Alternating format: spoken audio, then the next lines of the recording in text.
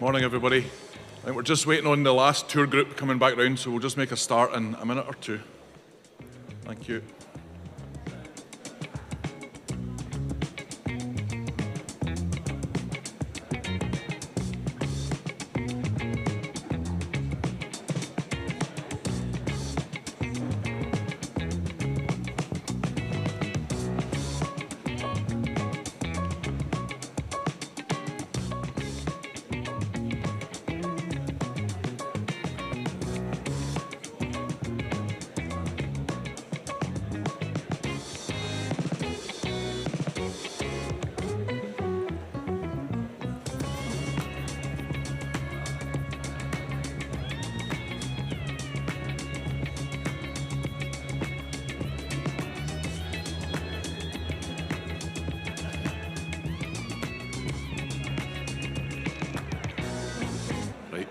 Good morning, everybody. We've got a thumbs up from the back, so I think everybody should be in their seats.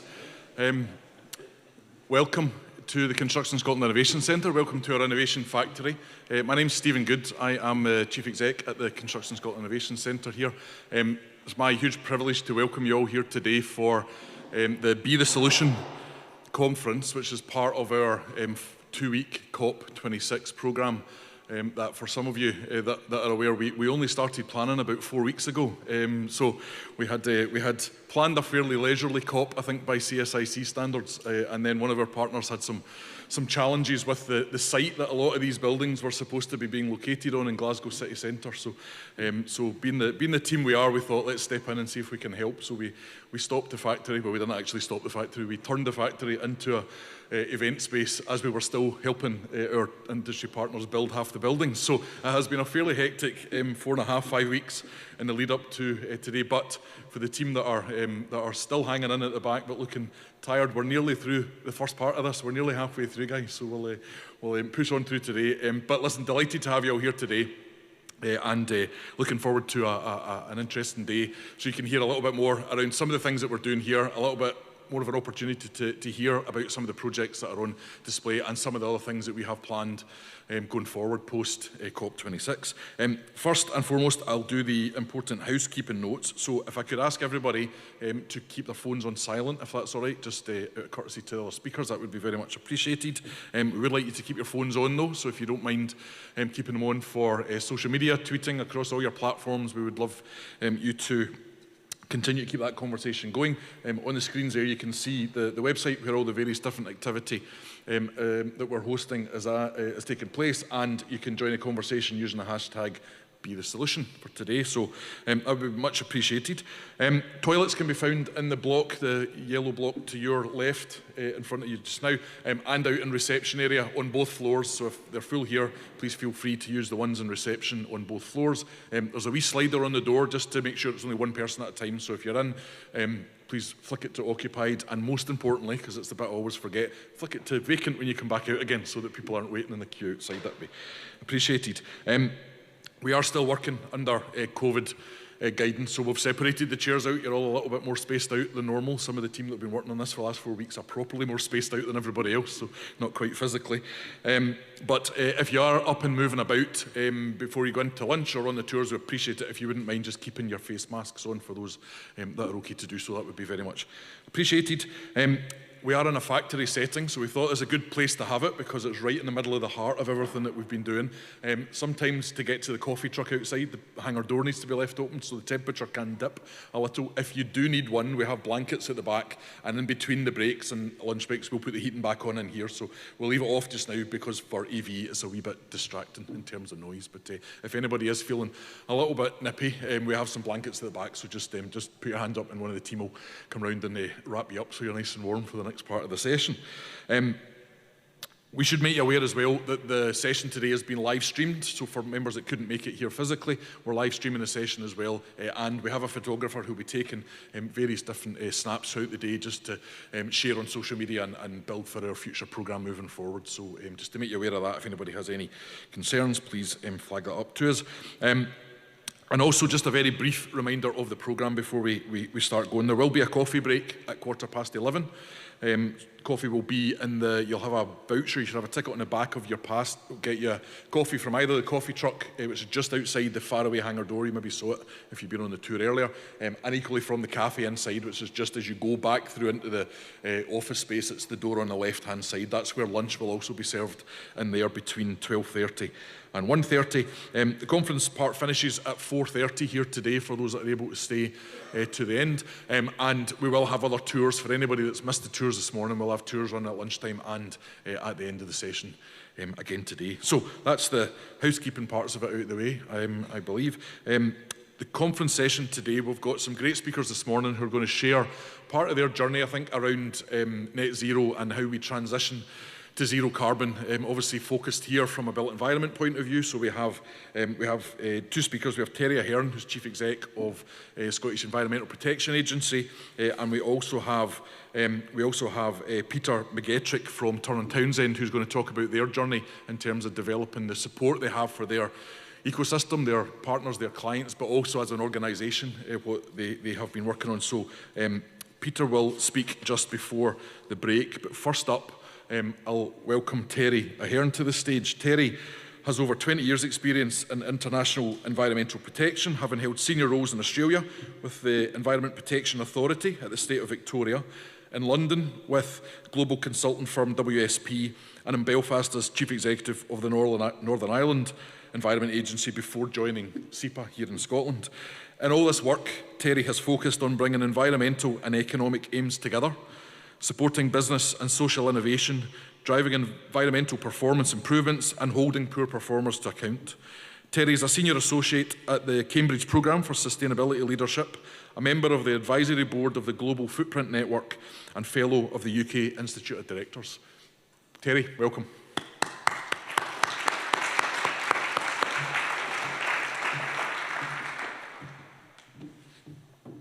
Thanks, Stephen, and welcome everybody.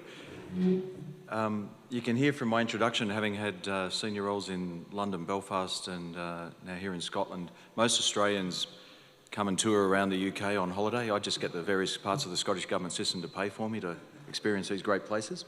And just on the COVID issue, when I met you this morning, Stephen, with your colleague Jennifer, who was kind enough to pick me up from the train station, we did that awkward, do we do this, do we do that? And there was this thing about doing this, and you were both saying, yeah, we've seen people doing this the last couple of months.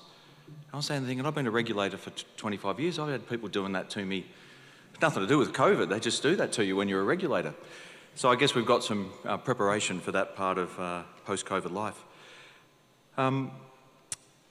Everybody uses buildings. So everyone lives in a building apart from the unfortunate small proportion of people who live on the street and don't have a home, but the vast majority of people live in some sort of building. You can't conduct any economic or social activity, a school, a hospital, a business, a shop, et cetera, a government regulator, without being in buildings. Now, our strategy as a regulator is called One Planet Prosperity. And it's based on a very simple bit of science. So we've got 2 laboratories. We've retained about 300 scientists. A lot of EPAs have downgraded their scientific work over the years. We've really invested in it, and they do incredibly technical work. But there's a very simple bit of global science which says if everyone in the world lived like we do here in Scotland or the UK, we would need 3 planets. Now, the country I come from, I think it's now 5 planets. There are some in the Middle East that are up around 8 or 9, and there are some countries that are below 1. Humanity uses about 1.5 planets. And the only time in the last 40 years it's gone in the right direction was last year, and that was solely because of COVID. But it only went back about 3 weeks, and this year it's already, even though we're still to some degree living in very changed situations, it's gone back to where it was. I think it was the 29th of July was what's called Earth Overshoot Day, which is where the Global Footprint Network in California estimates humanity has used up what the planet can support in a year.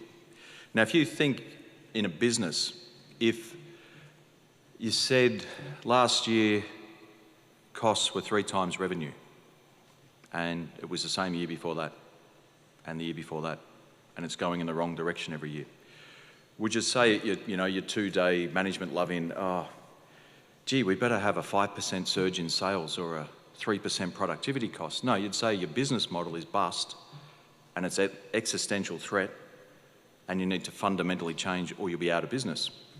That's why people are meeting in Glasgow. Humanity's business model is bust. We cannot go on like this. That's just the simple science. That's not being melodramatic, it's not being alarmist, it's the science.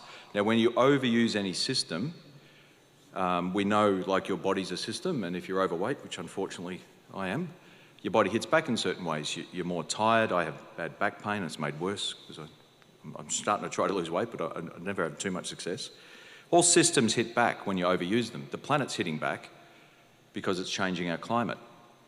And there are other impacts of the planet hitting back. Now, it's just a fact. It doesn't mean be dismal, it doesn't mean be optimistic, it just is. So, what is the one thing that we need to do to change that? More than anything, it's innovation.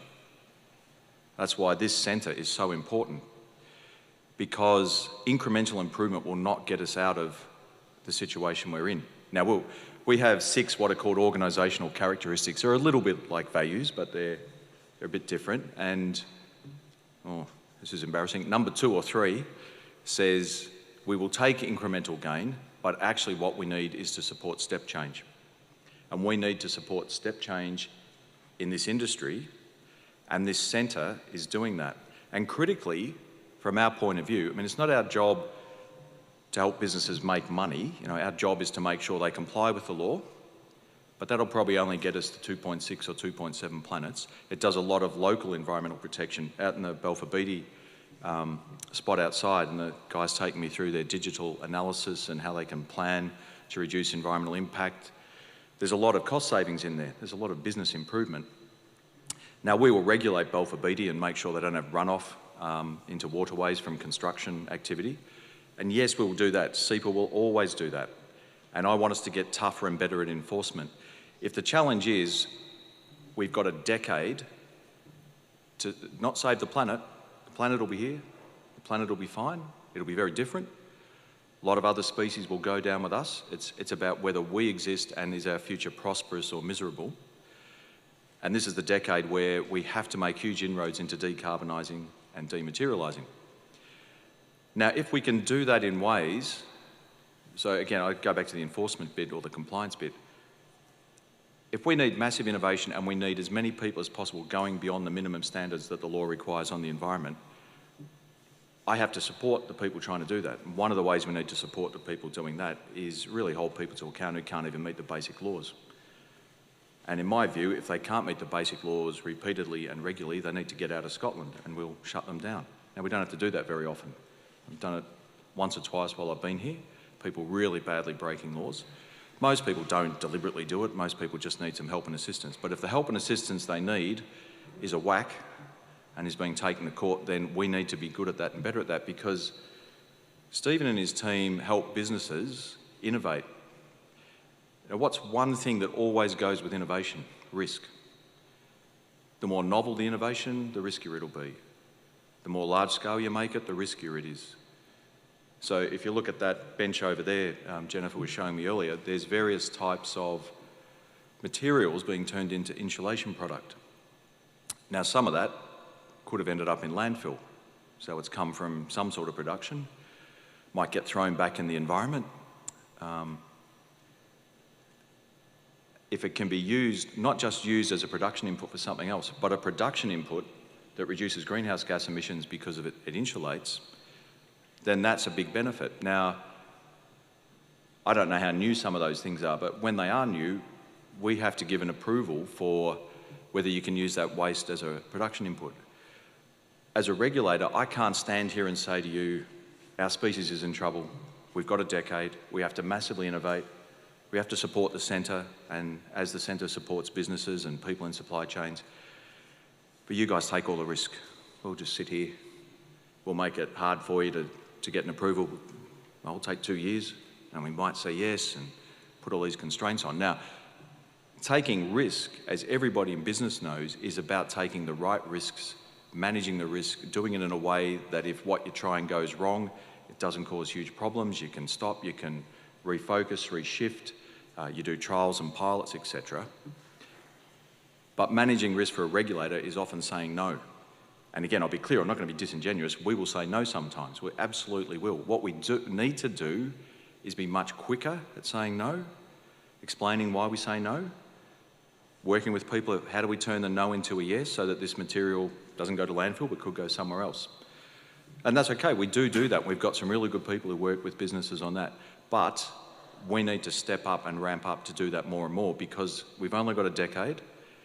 And the stuff that we're seeing in here, I came here about 3 years ago. It's really good with COVID because you always know that it's at least about 18 months since you've been somewhere. So, so I haven't been here for at least a couple of years. And there's a hell of a lot more stuff here than there was. I was impressed the first time I came.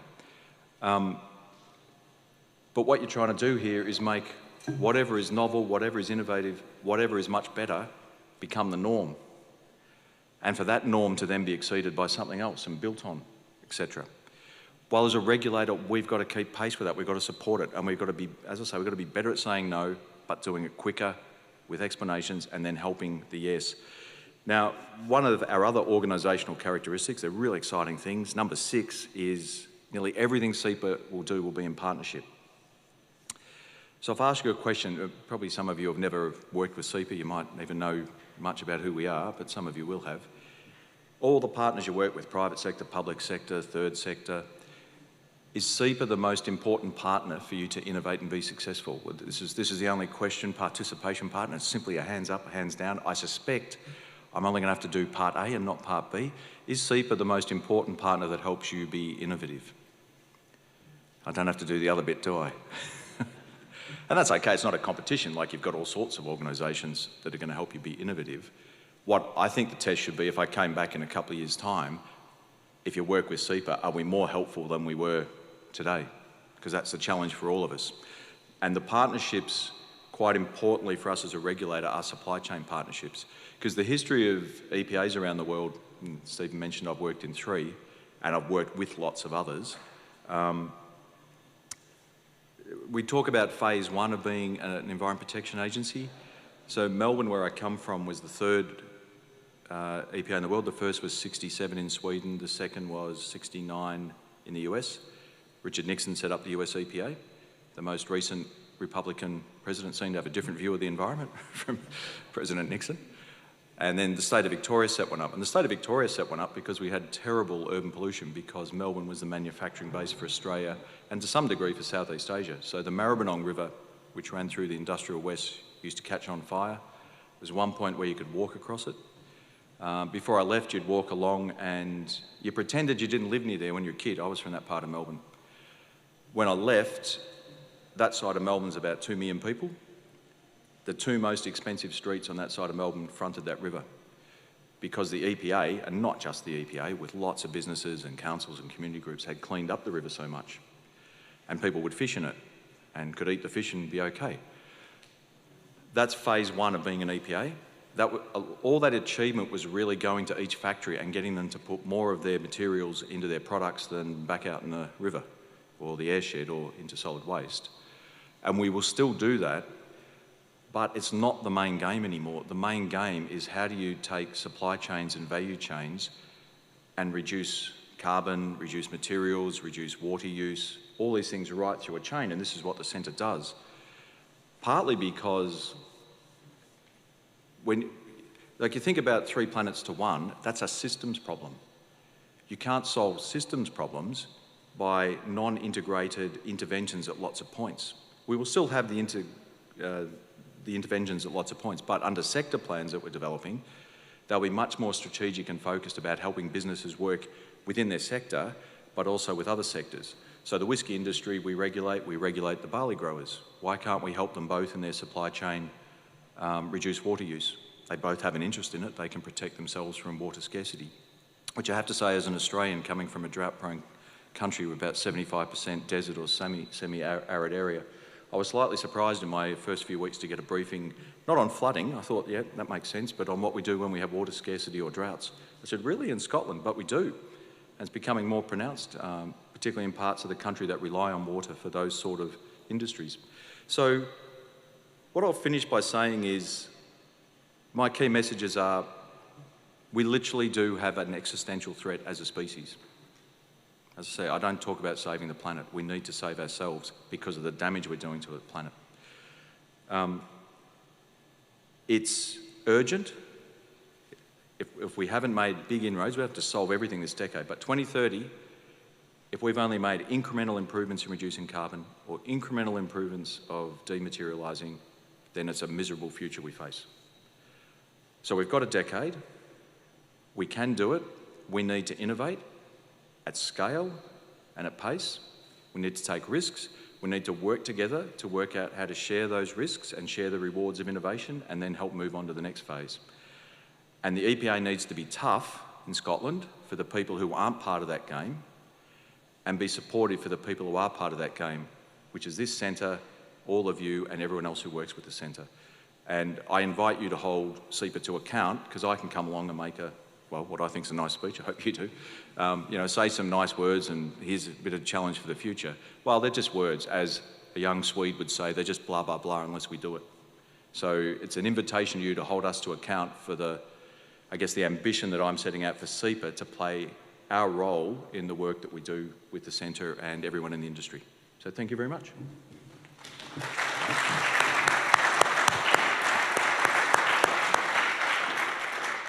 Thank you, Terry. A couple of things struck me when you were talking there, and this idea, I suppose, that kind of humanity's business models burst. So I had the privilege of joining one of the sessions that you ran last year, which was the launch of Jonathan Porritt's book, yep. Hope in Hell, which talked really explicitly about that degrowth kind of approach. And are there conversations that you're having with other organisations, with government, other international partners, where you actually get a sense that there's a willingness to approach that? Because that feels to me like a really important next step, I suppose, in how we tackle this existential threat, but I don't get the sense necessarily everybody's on the same page quite yet. Well, there's 7 billion people, so it'd be hard to get people on the same page, I guess, or get everyone on the same page. Mm. I think I haven't been to a huge number of COP events. This is one of the first I've been to. I get a sense that enough people in enough sectors now get that this is really serious and real and is a priority. So you will talk to, I think Christine Figueres said, you see the number of business people at this COP and senior business people, and they're not there cutting ribbons, they're there having serious discussions about how to really channel trillions of dollars in certain directions. The other thing with environment groups, a lot of environment groups come out of very specific purposes. So they'll be, a small group set up to protect the red squirrel habitat in this area, and they know every red squirrel by name. That's Arthur and that's Mary and etc. Like, they really know their stuff and they're passionate about it. They do a great job. If you look at the RSPB, Scottish Wildlife Trust, the other peak groups, they're putting out systems-changing agendas, and they know that they can't change the system for their aims, which is improving the environment, unless they work with the business community, unless they can find this sort of combination on that agenda. So, yeah, I wouldn't say everyone's on the same page, but I think we're at a point in time where there's a tipping point. We've got enough people from different sectors, and not just senior people. You don't just need senior people, but nothing will happen if the people leading organisations aren't serious about it. Not enough will get prioritised. Sure. I think we're at that point. So not on the same page, possibly not all reading the same book, but at least hopefully everybody's in the same library at the moment. Yeah, that's right.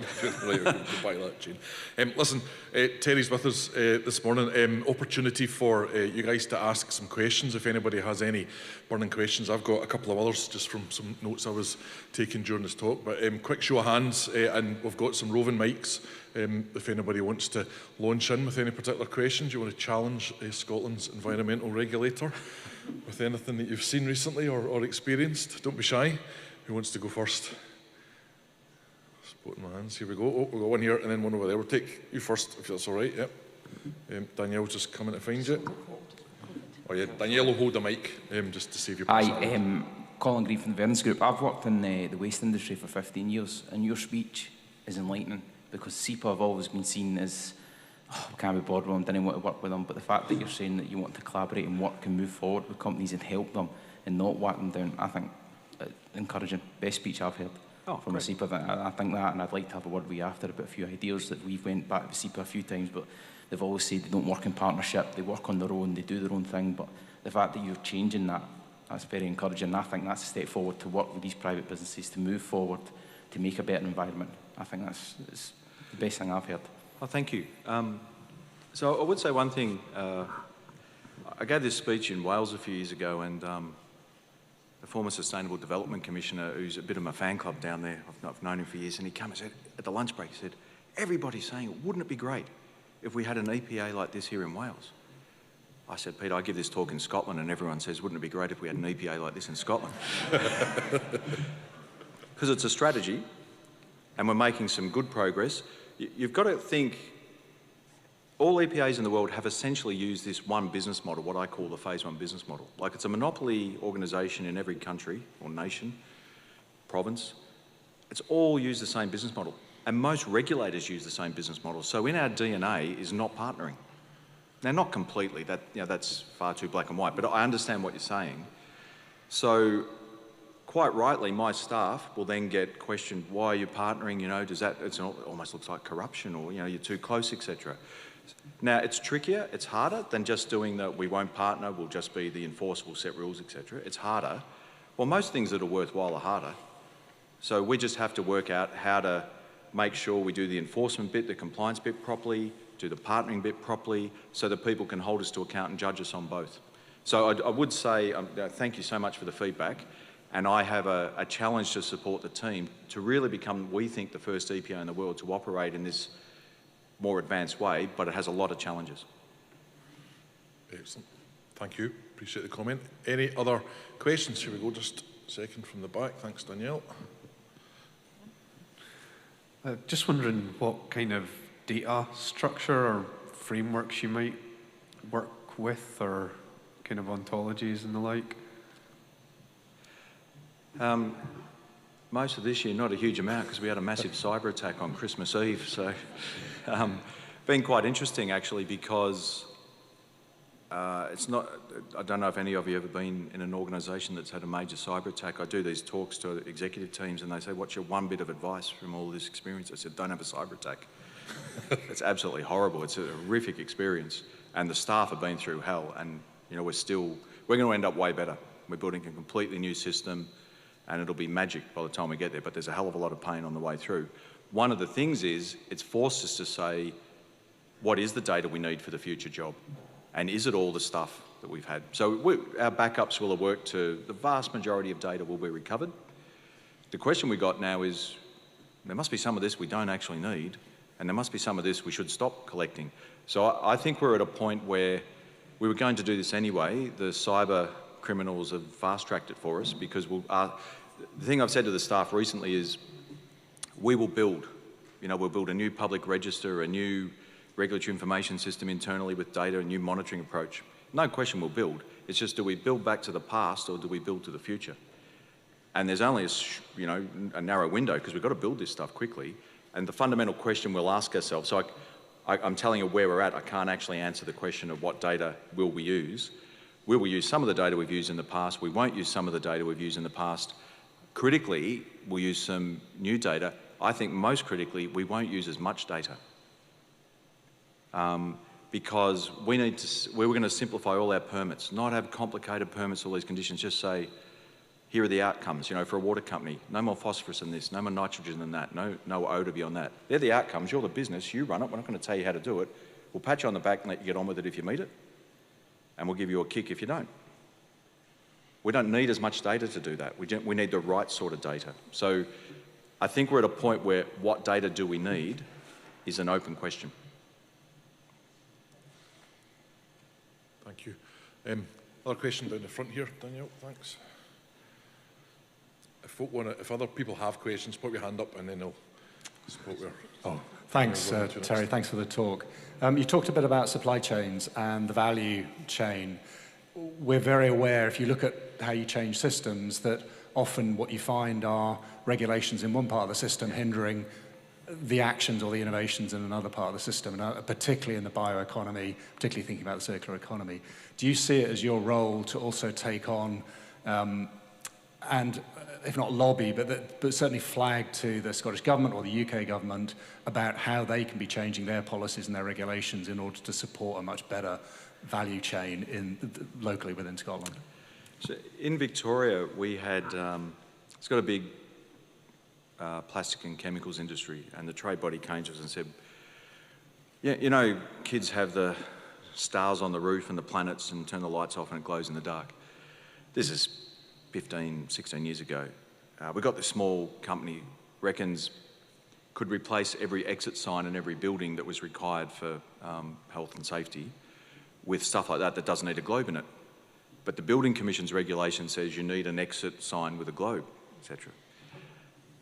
Now, what we said to the Plastic and Chemicals Industry Association was, well, as your members come up with innovation and there's a regulatory barrier, we signed what was called a sustainability covenant back there. Just use us. Don't try and wade through the whole government system. We'll go and talk to the Building Commissioner. Now, the Building Commissioner actually said, I've got the power, as long as it achieves the outcomes, I don't need them to have a globe. That's a simple example. Often, there's more flexibility in the law than regulators use. Not often, there is. Every regulator doesn't use all the flexibility that's on the statute books. There are times when you need to change what's on the statute books. So the other example is in Grangemouth. So that's our highest carbon industrial centre in Scotland. The government's got a just transition plan. SEPA has been put in charge of a regulatory hub. So how do we get all the regulators together? Again, the Grangemouth complex will be low carbon. Well, it'll either be low carbon because it goes broke, because no one's going to buy high carbon stuff in 5, 10, 15, 20, 30 years, who knows, but it'll be some point. Or we keep the technology, we change what it's used for, the high-skilled workforce, etc., and we create the next green industrial revolution that everyone's talking about in Glasgow in these 2 weeks. Now, if we can get the regulators together and say, look, there's a whole lot of things businesses have got to do here. How do we use the regulations to help them do the good stuff? Because regulation is set up basically to help stop people doing bad stuff. Now, the other point with it is, I said to some of the businesses, if there's 2 households that have excess industrial noise or odour or something, I'm not going to rock up and knock on their door and say, look, could you just close your windows for the next decade? We've got to crack on and support climate change action here. We've got to do both. But I think we need a bit of a revolution in the way regulators work together to help people innovate. So I'm teaching in Cambridge from Sunday to Wednesday next week, a bunch of senior executives. I do the regulatory bit. I'm going to ask them at their tables, because there'll be all sorts of different industries. 2 minutes, competition, how many regulators do you have? Someone will get up to near 100. If you can't get those 100 regulators trying to operate in the way I think we're trying to, you won't get the pace and scale of innovation. So I do think there's both get regulators together, make them support innovation, make them stop the wrong things, get them to use more of their powers than they think they have, and if it is necessary, change what's on the statute books. Terry, tell me, you're talking there ultimately, I guess, about collaboration, and whether that's between regulators or whether it's with industry or whether it's with government. What are the best examples you've maybe seen in the recent couple of years that you've experienced? Where's the best examples we can maybe learn from in terms of that collaboration? In the leave-in catchment, so sustainable growth agreements are our sort of blue chip partnership agreement, and we're delighted that we're going to be signing one with the centre soon. So this is a bit of a revolution for us. We do catchment management around the nation, and we have catchment officers who go, and the traditional way of doing it in phase 1 was you map all the pollution points, and then you go and work with the polluters. You reduce the pollution points. This amazing woman in our team called Pauline Silverman came to us 4 or 5 years ago and said, could I do something really different? I said, what? And she said, just sit down with people and try and work out how we could make this part of Scotland better. I said, we probably need to define it a little bit more tightly than that, but we didn't really. So in these partnerships, I think we're up to 16 organisations have formally signed up. So there's environment groups, there's a local council, the local college, companies like Diageo, the Coal Authority for the UK, about 16 organisations. It has basically become an economic and social regeneration project and program. Now the thing there is that the Coal Authority said, I don't know if Lisa runs the Coal Authority would be too happy with my description of her business. Basically, there's a whole bunch of holes in the ground in Wales, the north of England and the south of Scotland. and they've got to try and stop pollution from them and turn them from community liabilities into community assets, and they do a great job. One of the things about working in the leave-in for Lisa and her team is when you need things like planning approvals, you've already got a huge number of bodies in that part of Scotland and the national bodies who are working there saying, we're trying to make this stuff better. So when they have an idea of, or work with communities out there and say, could we do this with an old hole in the ground, there's already a momentum of how do we make something happen, not, oh, what are you up to? So this, it's very simple. You're not going to get a Nobel Prize from saying, gee, if we get a whole bunch of people from different walks of life together and genuinely partner, we might be able to achieve more than if we all try and do our own things. I don't expect anyone to be contacting SEPA and say, we better give you an award. But the hard thing is, how do you do it? And how do you do it as a regulator? And regulators have convening power. Because there isn't a CEO in Scotland I'll ring who won't take my call. Not because they know me or they think SEPA's going to be great or anything, but they're just scared. So they've got to at least take the first call. Well, if we can get in, imagine you're in consulting and you can automatically be guaranteed to get into every boardroom and C-suite in your nation. But all you use it for is to sell one service. And that's what SEPA could do, just sell compliance. But if we can sell beyond compliance innovation, because we're already in there, like what consultant, if they're selling, again, environmental consulting, we sell this company noise attenuation advice. But we also do health and safety, we also do acoustics, we also do environmental management, we also do contaminated lands. They have all those. Why don't we try and sell them? Oh no, we only do the one. So that market access, to put it in business terms, we've got, and to convene people, I think that's probably the best example, and that's what we want to do more of. Fantastic. Excellent. Does anybody else have any other questions in the audience? Anybody? Lord Hockey. On noise, on noise attenuation, what's your thoughts on the government's new route of going down with heat pumps? Obviously, the noise from a condensing unit is far beyond anything that you'd hear from your element boiling in your boiler. As someone who sells heat pumps, I'm just amazed that people think that this is the solution. I actually don't know enough about the detail of it. What I would say is, when you have, this is what we're going to get. We're going to get laws promoting particular technologies or encouraging uptake of things. I think we need to design the laws so people can trial and pilot, get it right, and probably specifying or promoting particular technologies sometimes is the right thing, but I think you're better off specifying and promoting outcomes, because then you're setting the platform for a wider set of innovation. In the state I'm from, it was, like a lot of places, mandated dual flush toilets, 25, 30 years ago, and then someone comes along with waterless urinals. They actually broke the law. So I think you've got to set the law to keep pace with the range of innovation. So sorry I can't answer enough specifically, but that would be my broad thinking about how best to set those sort of rules. First class, thank you. We've got a minute or two left if anybody has any final questions. Otherwise, we shall move on.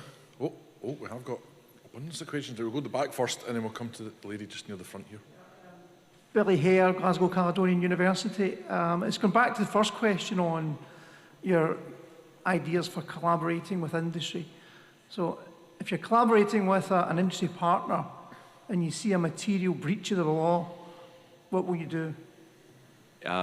Follow our enforcement policy. So we have a sustainable growth agreement with Scottish Water to trial 3 different things. We've also prosecuted Scottish Water during that period. So it's absolutely fundamental to get right what you just asked. And we wouldn't partner with people who have a bad track record or a poor attitude, but even the best company might make a mistake or get something wrong. And a mature business will say, we had this in Victoria, a company that won the entire dairy contract for the Sydney Olympics was a Victorian dairy company. And they said when they won an award, we wouldn't have done this without the Victorian EPA, because they partnered with us on cleaner production and so on and so forth.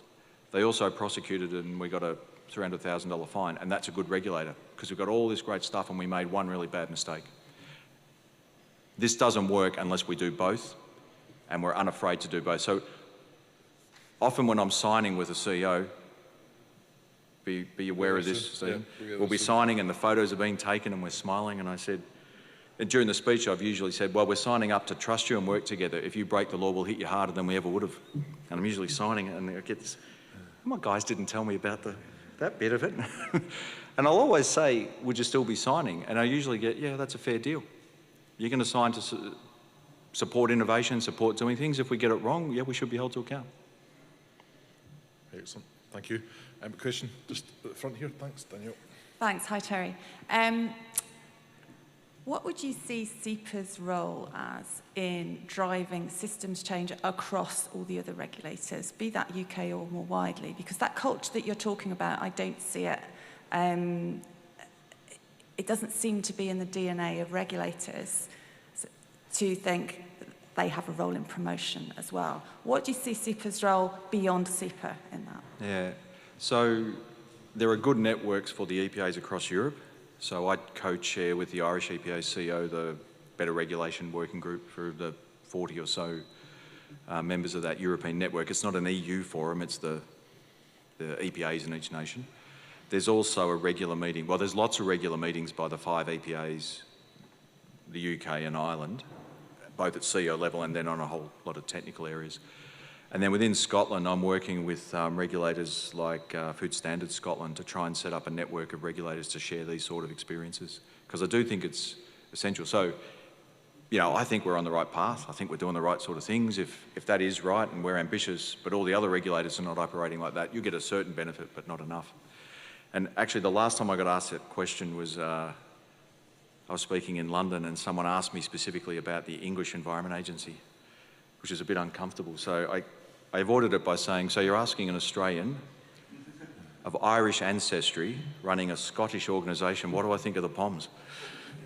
And I just ran off the stage. And is that what you probably want me to do right now, Stephen? Probably go that yeah, route okay. now, do we? Thanks very much. Thank you, Terry.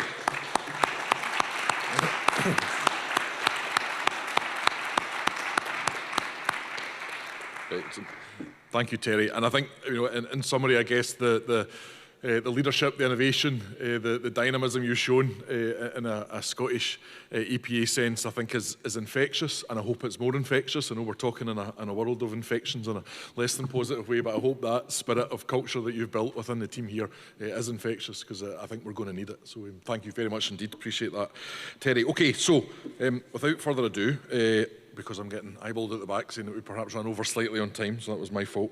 I'd like to invite Peter to join us next. Peter McGettrick is Managing Director for Advisory at Turner & Townsend.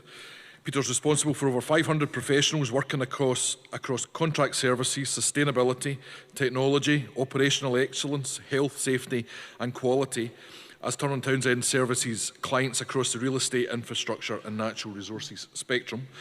Peter has overseen Turner & Townsend's strategy to become net zero by 2030, becoming one of the first 500 companies across the globe to commit to the United Nations Framework Convention on Climate Change's Race to Zero campaign.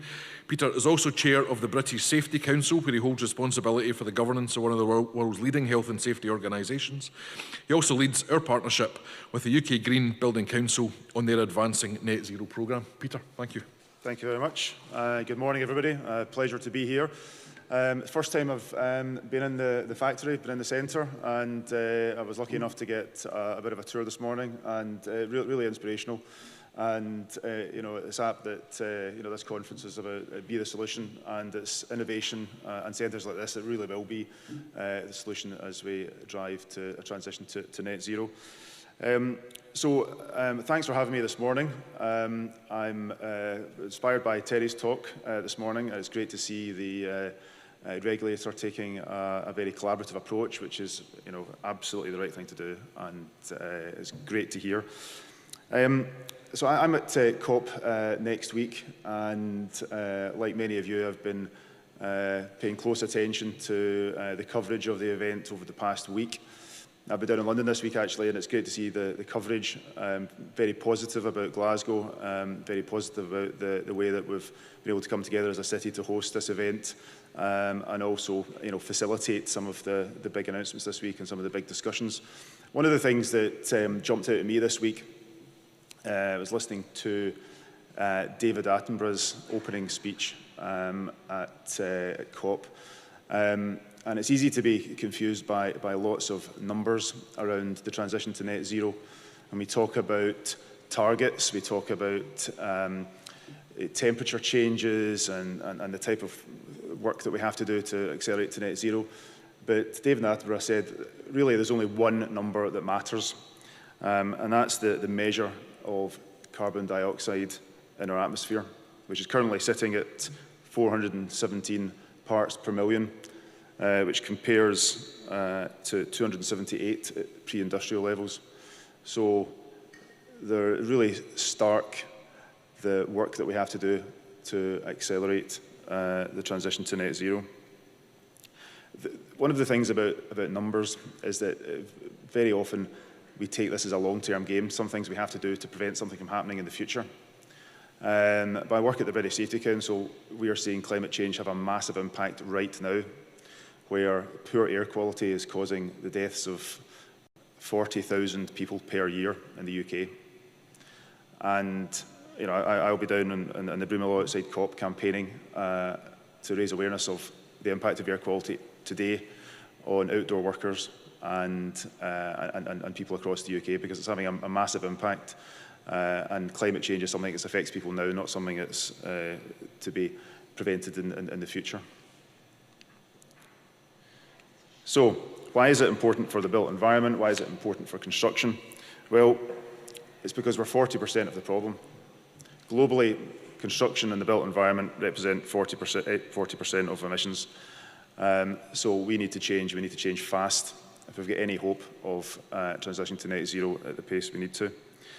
Out of that 40%, we're seeing 75% roughly be attributed to operational carbon and 25% embodied, but that's very likely to flip as we start to become much more, have smart buildings and start to use energy more efficiently and so on, and it all becomes about embodied carbon and about refurbishment rather than new build.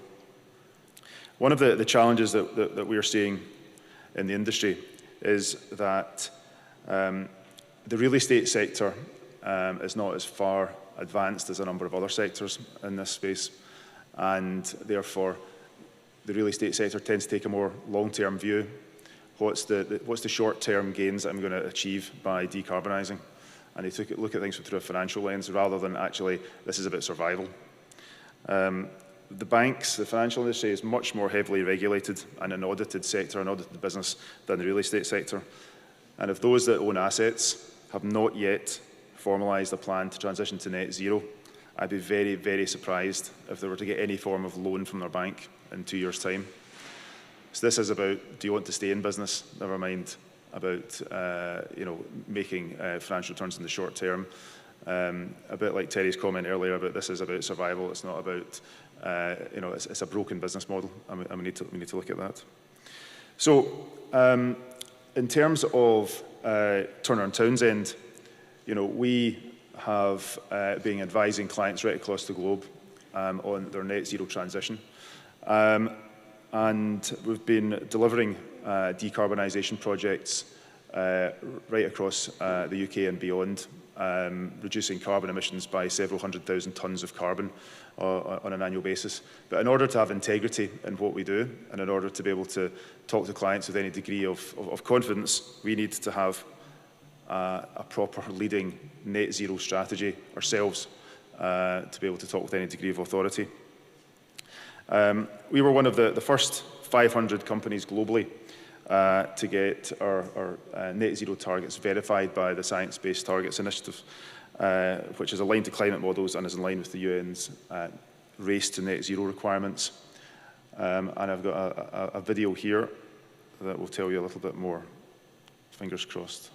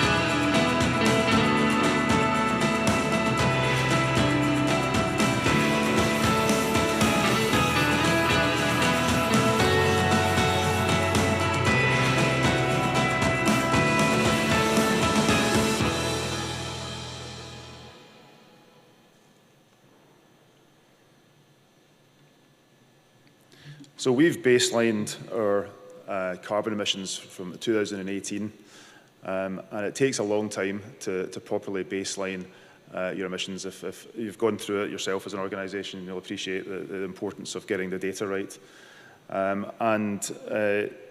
We measured 18,500 metric tonnes of CO2, which we were emitting globally as an organisation, which is equivalent of just under 3,000 flights around the world, which really shocked us, actually. And we had an internal department set up in order to provide a plan of change, and also to work with third-party consultants to come in and help us hold us to account. There was 3 major steps that we took in order to move this forward. We funded projects to avoid and remove emissions, so thereby becoming carbon neutral as of January this year, which was a first step. Secondly, we set science-based target initiative verified targets that saw us set real strong targets to reduce our direct and indirect emissions based on that 2018 baseline. And as we reduced our emissions as far as possible, we then had a step 3, which is about offsetting to investing in projects to decarbonise, at the same time as then moving towards conserving projects as well. So what that does is that takes us to a net zero target of 2030, but we're certainly on a trajectory to become net zero a lot sooner than that. And that's also verified by the Science Based Target Initiative. So that's been quite an interesting journey. There was 8 key action areas that we took in order to be able to move that forward in terms of that roadmap to net zero, and I'll talk about 3 of them quite briefly. One of them is about transitioning to renewable energy. And as we lease our assets, it's about compelling our landlords to really create the infrastructure to allow us to be able to do that. Second thing is about business travel, and as a consultancy, business travel makes up quite a large proportion, and we've made some internal commitments to reduce that significantly. And then thirdly, in terms of scope 3 emissions, is about working with our supply chain to really drive their decarbonisation as well. And if we're to do that, we see almost a reduction of 80% across the board. So there's some significant steps that we're taking to be able to help move to net zero. In terms of moving forward to the real estate sector, we've been through that journey, and the next step is then us advising clients on how they can do the same. And at Townsend, we work with some big global clients, as well as some big clients in the UK. And it's been quite interesting talking to them about their transition to net zero. What we're seeing is corporates tend to commit to a target of when they're going to get to net zero, 2030, 2040, 2050, but they do not have a route map of how to get there. And that's something that you'll see that's quite common. And for those real estate departments, so big clients with large assets, large portfolios, it's very, very rare for that division to have a plan of how to get to net zero, and at least a target of getting to net zero. And there's a lot of talk around setting targets and not a lot of action around how to get there. And that's the challenge that we've been helping clients try and overcome. And we've got some good insight into what we're seeing, both at a local and a global level. One of the challenges that in the real estate sector is the very real risk of having stranded assets. If we do not invest in assets to become green, then there's a very real risk that we become stranded, and that can, going back to business models, that's a real wake-up call in terms of business models. There's also a challenge around supply chain, which is quite interesting, and we're seeing that the supply chain challenge is around organisations are attempting to decarbonise in different ways, but the demand is preventing a supply chain from being formed that allows scaling up of decarbonisation across the sector. And it's great to see pockets of innovation happening. It's great to see some organisations, especially smaller organisations, set up and try and address some of the challenges that we're seeing. But in terms of if every real estate client wanted to decarbonise tomorrow, there wouldn't be a supply chain there to help deliver that. And sometimes you see government come up with policies and targets and so on, but if there's no supply chain to achieve those targets, then it's very difficult to be able to do that. So we do need to look at investment in supply chain. We need to look at how we can create the expertise, the skills, the techniques, the will, because the solutions are there. We've just got to get the skills and expertise and capability and volume of such to be able to help deliver. There's changing regulation across the globe, and we're seeing that translate into acceleration of transition, and also the changing of the trajectory of net zero. Some organisations have moved the trajectory quite significantly in the last 12 months. And you'll even see, the UK earlier moved some of the targets from 2050 to 2035 in terms of some of the targets that were set, and that's causing organisations to reflect. There's also a brand issue. Some organisations attempt to pull the wool over people's eyes and greenwash, and the public are becoming very informed about this issue, and they won't take big headlines at face value. They will look and want to understand, how are you doing it? Let's see the data. Has it been baselined? And they will hold those organisations to account. So I do think for organisations that seek to decarbonise and seek to transition to net zero, integrity is so important, authenticity is so important, and it's got to be done right. In terms of a route map to net zero, so starting off with, I want to decarbonise. I've got lots of assets, where do I start? And what we've tried to do is to take an industry standard approach, which is about, first of all, baselining. And it sounds a simple thing to do, but unless we have the integrity of a strong baseline, understanding exactly what your emissions are to begin with, then everything else is flawed from there on if it's not done properly. I tend to find two types of organisation. Organisations that say, yes, we've baselined, we've got the information, it's in a folder somewhere, it's fine. I always raise my eyebrows and think that's not, you've not done it properly. Organisations that say, yes, it's been a nightmare. I've been working on it for 12 months. I've had 10 people working on it. I'm pulling my hair out. You think, okay, you're getting closer. So it's not an easy thing to do, but it's got to be done properly. Unless you've done that properly, it's very difficult to move forward. The increasing operational efficiency, reducing waste, that's being more productive, making sure that energy use is as efficient as possible as a next step. Generate the clean energy on site. Some big clients with large campuses and so on, it's especially in certain parts of the world, it's very easy to be able to build solar, to create solar energy from their on-site campuses. If it's possible, it's always a great thing to do. Then it's moving on to trying to make sure your energy supplies comes from renewable sources,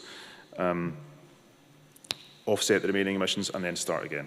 And it sounds quite straightforward in terms of that, start to finish, but actually doing it properly can be quite complex.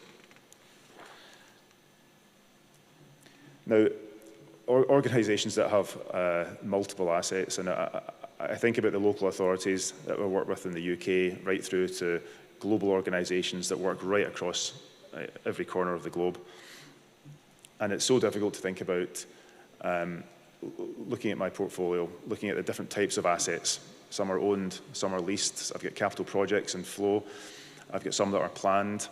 I'm looking to divest in some areas. I'm about to acquire another business, and I don't know really what they have. There's so much complexity.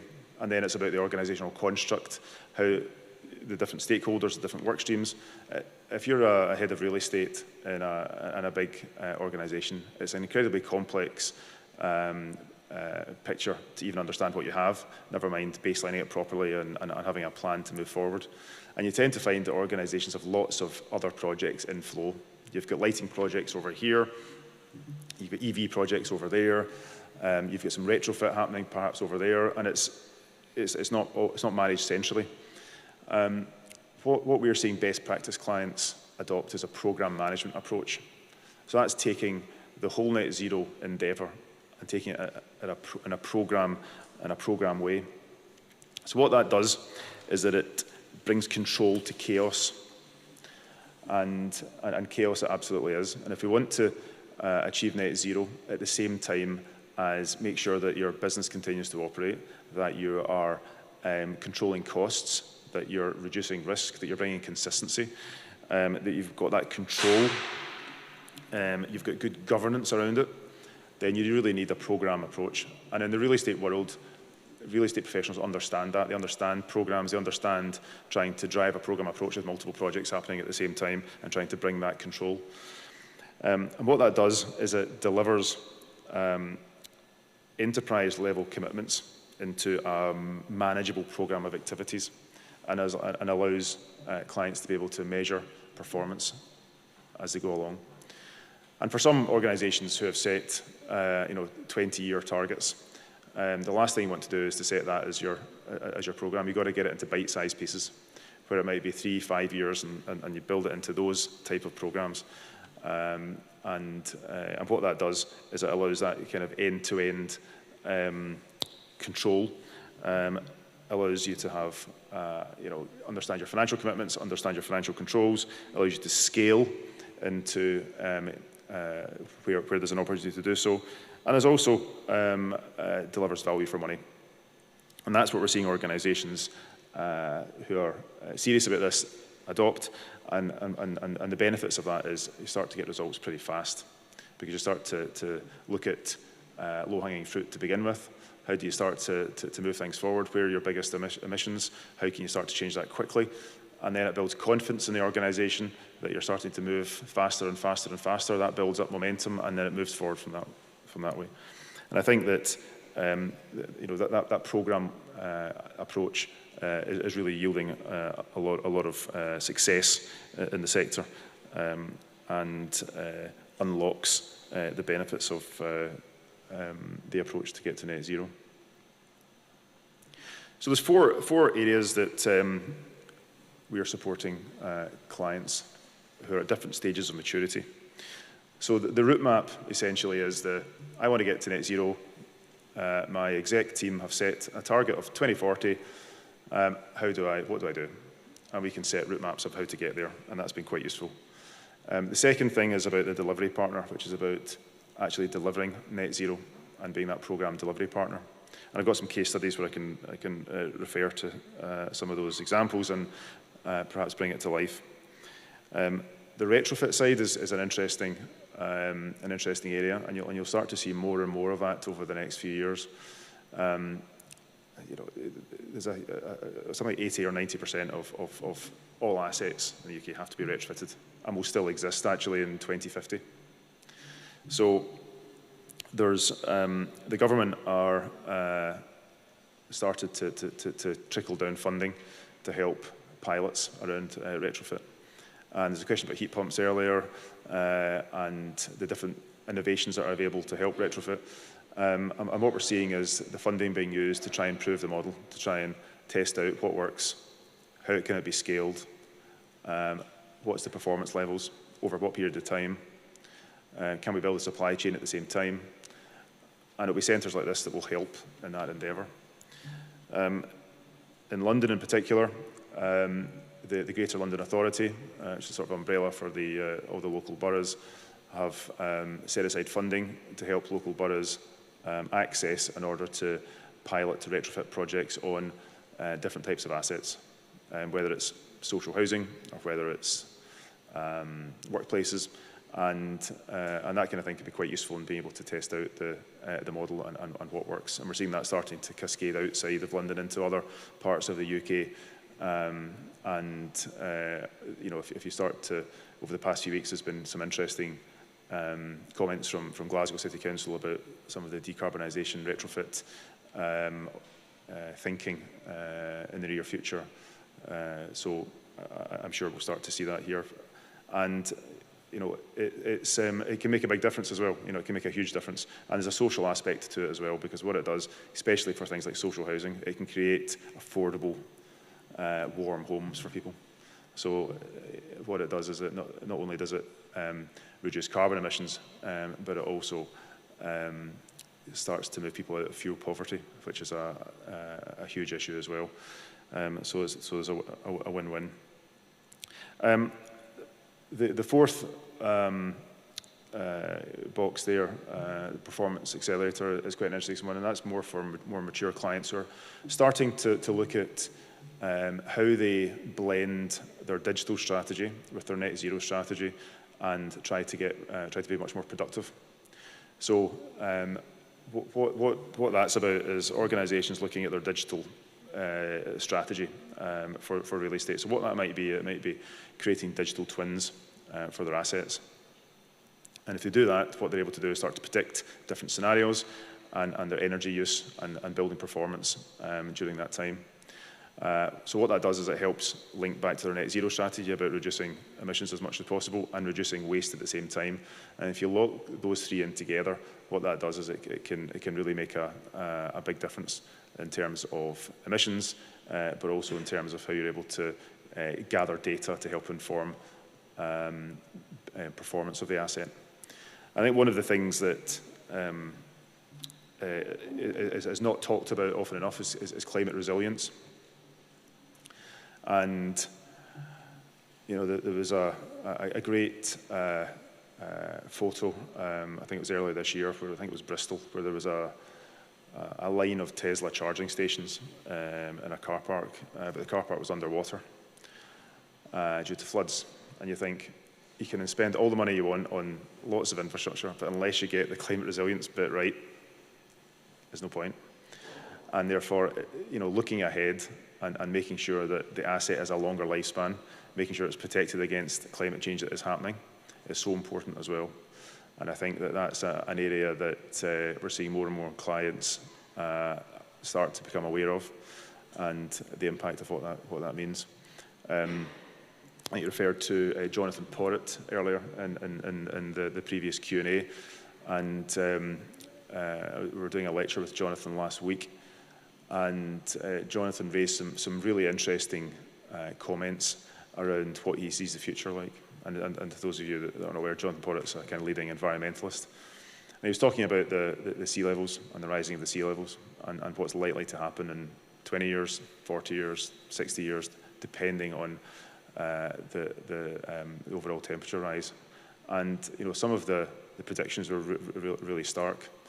And for those that are investing in assets in vulnerable places, it's such an important area to look at.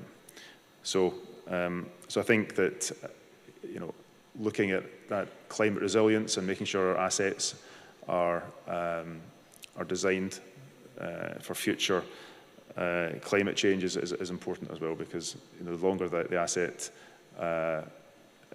life cycle, lifespan, the lower the carbon as we look to either demolish or replace. So finally, on some case studies. So I talked about retrofit in terms of how retrofit is a growing area, and I think that our experience of retrofit is mostly in the south, but you are seeing other geographies start to accelerate retrofit in a different way. So for the UK, retrofit is about how do we make sure we've got replaced gas boilers, how do we make sure that we have good insulation, we've got good cladding, we've got potentially some solar panels that reduce energy from fossil fuels, that we reduce energy usage because we keep the houses warm. But you look at the flip side of that and you see in Dubai, for example, where you've got hundreds of high-rise glass buildings, they're also attempting to retrofit. But they're looking at very different things. And they're looking at designs that keep the sun out, They're looking at designs that create solar energy. They're looking at designs that are much more efficient in terms of heating, ventilation, air conditioning. So you are seeing a growth in retrofit and some other regions, which is perhaps not the first thing you think of when you think about retrofit. The accelerators that on the left there, which is about retrofitting workplaces, retrofitting public buildings. It's no surprise that the public sector is trying to prove the model, if you like, before it becomes affordable for the private sector.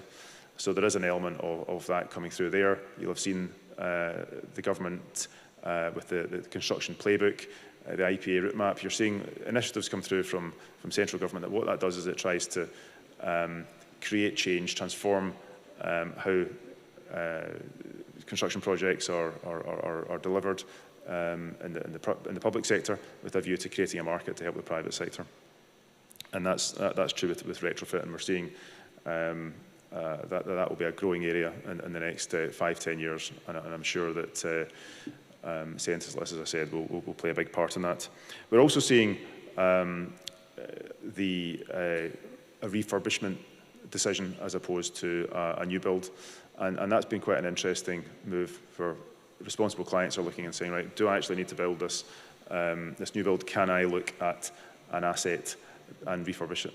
And we've been involved in quite an interesting project in London with the Crown Estate, who have looked to refurbish a building with a net zero standard. And that's been quite interesting to see how a client's been able to take that from first principles and move that forward to be able to deliver. And we're seeing more and more of that. So it's, I think looking back in the last 2 years, there's been a huge momentum swing. And the hope is that COP and the discussions that have come out of COP and will certainly accelerate that. The discussions that I'm having on a day-to-day basis certainly suggest that this will be the biggest priority for the sector in the next decade and beyond. It's really important that the sector comes together to collaborate in order to deliver the solutions that are needed. Because as I said at the start, you're 40% of the problem, and therefore it needs to change fast. Thank you.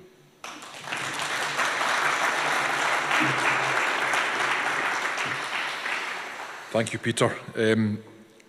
You mentioned you opened with the concentration of carbon in the atmosphere at 417 parts per million. I won't tell you how old I was, but how old I am, but it was 327 parts per million the year I was born.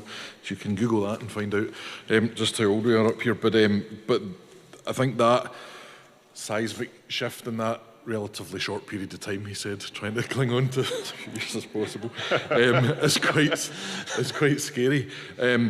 You touched on it. I was really interested in one of the slides that you showed there. You had the 5 stages in terms of your approach, and we've heard on the news and the press during the week the issue around greenwashing and around offsetting and various different aspects in place, and offsetting as the kind of last resort. Do as much as we can to eliminate it before pushing the problem perhaps somewhere else. I think is a absolutely sensible approach. Do you see that as being an approach a lot of your clients are bought into? Are they taking that same approach, or are there some that are perhaps trying to do as little as they can and offset as much? I think it depends. There's such a variety of maturity depending on the sector and depending on the geographical location. So I think that it's widely recognised that offsetting is the step of last resort, and there needs to be a credible plan to be able to decarbonise as much as possible before looking at offsetting for the remainder.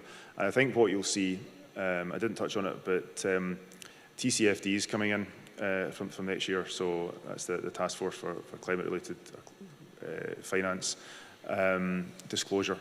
And what that means is that big organisations across the UK will have to disclose their climate-related risks and opportunities. on an annual basis. And as part of that, there will be, part of the mitigations around that will be a net zero plan and net zero targets and what organisations need to do to get there. And unless it's credible, then it will affect you know, the integrity of the organisation, the brand of the organisation. So I think that organisations that are thinking they can get away with this lightly and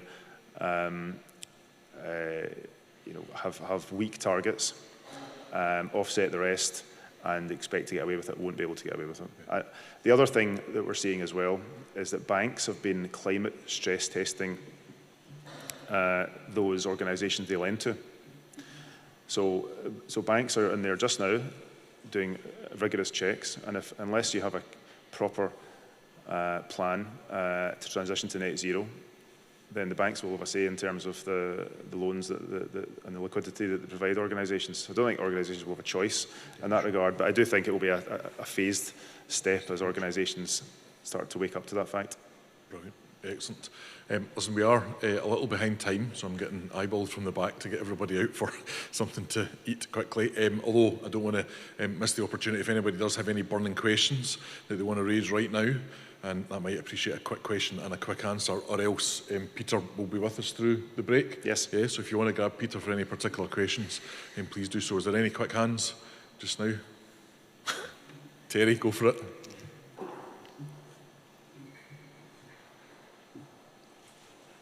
You had stranded assets up there. So just a question, regulators tend to regulate points in the system, as I talked about.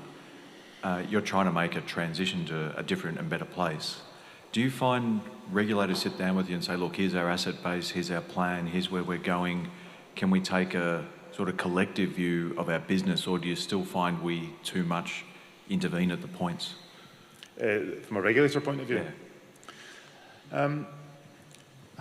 If I'm being honest, I don't see a huge amount of interaction with the regulator around these issues. I think that from an infrastructure perspective, you might have a bit more interaction when you think of utility companies and so on, when you start to see the impact, because it's absolutely critical to the area, to the country. I think for occupier clients, for developer clients, then no, I don't see a huge amount of interaction.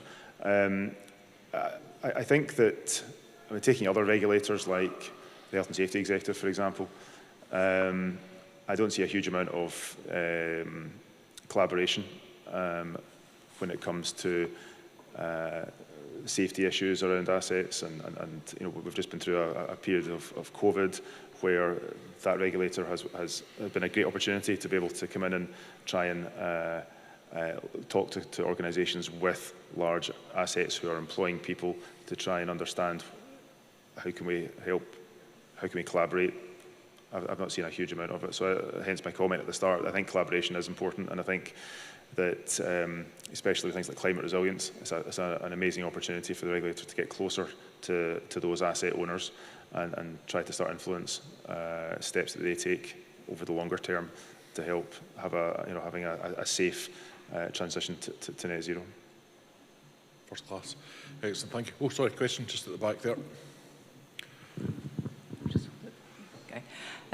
It's great that you're showing such leadership and joined UN Race to Zero. That's brilliant. Hopefully you'll encourage some other people to sign up as well.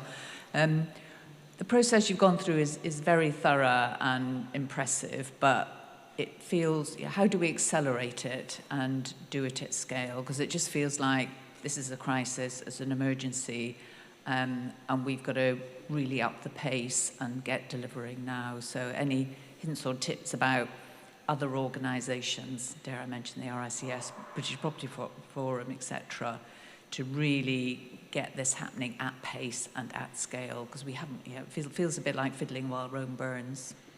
Yeah, no, I think you're right. I think that moving at pace, moving at scale is so important. And as an organisation, talking about ourselves first of all, we're certainly accelerating our targets.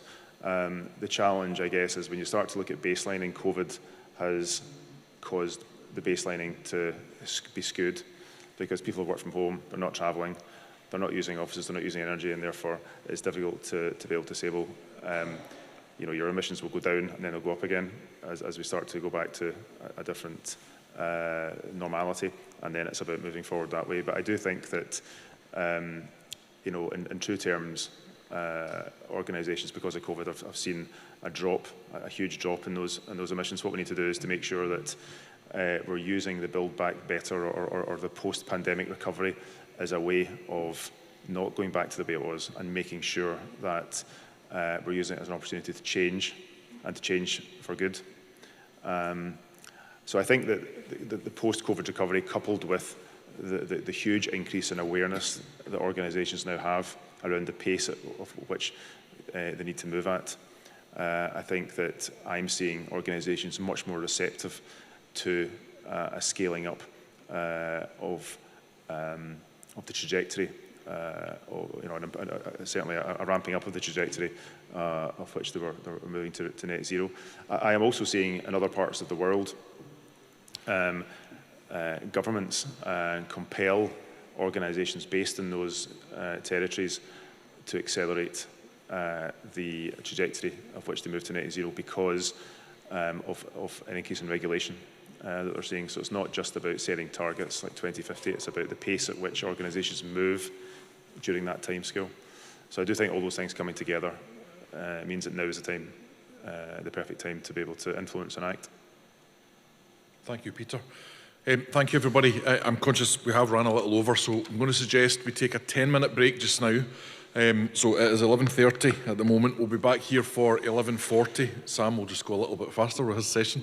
And we can eat a little bit into lunch. It is only your own time that you're eating into, so in some respects, if you want to get back with your coffee here as quick as possible, that'd be smashing it. We'll start again sharp at 11:40. Thank you, everybody. Thank you very much, Peter. Thank you. Terry.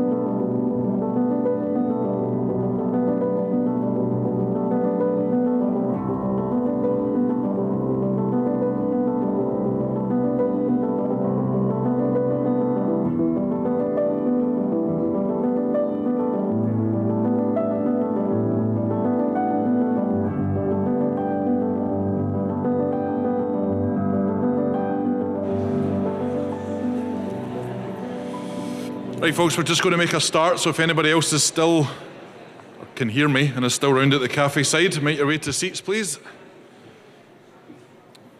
Danielle is handing out blankets for anybody that would like a blanket, as I do appreciate it has got a little nippy. The joys of having the coffee truck out in the yard, so everybody has to go out the door to... yes, and as Peter was talking about earlier, we equally have developed our own transition plan to net zero. We're obviously helping industry accelerate to zero, but we've got to make sure we're doing our own thing. And that's a challenge when you have a building that's this shape with big shutter doors in it, and then decide you want to have an event in the middle of it. So hopefully everybody's staying as toasty as they can, and there's plenty of blankets, so just give us a shout if anybody wants another one. So thank you, welcome back. Appreciate everybody being brief with our visits to the facilities and grabbing a coffee. I'm just going to say a very quick couple of words that I was going to try and squeeze in beforehand, but we're running a wee bit behind. So I suppose, as I touched on there, we are looking internally ourselves at what we need to do to make sure that our operations are delivering against our zero carbon objectives. And one of the wider objectives that we have is how do we, and it picks up on a lot of points that both Terry and Peter made, is taking this often kind of insurmountable 25-year challenge for us here in Scotland towards a 2045 target, and break that down into something that's a bit more bite-sized, a bit more manageable, that's got a route map that sits behind it. And that's really what the Accelerate to Zero programme that we have been developing with a whole range of different stakeholders and partners across the built environment spectrum is really all about. It's about how do we get on that journey now, make sure we're making the right sort of inroads early that are going to get us as far down that path as we possibly can, as quickly as we possibly can. And one of the big challenges is not thinking about it like a 25-year plan, because that's a challenge for everybody to get their head around. But our approach has been to break it down into five-year chunks effectively, so 5 60-month projects. And that's something that in the built environment space, as you can imagine, infrastructure projects, they often have that kind of duration to them. So as an industry, we're quite comfortable at working with 60-month programmes. And that felt like a good strategy for us to try and work with industry around. So we're making good progress around that conversation, but what we need to do is move it on from that conversation into action. So we'll be hopefully able to update a little bit on where we're going around that soon. The other thing that we'll be doing, and it relates to what's coming up later or this morning and later this afternoon, is what we've been doing ourselves as an organisation again to make sure that transformation for the built environment includes our transformation as well. So we've been very much focused on a transformation programme ourselves to make sure that we're match fit for what's coming, to make sure we're really focused on what industry needs, how we support our academic partners, how we get the best value, I suppose, out of the additional support that we can provide to all of our key partners and stakeholders. So we've restructured as an organisation internally. We have moved away from expertise that sat in sort of areas, I suppose, focused on the specialism, and we've moved much more to line that around the areas of focus, which, if you've read ahead in the agenda for today, will hopefully make sense around modern methods of construction, which is a big opportunity for the sector, has been an area we've worked in extensively for about the last 7 years. Retrofit, which has been touched on again today, and how do we decarbonise the assets we already have, of which about 80% are with us today and will still be with us in 2045. Sustainability generally, so everything from the embodied carbon solutions, the operational carbon solutions, the heat and building strategies that we're trying to support, material innovation, circularity, everything that sits within that space has a focus now for us.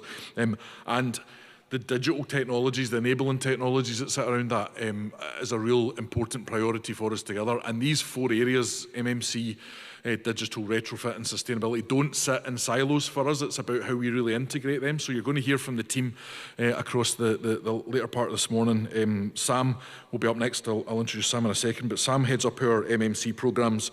After lunch, you'll then hear from Katrina Jordan, who heads up our retrofit programme team, Jennifer Smart, who heads up our sustainability team, and Lindsay Bryson, who heads up our digital team.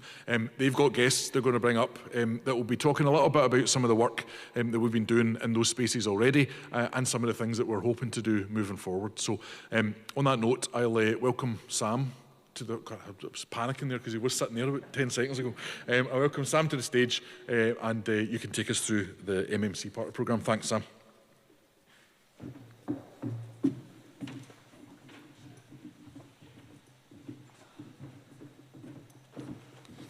Thanks, Stephen.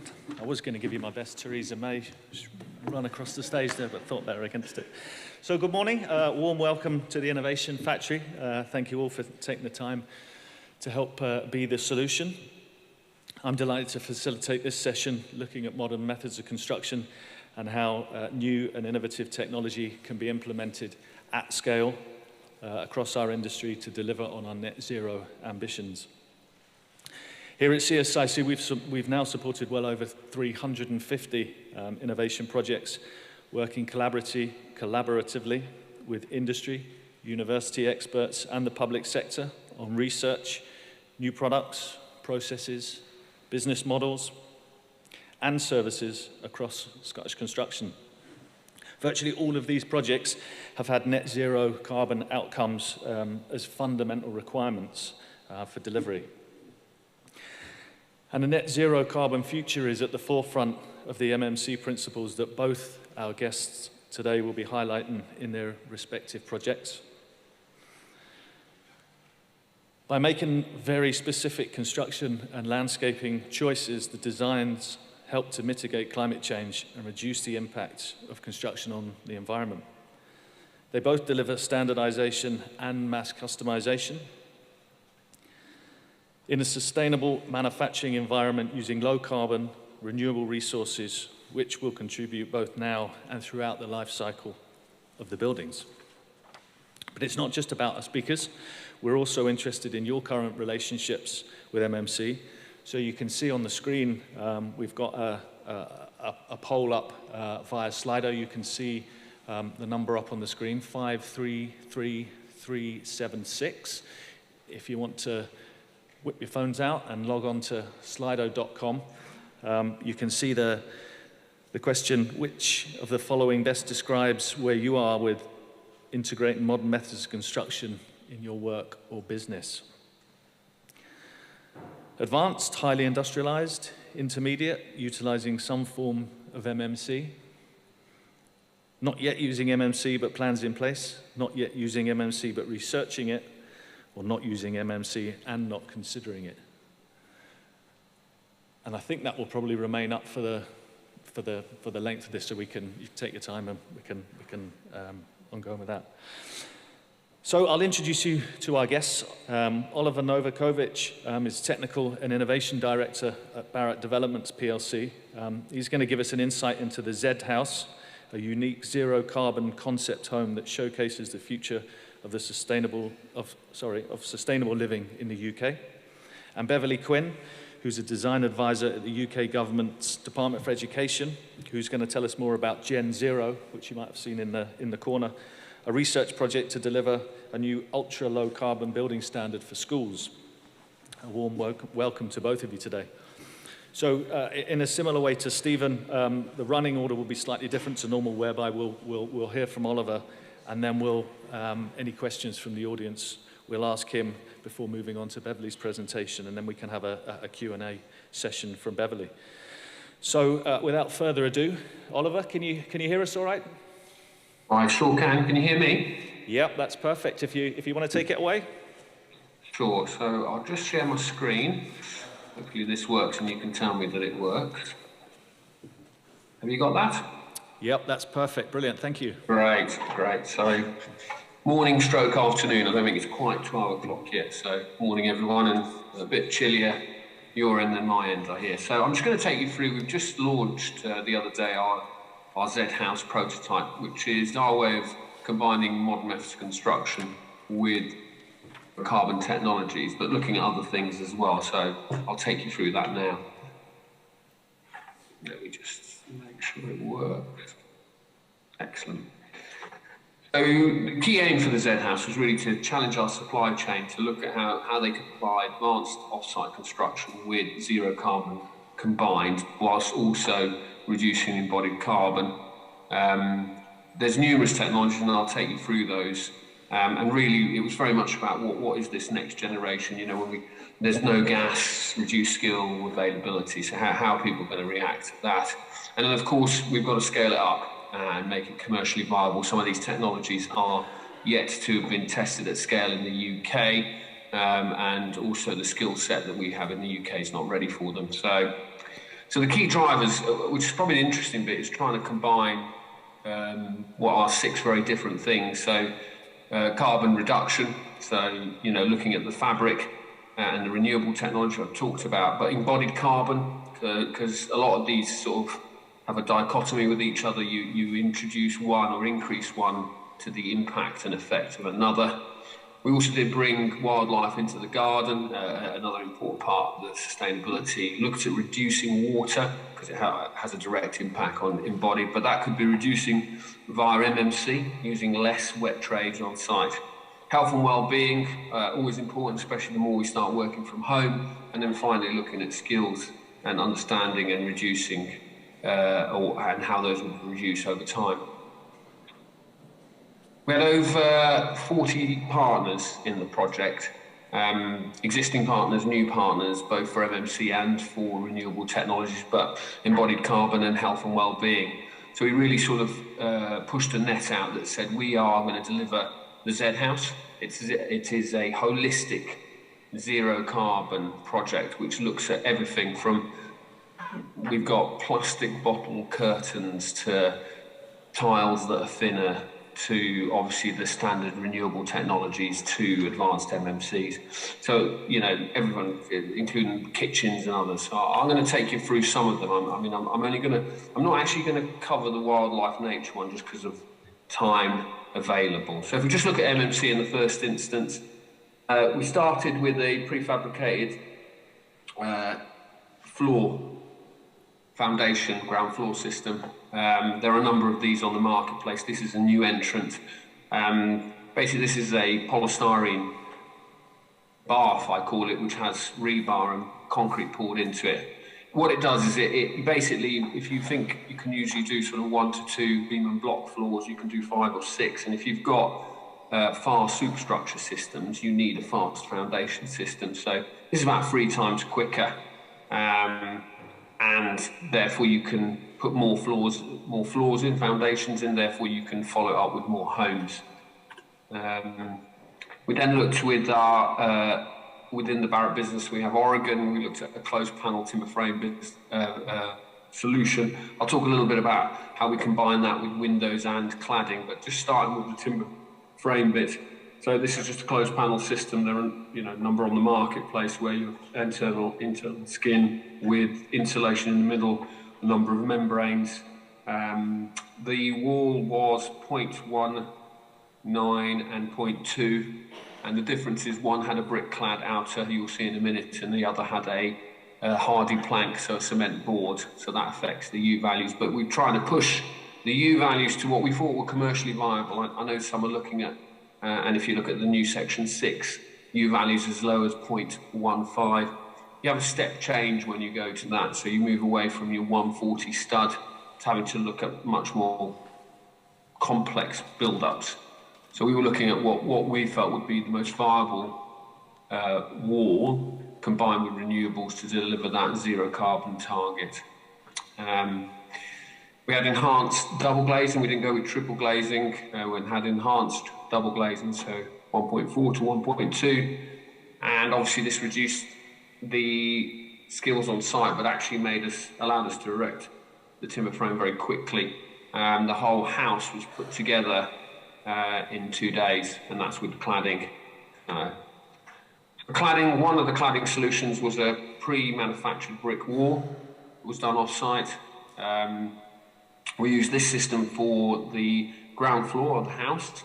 Actually, on the garage, we used a through wall, which was a concrete insulation and brickwork solution. Of course, the key benefit to this is we didn't need a bricklayer on this site. We also used on one of the elevations no scaffold, so we looked at a system where you could also be scaffoldless. And of course, because it was factory based, there was no waste around brick cuts and mortar. The other cladding system was the hardy plank, which was prefixed on one of the elevations, and you can see here, this was the scaffoldless erect side with windows in it, and then it was put down. The zipping up, as I would call it, of the hardy plank was done via a cherry pricker on this side. I mean, you know, I think, you know, you'd have to say one of the benefits of the technologies like hardy plank is not only are they sort of A1 non-combustible, which is important, also the embodied carbon of them are lower than brickwork. I'm not, you know, so there's a combination here. If we're going to reduce our embodied carbon of different types of cladding, have to take account that planning plays an important role in that and impacts on choices that we make. But also, you know, there's a lot of recycled content in the hardy plank solution. I must say there are other products similar to hardy plank, but we used hardy plank on this project. We also integrated a fully finished roof on the ground, where we also put in solar panels. So what you can see on the ground there is solar panels on a trussed solution. We actually used, I think in a second I'll talk about light steel tiles. And the reason for that is if you try and lift that roof with normal tiles on, you could add 3 to 4 extra tons onto it. And frankly speaking, for the position we were in, we just couldn't get a crane big enough to do that. I mean, sort of from an energy point of view, there's around 25 tiles delivering, as you can see, the 6.7. I mean, the best way for me to sometimes explain it is that the house basically runs itself from its own energy for 6 days of the week. It does have 2 batteries in the loft. It also can use the battery in the car to circulate the energy. So you make the energy when the sun's out, store it and bring it back in at night time when most people need the use of it. So. Then on the steel truss system, obviously a lot lighter, there's only 2 mil thick, has a reduction on the carbon footprint compared to some traditional methods of tiling, and uses recycled content. I mean, I must please note, you know, I'm not saying this is what's going to take over for the future. It's highly used in Australia and other countries, but it's just us looking at certain innovations that could come into enforcement over in the next few years. We go on to the low carbon heating solution that we use. So, of course, you'd have seen, and there's been a lot of drive around air source heat pumps. So, you know, a lot of it, I mean, for a lot of us, we used this type of technology quite a number of years ago when you had the Code for Sustainable Homes and other requirements. But that now we're re-looking at some of these air source heat pumps, and I have to say, so far we've been impressed with. They're much quieter, quite simple to introduce with, you know, plumbers and electricians with the right training. There's a bit of offsite because the cylinder is sort of pre-plumbed and all the piping is pre-done. So it's, you know, it is, sorry, you probably can't see my screen because everyone, let's see if I can get rid of that. Yeah, perfect, sorry. So yes, so we're looking at, with the air source heat pump, you're looking at about carbon saving of 78%. I think for me what was interesting, obviously that with an air source heat pump, I'm sure the audience will know, temperature of your water comes in at different, you know, it's 40 to 45 degrees compared to the sort of 60 and higher for gas boilers. And the cylinder is more complex, but the positive is the technology in both is substantially higher around maintenance. So a lot of maintenance is done remotely, and they can assess that something's gone wrong. And some of the repairs they can do remotely, others they obviously do a visit. With the air source being outside, they can do that externally.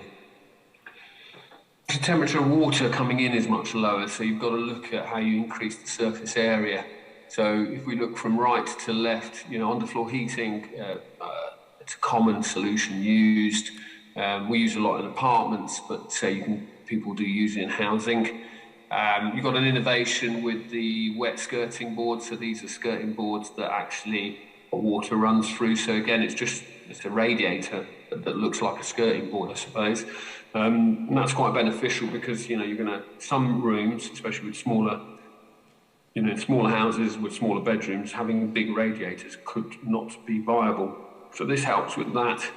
But I should say, you know, as you increase the thermal efficiency of your walls, and say you start getting down to those sort of 0.15s with air tightnesses of 1, actually the amount of heating you'll need is very low. Hot water is still high, but hot heating low. So you could see electrical systems. So on the house we've tested as far left, you can see an infrared system. We have also got electric underfloor heating as a solution. To sort of make all of this technology talk to each other, we've also looked at smart technology, and the integration of it. I've talked a bit, I mean, around the kitchen. So, you know, you've got the plugs, smart plugs, and USB and charging and all that kind of stuff. But it's also worth noting that with the kitchen, we've done, like probably most kitchens already do, recycled content. So the doors and cabinet boards have a minimum of 50%, and doors 100%. Handles are coconut fibre. So very much thinking about, you know, how we reduce carbon and content. If you looked at the tiles in the pictures, those are Johnson tiles. They're usually 10 millimetres thick. We challenged them, and so they reduced them down to 8 millimetres. Doesn't sound like a lot, but what we were able to do is take 20% of the embodied carbon out straight away, and actually reduce carbon for transport, because you can transport more of them because they're thinner to site. So we did that with quite a number of products. Asked them, do you need that much material in it? Can we reduce the amount of material you've got in it? Can we combine it with sort of using, if you like, advanced factory-based modern masonry approaches? Talked a bit about the charging of a phone, but then we looked at other technology. So from far left, you've got the Frankie 4-in-1 electronic tap. So you could, no kettle needed, so you can do hot water. A lot of people see it as a fantastic toy, but actually what it does is it means people aren't boiling water substantially, big kettles of water when they only use a little bit. It's sort of as you need it.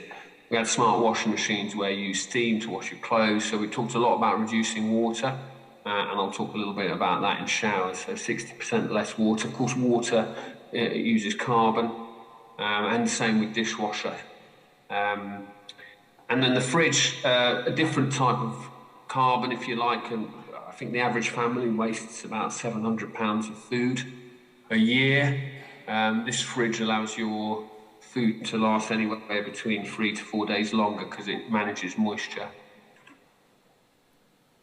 If you look to the smart switches, we had Legrand came in and do the switches. This is a bit behavioural. So every switch, anything you plug into a switch, you can, through an app, tell how much energy it's using. I think in some ways what they're looking at doing is a positive, is that you could tell whether one of your electronics had an issue because it's using too much energy, because it would know in principle how much energy different appliances should use. So that was interesting for me.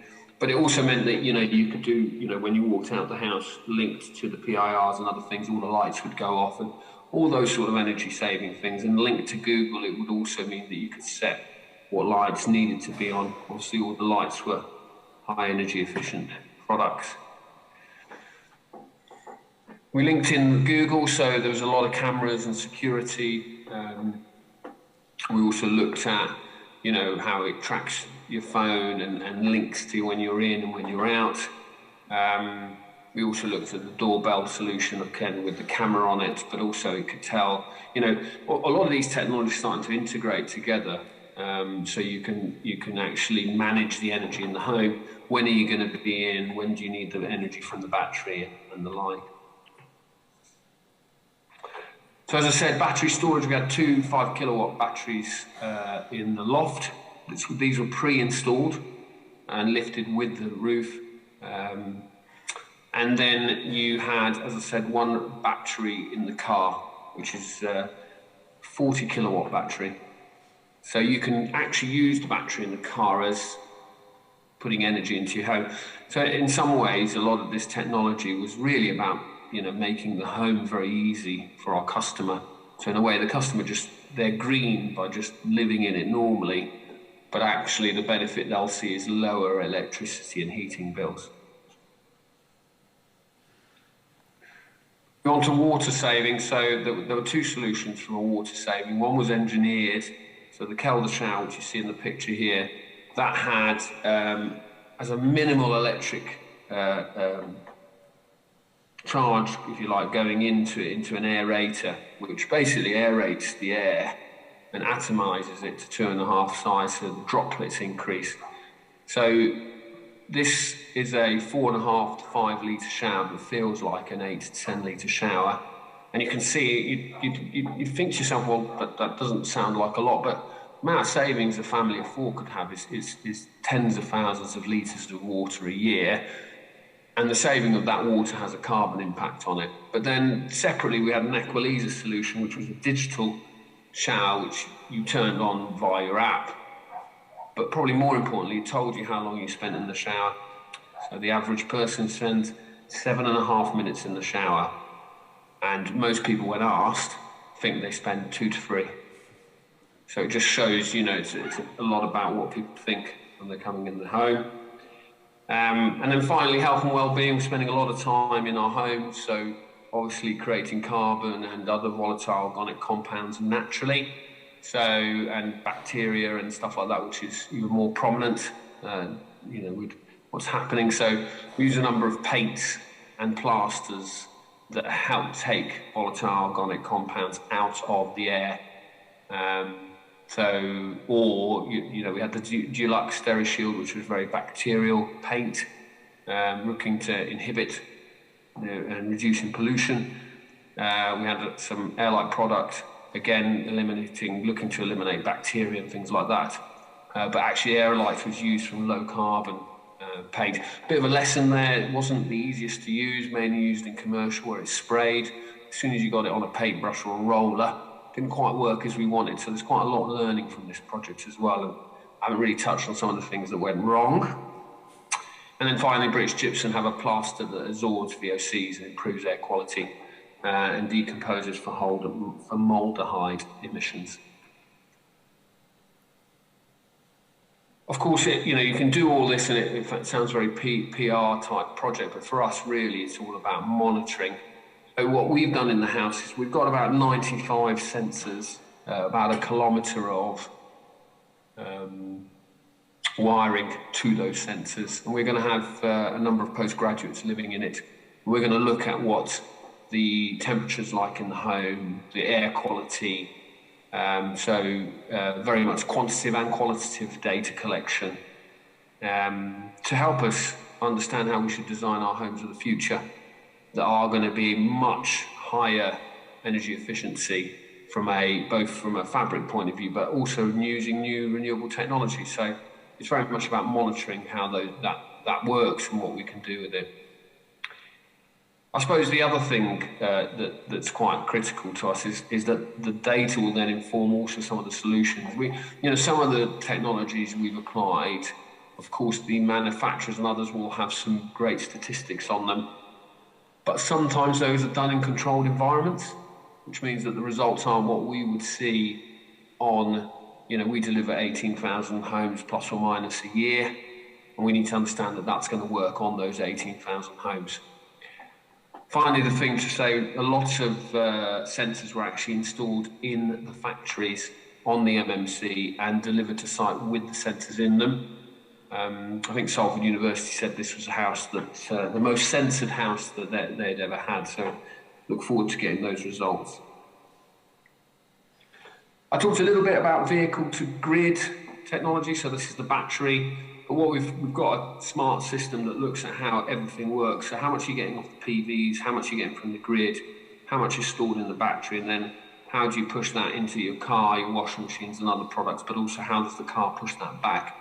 So I think as we move towards a zero carbon future, no gas boilers, it's quite commonly known that there's going to be some pressure on the infrastructure, especially the electrical one. So these type of technologies where they manage energy smartly, so Octopus are the partner in this from a smart energy point of view, in some ways hopefully will reduce the demand on the grid, but also, most importantly, reduce the bills on our customers. And I suppose currently that's quite an emotive subject, is the cost of energy.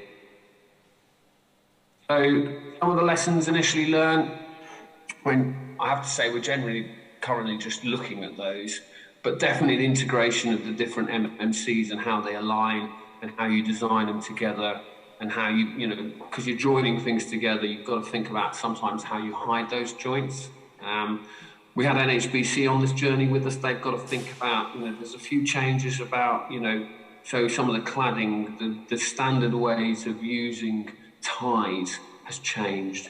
I have to think a lot about design and house layout, both for the MMC, but the renewable technology. So that house that we built, which is a 4-bed, that usually wouldn't have a cylinder cupboard, but we had to put one in because of the air source heat pump. There was definitely an issue that everything had its own app. So like I said, I think we've got well over 40 technologies in there. So we've got well over 40 apps, and that's quite problematic because, as a customer, you don't have 40 apps, you need one app that does it all. So that's definitely a challenge we've sent back. And a lot of the technologies were new into our marketplace, and that became quite obvious. So, we had a dedicated team on one house, so we could manage it. We've taken a lot of lessons and fed that back to the supply chain, but that needs to have improved by the time we're looking to deliver, thousands of these. And I suppose the other lesson is there's some really great innovations out there. And actually the combination of advanced off-site construction with some of the renewable technologies goes really well. We're going to develop some sort of lessons learned. We're having a lot of tours where we're bringing both internal and external stakeholders. And as part of our AMCH project, which is funded by the Innovate, is the Z House has been, so we've really been able to bring an eclectic group of different people, continue working with partners, so they're also they've taken a lot of learning, because a lot of them may have not spoken to other people impacted, whether that's MMC or renewable technology or embodied carbon or water or nature. Obviously, we've been doing a sort of time and motion study of the whole project and looking at waste, which we're putting together. This was our first concept house. We're now looking to do this on a couple of sites with more units.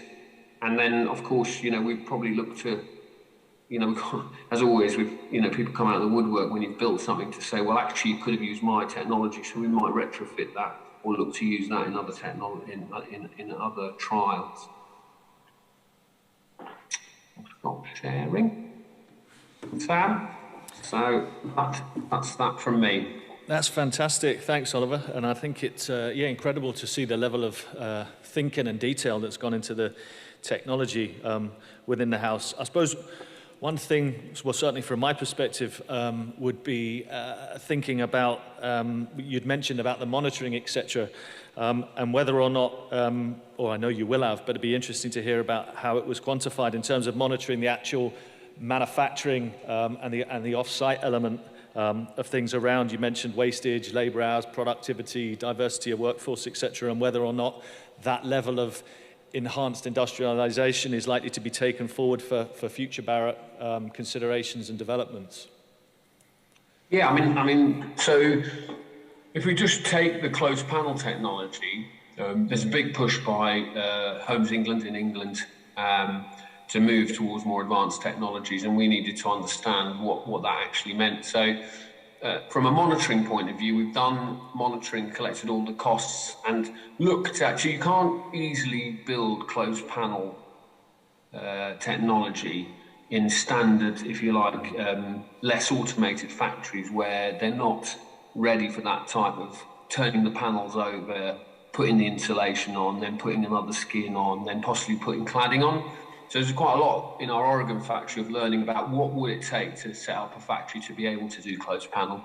And when we got on site, we actually employed a graduate from Salford University, spent full time on site and used an iPad, and every 15 minutes take information about value added and non-value added jobs being done, so we understand waste not just for materials, but actually for people. Now we collate that and we send that back into the system to say, you know, because you made the following design decision in MMC, it took someone 5 times longer on site, so you need to change that. So yeah, that then feeds into driving efficiency, design for manufacture into the process and industrialising it. So brilliant, excellent, thank you. Well, we'll open it to the floor. Anyone have any questions for Oliver? Come on, yes, at the back there. Hi, Billy here, Glasgow Caledonian Uni. I've always got a question if no one else has one. As a former construction site manager, prefabrication MMC, the nightmare is always the tolerances and the interfaces. And you've obviously mentioned a little bit about that already, but anything in particular you want to expand on? Was anything difficult? Yeah, yeah. I mean, we had 8 meters by 2.5 meters brick walls that had plus or minus 5 mil tolerance, with a timber frame that I think is plus or minus 10 mil tolerance, with a splash course, which is, for those that aren't from construction, are the bricks underneath in the foundation up to the, if you like, the bottom of the foundation. It's called the splash course, and aligning all of those so that you get it straight, if I'm honest, is probably impossible. It is for me anyway, and I'm an ex-site manager. So what you do is you don't try and do the impossible. That's the trick. That's what people try and do. They complain that you bring 7 different things together that all have a tolerance and they don't align. So don't align them. So that's what we do. We make it such that actually you increase that tolerance and actually make it a feature. So the joint is a feature. So where 2 things come together, you either make it a feature or you hide it. Yeah. You do one of those 2, and then you don't have construction guys spending days and days trying to get something within a millimetre. And I always say to people, you've got to remember, you know, we're talking about plus or minus 5 millimetres with MMC. Traditional construction, it's plus or minus an inch. You know, you've got to put things. So, and sometimes you're combining traditional construction, which is plus or minus, I shouldn't say an inch, actually, it's probably plus or minus more like 10, 15, 20 mil with MMC. So, yeah, I mean, so big. So even we you know, I speak as if we got them all right. We didn't, but we definitely learned where we need to change a few things. So one of the biggest things we learned was about how you get the hardy plank and the brickwork to not. We tried to align them, but in the end we decided much better not to align them and have a step in them. So lots of learning there. Great, thanks. Yes. Hi Oliver, Chris Brown from Igloo. Love seeing how you've developed all the innovation over the last few years. I wanted to ask about really a post-occupancy thing. So you talked about the 40 apps, and just any thoughts you've got about how you bring those together, but also how you bring future maintenance together and rationalise that for the occupier? Yeah. I smile because Salford University have said to me, you know, Oliver, God, you should lead this and get Google and all these guys just to have a single app, and that scared the bejesus out of me because I basically build houses. I don't do software. But it has to be done.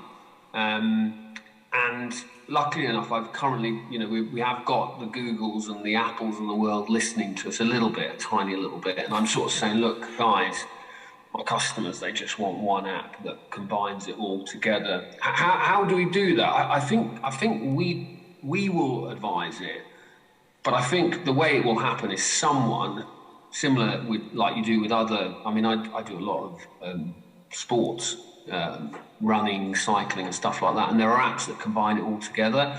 So I've voted with my feet, as will our customers. So if they don't do it and they don't open source, someone will do it, and then they'll lose a march on the marketplace. So I think our job is, we've highlighted that they don't talk to each other. And I know that because I'm trying to make them work. I've got my phone and I've got all 40 apps on it, and it's driving me mad. So much so I've got my 15-year-old son looking at it.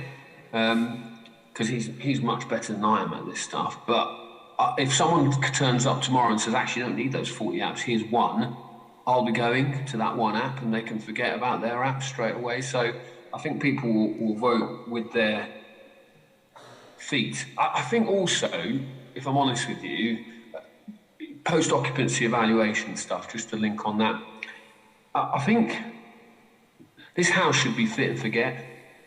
In a way, I don't want my customers to have to do apps to make their home work. I want them to work on their own. So I talked about the air source heat pump, which I was impressed with because it uses technology used like things in jet engines where they measure the amount of CO2 coming out or the temperature of the liquid, and if it changes, they'll know what's in principle going wrong, and then they need to fix it because it will give codes. And that kind of technology, in a way, is a fit and forget. It's a very complex technology, but hopefully my customer has nothing to do. The first thing my customer should have is a phone call from one of the suppliers of air source heat pumps. Says, we think you're going to have a problem and you're not going to get hot water. Can we come and service it? So, yeah, that will be exceptional when that starts happening, Oliver, I think. Any other questions? Stephen at the back there.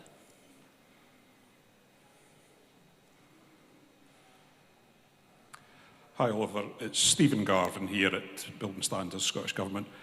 Oliver, you work for a major house builder, and clearly this innovation has been driven, I would imagine, from the top, and you're at the centre of it. But how do you roll that out across the UK and presumably to possibly sceptical MDs who have got a profit target to hit? Yeah, hi Stephen. Is it the same Stephen we used to work together at BRE? Yes, the very one. Hey Steve, hi mate. Let me tackle that in two ways. So, how do I get MDs to change? I make it easier for them and their team to use this technology and make more profit and get their bonuses. That's how I have to do it.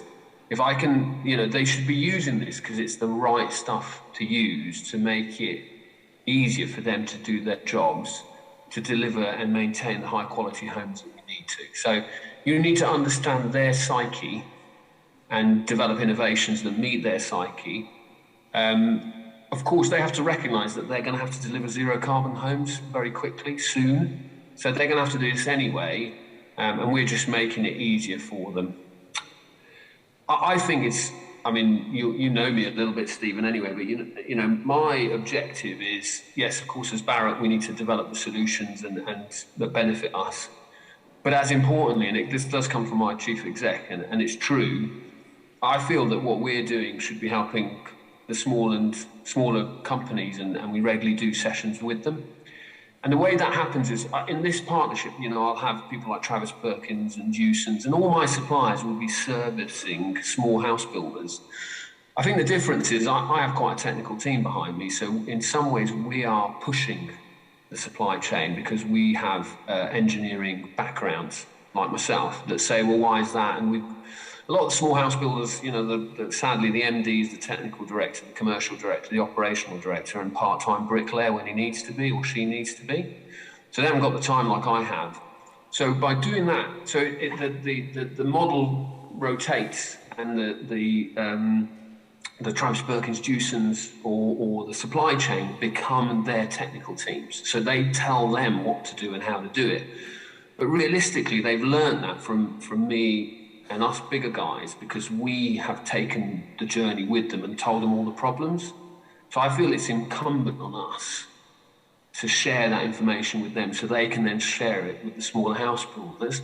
But obviously you've got the Construction Scotland Innovation Centre, which is another way that we take our data and that gets transferred into the smaller house builders. And of course they can, that's part of a great objective. So, but I sound so positive, which is a good thing today, but it's tough culturally. You know, you do sometimes have people that have been building block and brick houses very successfully for many years, and culturally you are introducing change. And I personally believe we change with a carrot, not a stick. But I'm not lying that sometimes you have to be strong in your change and say, no, this is, you've got to do it, because, you know, they go through that pain barrier before they take it up. Oliver, that's brilliant. Thank you very much. Need to press on because I'm at a risk of outdoing Stephen at overrunning on sessions. So thank you very much again, and we'll move on to our next presentation. Thanks. So guys. I'd like to, well done. So I'd like to welcome Beverly Quinn, as I said, Design Advisor at the UK Government's Department for Education, who is going to give us some more information on GenZero, which is a research project to deliver a new ultra-low carbon building standard for schools.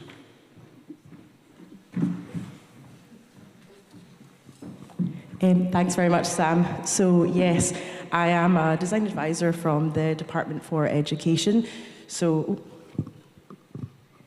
GenZero is a £4 million research project, and it's between the DFE, Department for Education, Innovate UK, and the Construction Innovation Hub. So the first part was the kind of desktop-based research. So we had quite a fantastic team involved in that. So the organisations, this is a variation between funders, the original design team from the research, and then those who have been involved in developing our prototype for us, which I think some of you came along to see this morning in the tours.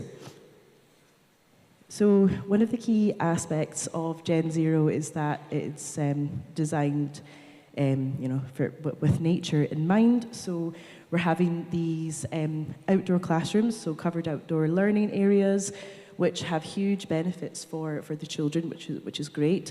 And I'll just mention that all of any roof surfaces will have photovoltaic panels on them to assist with kind of balancing out our carbon, which is great. You might have noticed the trees that we've brought in here for the exhibition. So this is to just kind of showcase that part of GenZero is the biophilic design element, which is really, really important. And there's multiple studies show that it really helps the children learn and feel comfortable in the environment. And also kind of moving on from, inside the building with the biophilic design element, you probably noticed that the classroom is all exposed timber inside. So that's just a kind of visual of what the classroom would look like. So the walls were constructed here at Construction Scotland Innovation Centre over in the vacuum press, which is the only one in the UK, and it's all homegrown timber. The rest of for the rest of the elements for the kit of parts, they were taken up to Invergordon and developed by Ecosystem Technologies to create the kit of parts, and then they were brought back down. Hopefully this slide ties in the way I'm thinking. So you'll see we've got the CLT wall panels, we've got the glulam columns, we've got the bamboo worktops. We've also got some homegrown spruce worktops, which were also developed here in the factory. You might notice as well, we don't have any nasty paints or chemical finishes. It's all going to be left very exposed. Also contributing to the ultra-low carbon aspect of the construction. We've cut away anything like, I'm skirting boards, things like that, that's maybe not quite necessary. All of the furniture can be sanded down or taken apart in the kind of techie department if need be. So it's all really simple. All the furniture can be moved around. There's not going to be any fixed fittings or fixtures, which is great. And the timber, it's throughout the building, so we've seen a classroom space before, and now that's just a kind of store, kind of meeting area. So you'll probably notice as well that the windows are present, all over, so we wouldn't just leave a kind of a space that, might only be occupied for 15 minutes, so typically might not have the same daylighting requirements. They all have access to daylighting, which is great. built for low environmental impact. So that was another really key aspect of the design. So the original research project, we took 2 sites, one in Crawley, which I think is about 30 miles south of London, and the other one was in Birmingham. And this image is from Crawley, so you'll probably notice that the building's kind of been split up. So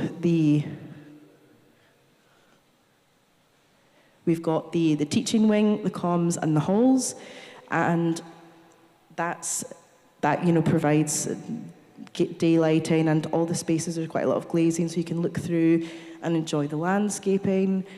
We've got the roof lanterns, and we've also got the cross-flow ventilation. So one other thing to note is that our output specification for all new school buildings in England is released this month, and we have managed to take aspects of GenZero and implement that quite quickly. So the original research was carried out between 2019 and 2020, so that's quite a good achievement. So cross ventilation is one of those cross-flow, is one of those items that we've managed to take forward quite quickly.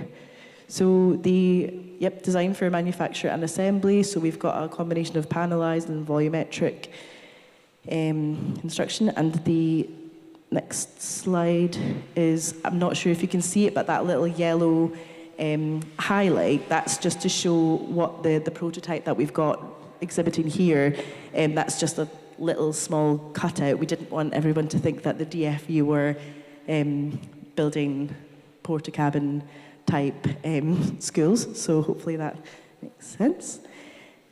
So we're testing out different construction methods for the different parts of the building. So one of the things that we're doing to take GenZero forward is that we're hoping to develop quite quickly other prototypes. We're calling it sustainable pods, so that's really quite interesting, and it's in development right currently. This is the exploded kind of parts of the prototype that we are exhibiting here, which is really, really interesting. Just so many parts, and it can be manufactured in a factory, and then that's just the wall panels being a bit of a demo of them being constructed in the factory. And essentially the plan is that we would manufacture off-site and then deliver to the school and construct it on site. So this is the prototype coming from Invergordon back down to the factory for the exhibit. So part of this transportation is really key in the research as well, and some non-construction kind of colleagues at the DFE had a couple of concerns. Can you actually transport this, down for the exhibit? And we had to make it clear there's a much larger problem if we can't transport one classroom if we want to do it for all the schools in the future. So that was a good success there. So just kind of showing the sports hall timber structure. So just to kind of mention as well that in order to keep progressing GenZero and the findings from it, we're currently looking through our kind of pilots and Pathfinder projects that are part of the school rebuilding program. And the idea is that instead of just developing GenZero for new build, we'll actually see what we can implement into the existing school stock because it's so large. We might possibly look at replacing sports blocks or like little parts. So that's under development. We're just looking through the schools just now to see which might lend themselves well to this. That's just a kind of visual of the commons, so you'll be able to see that it's a really nice environment to kind of sit and chat and have your lunch and things like that. So one of the other really major parts of the research is the kind of standardizing throughout the building. So within the DFE, we have a design team, and it's a really good combination of kind of ex-construction industry professionals. So we've got lots of different teams further developing different aspects of GenZero. And we're working on this 1.8 and 3.6 grid. And this lends itself really well to off-site manufacture. And one of the other aspects is that we ideally we want to take this across government departments and not just for education. So we'd be looking to develop a kind of standardised product design and take that forward.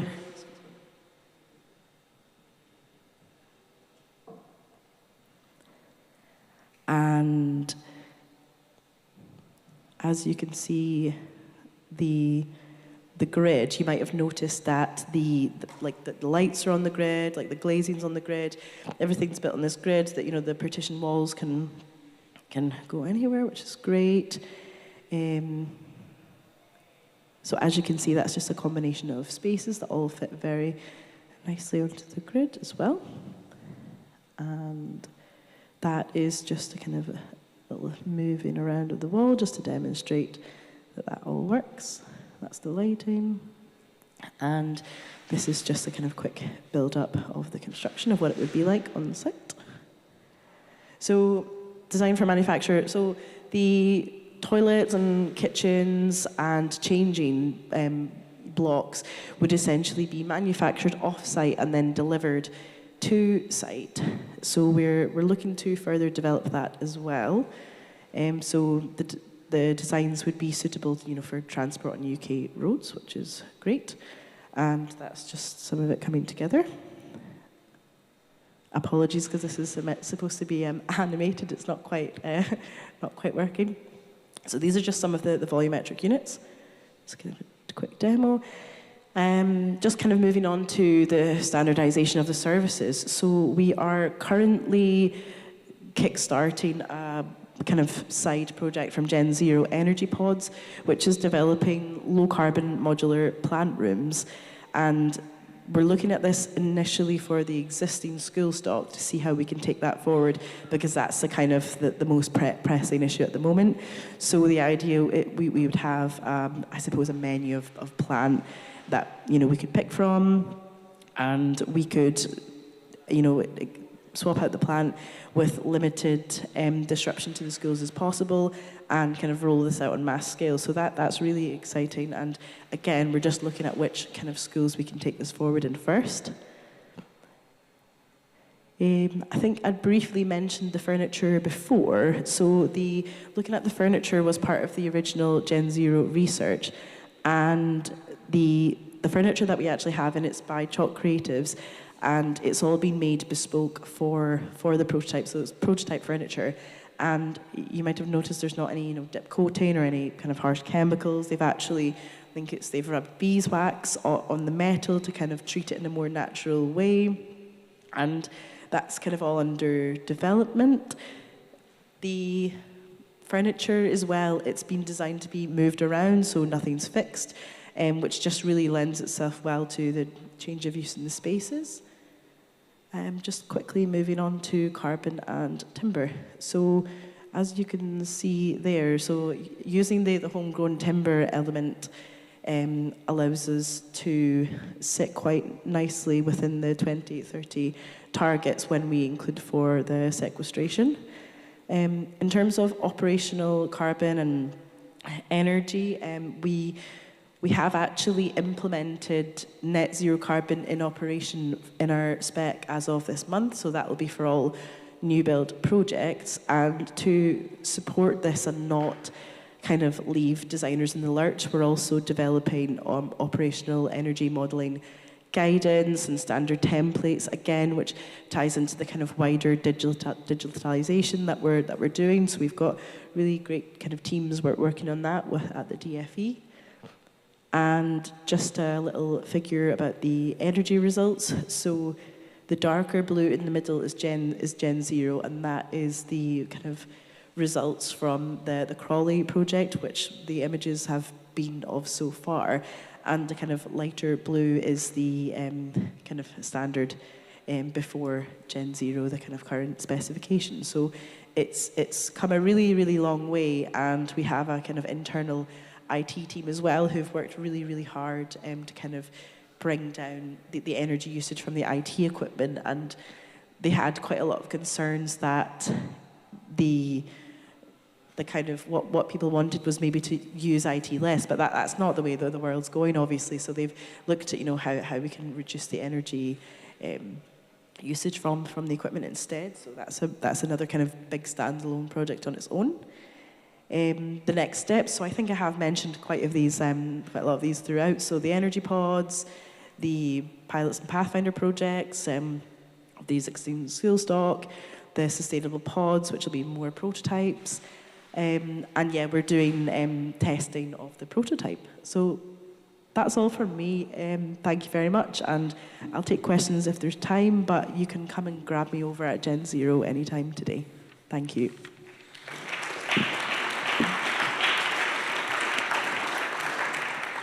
Brilliant. Thanks, Beverly. I think it's great to see the DFE, I think, as one of the 5 procuring authorities that form part of the presumption in favour of offsite, and getting to see how that platform approach is working.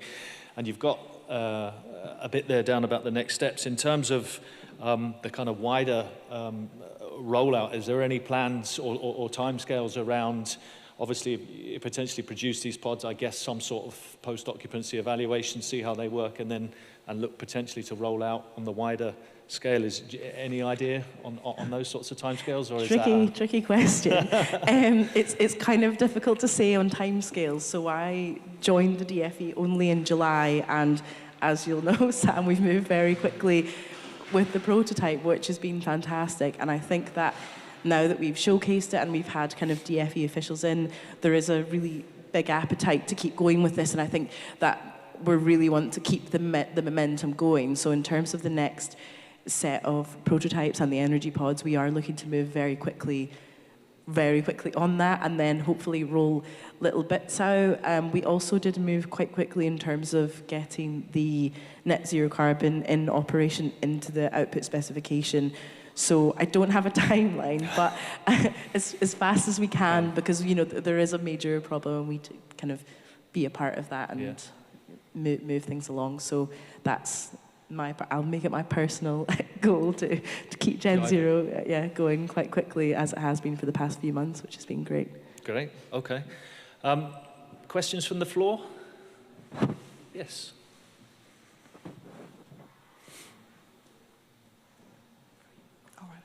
Hi, Anne-Marie Fallon here, Associate Director at Archetype, and I suppose you may not have the full answer now, but the Scottish Futures Trust have amended their energy metric to allow for quality, additional regulations, the need to build for net zero carbon.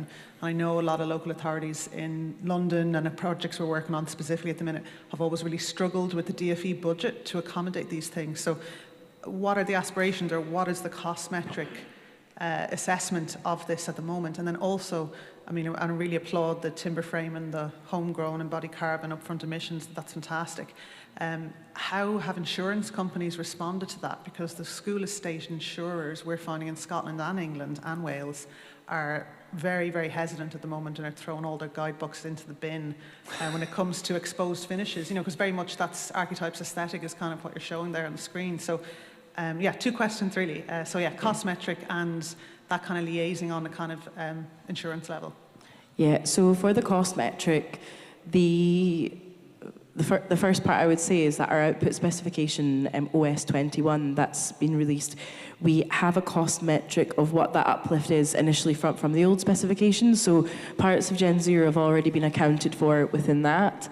The second part is we don't fully know, if I'm honest. We're still very, very much in the development stages, and the stage 4 information for the 2 projects that we've developed the design for, we're still going through those reports and commenting. So in terms of pulling the cost uplift, we are doing that, but also I would say that we have allowed for the uplifts for S21, so it will be the same, and anything else that's implemented, the cost uplift will match. So hopefully that, I suppose, puts any concerns at ease there. And sorry, your other question, I think, was about the insurance. So again, we're still kind of in this early phase, and I think until bringing this prototype here, a lot of people, even at the DFE, maybe didn't really know too much about GenZero. It's really just now that we're bringing this about, so we still have to have all of these conversations in the coming months. And we've had a lot of people in the past few days approaches, you know, at this event, looking to kind of start these conversations in January. So it's a really, really good point. And it is obviously something that we're aware of, but I think one part of that is just educating people on, you know, how to use the space, and hopefully, you know, when you give someone a nice space, hopefully maybe treat it a bit better, and hopefully it'll just be the way things go. But who knows? I suppose with children and insurers, I don't know. Cool. Great, thanks. Any other questions? Yes, please. Hi, yes, Carl Rushton, McLaughlin RV Construction. Just one observation, or a couple of observations. How do the GenZero aspirations tie into the existing building bulletins that we've been so used to working to with many years? And also, I've worked for a long time on sort of PFI and BSF projects in the past, and I'm an M&E engineer, and I love a nice square box, because for services-wise, it's lovely to treat, but I've had architects on my case saying we can't build these buildings. You know, we need to be building a building that's inspirational, and square boxes ain't cutting it. Do you think we're in danger of going back to square boxes? No, it looks great. Did you see it? No, like, I mean, in terms of, so my background is building services as well, and in terms of the services there has been a lot of focus on that. There's loads of space, you know, all the kind of central corridor spaces are for services. Yeah.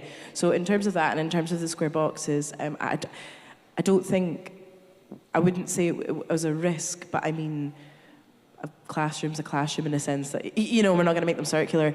So I mean, I see where you're coming from, but I don't know. I think that they look so impressive, and we've had really good feedback from the prototype. So, I mean, if there was any pushback, I suppose the question would be, well, what's the better solution? I don't know if you had another part to your question. Apologies. Oh yes, the building bulletins. Yep. So just now we are looking to essentially create modelling guides to standardise for operational energy, and also for BB 101 as well. So that ties in. Everything in GenZero is compliant with all of the building bulletins, and we're actually, I think it's the 70-year anniversary since the first one, so you'll see we've got all the printouts of them all. So yeah, that's completely being considered throughout as a really important aspect of GenZero as well. Thank you. Thanks, folks. Any other questions? No? Okay. Well, that's probably wraps us up. I hope you found that interesting. Thank you very much to Beverly and to Oliver. I think Stephen's got a last couple of words, or either or. Yeah, come up. So yeah, that's it from us. Thank you very much.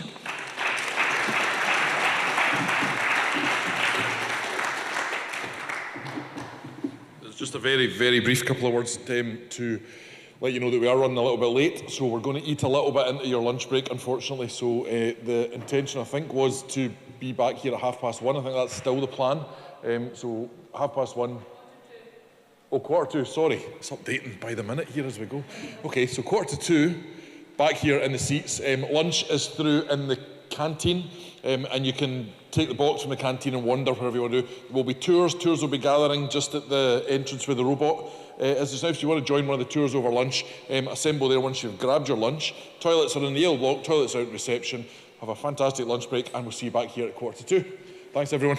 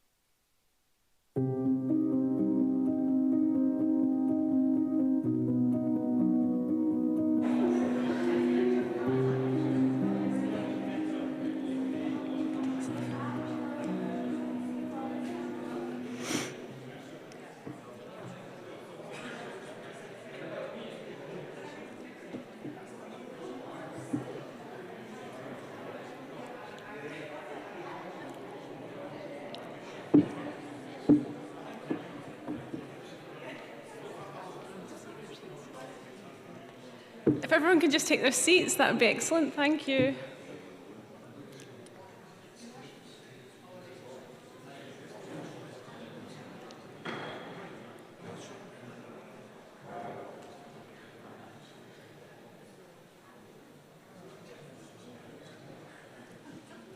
Just a few at the back coming to sit down now.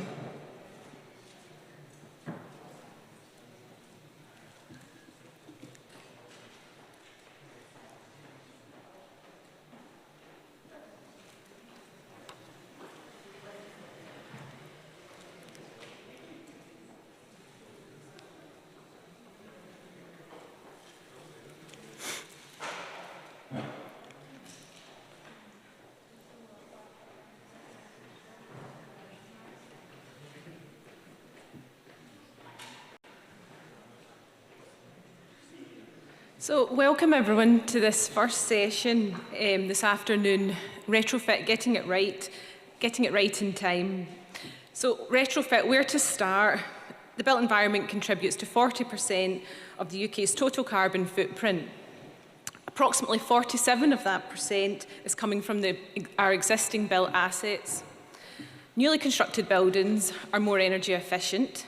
However, 80% of the built environment will exist today in 2040 will have already been built, so the major priority here is decarbonising our existing building stock. So do we see this as a challenge or do we see this as an opportunity? Sarah Lewis from the Passive House Trust recently said that to achieve the UK 2050 targets, we will need to be retrofitting a building every 35 seconds. And we also need 2 million people in the retrofit industry, working in the retrofit industry, and currently we have 135,000. Okay, so we have a big opportunity here with 2 key major focuses that I see. Upskilling, but also finding the correct technical solutions for retrofit. Today we have 3 experts here to talk about the opportunity at scale, some solutions that are already being developed, all slightly from different lenses, but with one clear mission, and that is to achieve a net zero built environment. We have Dr. Peter Rickaby, a Technical Director of the Retrofit Academy, Anne-Marie Fallon, Associate Director of Archetype, and Matt Stephen, the Director of Ecosystems Technical. Before we get into the presentations, we have a poll, which I can see some of you have already started, hopefully, to put into order. And it's in order or in rank of the next steps. What do we see as the next steps? The retrofit challenge or the retrofit mission. Upskilling and reskilling the workforce. Main focus on archetype solutions. Heating systems, or to focus on innovative building material solutions. And yep, like the ranking that's there. We will hear from each speaker and then we'll have an opportunity for discussion and questions. So firstly, I would like to welcome Dr. Peter Rickaby, and he'll be joining us via Zoom. Peter is a qualified architect from Cambridge University. He holds a doctorate in energy studies, and currently Peter is the technical director at the Retrofit Academy, and he helps run the Centre of Moisture in Buildings at University College London. He also is the chair of the British Standards Retrofit Task Group. And in addition to that, Peter is also the technical author of the UK's two new retrofit standards, PAS 2035 for domestic retrofit and PAS 2038 for non-domestic. So welcome, Peter. Thank you, Katrina. Just let me share my screen. Find that one. You should now be able to see it. Yep, great. Okay, so I want to set the scene really at a fairly high level. So good afternoon, everyone. What I want to do really is work through just 6 points over the next few minutes, some of which follow up some things that have already been said this afternoon.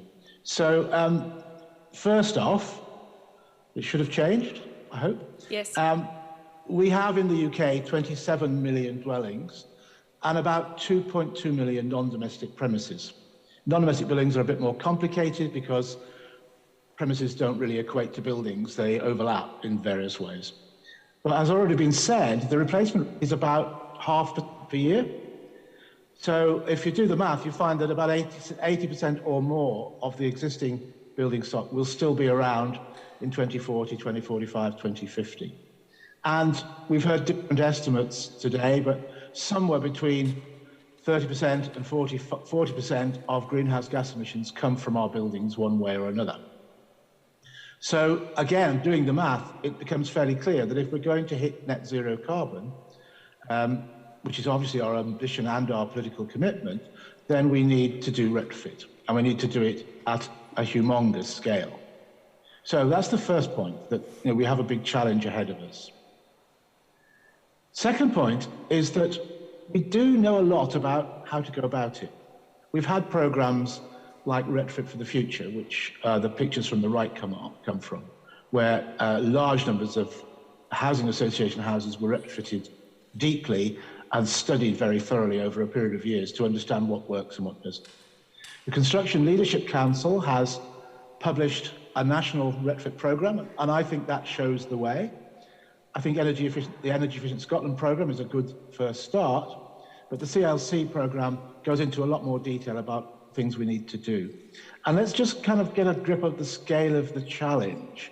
If we make the maths easy by saying we need to do 25 million retrofits in the UK between 2020 and 2050, over 30 years, that works out at about 5 per minute. And my 5 per minute is based on working hours, not 24/7. So that's why it's slightly different from the figures we just heard. But it's certainly a large number. 5 per minute is pretty challenging, whichever way you look at it. It's more than we delivered during the 60s when we were redeveloping housing. Whichever way you look at the cost, whether you work bottom up on individual dwellings and you do detailed analysis of what needs to be done and what it costs, or whether you work top down from stock data, either local or national, you end up with an average cost, pretty much £25,000 per dwelling to do the retrofit that we need. And that's different from many figures that are quoted, and it's lower than a lot of people in organisations like Passive House and Energy Sprong might suggest, but it's higher than the government and the devolved nations governments would like us to have to spend. And it's an average. And I make the point that the actual range around that average, when you do the analysis, is from the cheapest at £12,000 a dwelling to the more expensive at least £50,000 a dwelling. So although 25,000 is the average, there is a big variation across the stock to do with the nature of the buildings and their historic significance and their construction and their age and so on. If we look at 25 million domestic retrofits, again, just keeping the maths simple, at an average of 25,000, that comes to £625 billion. And that's an eye-watering number. And it's not going to come from governments.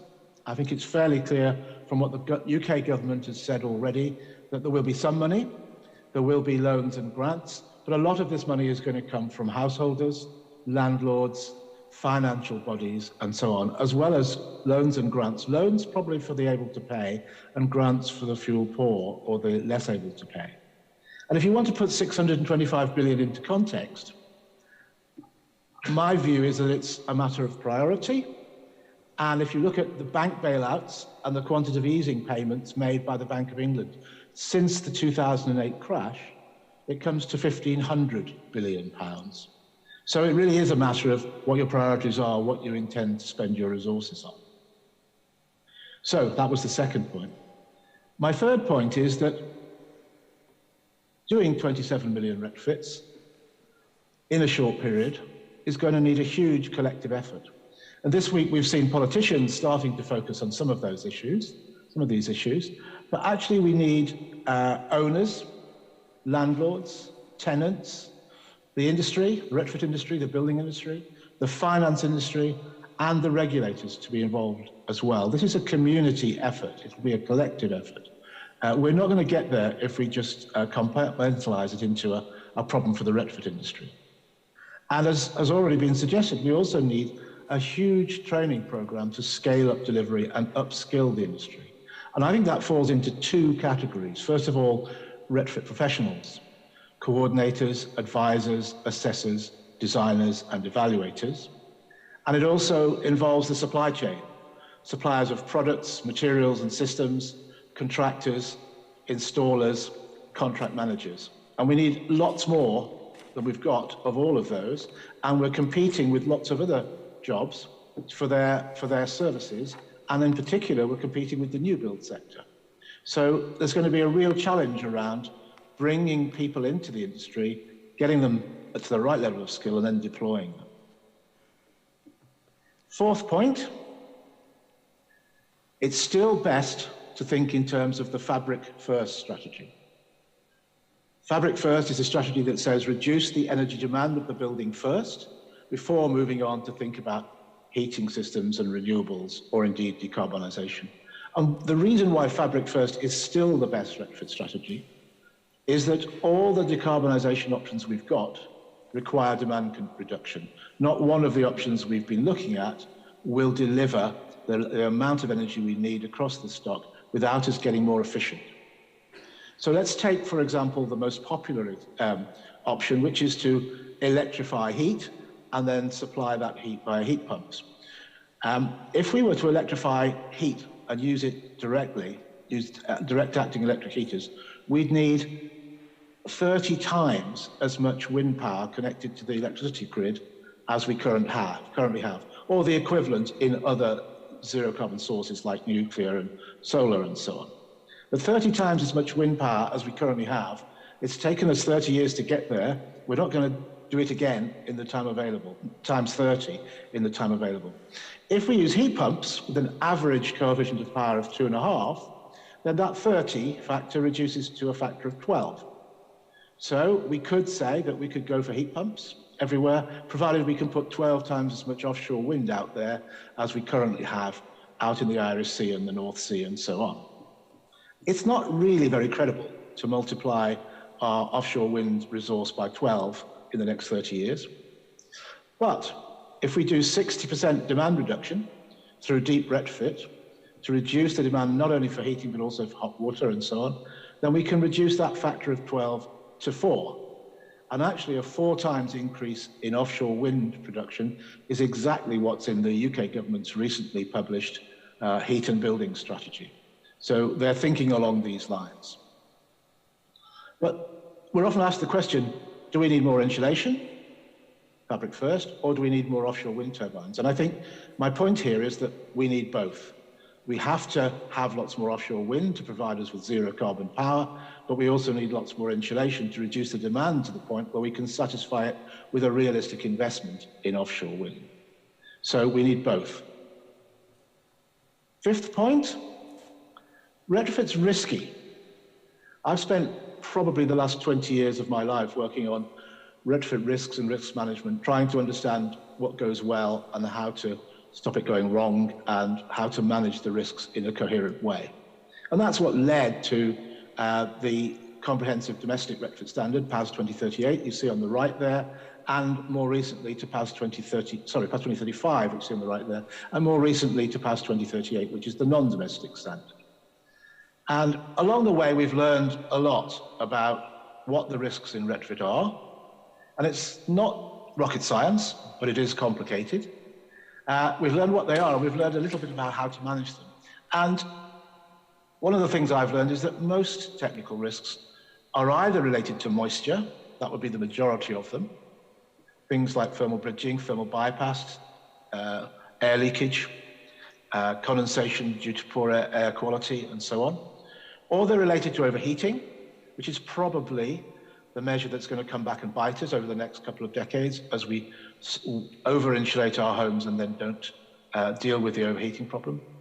Or they're to do with what we call the performance gap, unintended consequences, things that we didn't expect to happen. I think the performance gap is not a very useful term because it doesn't say anything. I think it's actually what I would call an attention to detail deficit. It's about not paying attention to the right details. And I know that Anne-Marie is going to talk about Passive House next, and one of the questions, I think, the idea that the performance gap is an attention to detail deficit begs is, well, what details? And my view is that the Passive House standard precisely defines the details we do need to pay attention to. The other point about risks is that government, whichever government, finance bodies, and indeed owner-occupiers of buildings are not going to invest in retrofit unless we manage the risks and we can deliver consistently good outcomes without those unintended consequences. If we can't do that, nobody's going to put their money in, and government is not going to promulgate policies and provide subsidies. And that was the reason for us having the Each Home Counts review a few years ago, in order to try and understand what the risks were and manage them to the point where at least government's confidence would be restored and they would be willing to move towards policy as they are now. So now we've got quite a good domestic quality assurance framework in the UK, based on Trustmark and PAS 2035 and the BSI Retrofit Standards Framework. And between them, they bring to bear on all publicly funded retrofit projects just about every best practice standard that we've got in the country, which are all part of the framework. So we bring to bear the right way of doing it in every way. And PAS 2038 is starting to do the same thing with non-domestic retrofits. So we should be looking to adopt PAS 2035 and PAS 2038 and the retrofit standards framework and quality assurance procedures that they present us with across the board in the industry. Which leads me really to my last point. There isn't much time. And I've been listening recently to people, particularly in the social housing sector, talking about demonstrators and trials and test installations. The time for those things is gone. We've been doing those things for nearly 30 years. And more over the last 10 or 15. We know how to do good, safe retrofit. What we need to do now is get our heads down and deliver safe, robust retrofit at scale. And talk about demonstrators is way out of date. There's not enough time. What we do know is that when we get it wrong, such as we did in Preston at Fishwicks, in Hull, in North Wales and in South Wales, and in lots of other places on a smaller scale, then putting bad retrofit right takes about 5 times as long and costs about 5 times as much as doing it properly in the first place. So my kind of parting point really is that if we have to do 5 retrofits per minute, we need to work very hard to make sure we get them right, because we can't afford either the time or the money to get it wrong and go round again. Thank you.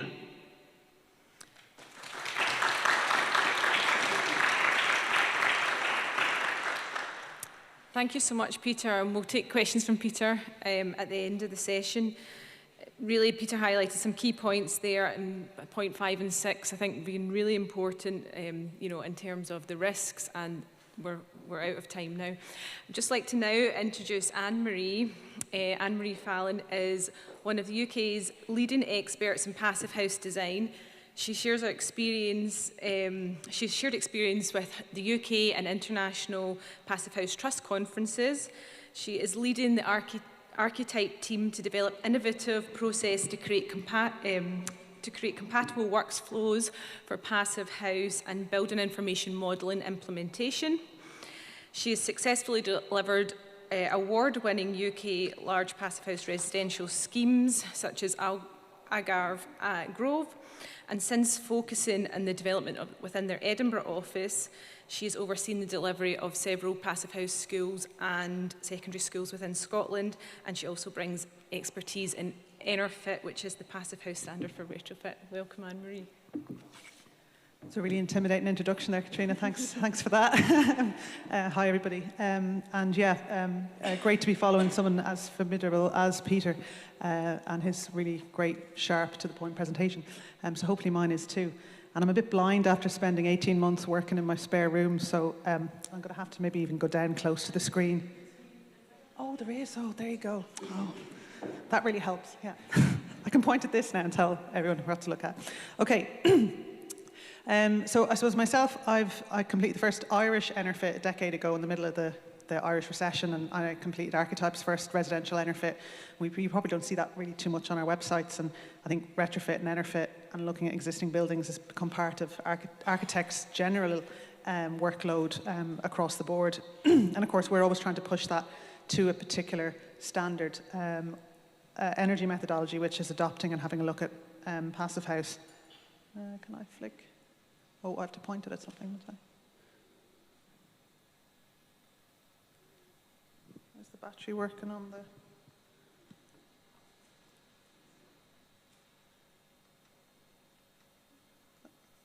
No. This is... Oh, there we go. Oh, okay. And maybe I go backwards to go forwards. Oh, there we go. Okay. Okay, so we've been around as Archetype for about 35 years. I've been with Archetype for the last 5, and we 2.5 years ago opened our new studio in Edinburgh.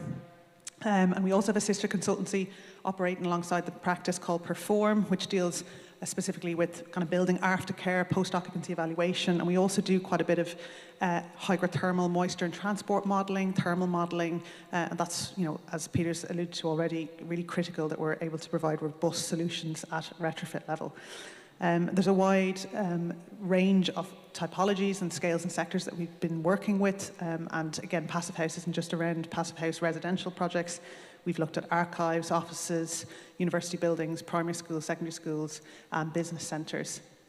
And a lot of our work has come from lessons learned on our own project post-occupancy evaluation, as well as other buildings. And a lot of lessons were learned through the evolution of our educational design, and I'm going to focus on that as part of the retrofit presentation today. So some of you are probably well familiar with this, but the Scottish Government's kind of agenda and the energy agenda has been very ambitious. I suppose most critically for us, there was the new Scottish Futures Trust school metric, cost metric that was set in 2019 and had real emphasis on influencing quality, informing quality, looking at statutory regulation upgrades and associating the Cole report with better building. And Passive House has been adopted as that methodology by Edinburgh City Council for their new educational buildings as a quality assurance tool that that's informing their energy agenda, but also their build quality agenda. I think the area to focus on today is around the recognition of need to promote the refurbishment of buildings. Okay, so nothing's really in stone yet or kind of in policy yet, but I think it absolutely is coming. And what we're trying to avoid is this position of having stranded assets, exactly as Peter's just delved into it a bit more detail, where we're going to be in a position in a couple of decades' time where we can't go back to fix where those carbon issues are locked in at this point, and we want to be able to, we'd rather not retrofit now and wait to try and retrofit more deeply later to avoid that carbon lock-in scenario, and that's been reported on by the Climate Change Committee in a couple of papers over the last few years as well. So Edinburgh City Council came to us and said, right, we have 400 buildings, 2030 is 9 years away now, we just want to stop talking and we want to actually do, we want to apply how we're going to get to net zero. In operation, so it's important to say net zero carbon in operation is the standard and strategy that's been set for 2030. So I suppose, where do you start with an estate like this spread all over a heritage city with lots of complexity, lots of really special buildings that aren't going to be covered in T-cozy insulation, and also lots of 1970s, 1960s office and educational buildings that are actually quite opportune and ripe for economical retrofit. So we tried to phase the study, which we're coming to the conclusion of now just after Christmas, where we, of course, have to assess the existing estate and look at those 400 buildings and categorise them and try and create, a library of building characteristics. Because as Peter's already alluded to, we need to have very specialist, specific solutions for retrofit. It's not just a one-size-fits-all. I referred to the T-cozy. We can't just apply a kind of a blanket approach to retrofit. It is site and cost and job specific. We took and worked with Edinburgh City Council to choose 12 pilot buildings, 6 of which we've completed the feasibility analysis on so far, that represented a large body of their estate. Okay, so what they felt they would get the most value out of when we then go and project those findings on a much deeper level across the remaining 400 buildings. And that, we're working closely with a team from Curry and Brown and Harley Haddo looking at this. So there's genuine deep cost estimate plans sitting behind the energy analysis, and also very detailed MEP plans. So it's not just a REBA Stage 0-1 feasibility. This is what I would term as a deep dive assessment. And the schools and buildings are from a number of different eras. I think a critical part about this feasibility is that the methodology we developed in a very collaborative way alongside the capital programme team at Edinburgh. And we identified the issue that, well, actually, it's not just the capital programme team that will be making this decision. There's politicians, there's funding bodies, there's the Scottish Government. We need to be able to provide the stakeholders with a decision-making tool or a method of being able to come to reach a decision about what the priorities are. We know energy is an absolute priority, but there's other feed-in priorities to that we need to pay heed to. And also, we're working in a heritage city, so we need to be mindful of the building characteristics and allow them to really define how we develop this feasibility into 12 live projects next year. So this is very much informed by the 2038 PASS methodology that Peter's been talking about, and this idea that you need to start a project with an informed retrofit plan. So we've coined it the Enerfit Informed Retrofit Plan. Patrick from City of Edinburgh has coined that term because in not all situations or cases, perhaps, can you get to full Enerfit. And indeed, you know, looking at the previous slides from Peter, there's this 60% minimum reduction in energy demand that we must achieve, which we can then offset or complement with some renewable energy. So we may not be able to get to 90% improvement for every single building, but we can certainly try and set out a quality assured methodology to ensure that happens in a safe way for these buildings. So how did we further inform ourselves in part of this feasibility? We went in for a deep dive assessment. So we didn't just assume an air permeability target. We didn't just assume that, you know, we generally had no insulation everywhere. We undertook thermal imaging. We carried out some in situ U-value monitoring. We carried out air tightness testing and infrared thermal imaging, external and internal photographs earlier on this year on all the buildings, including a 3D cloud survey of buildings that may not have had that asset data in place already as well. And that's part of the asset management development that's happening in the local authorities across Scotland at the moment as part of the SFT's standard information plan modelling for future new builds and hopefully covering also existing buildings in the future.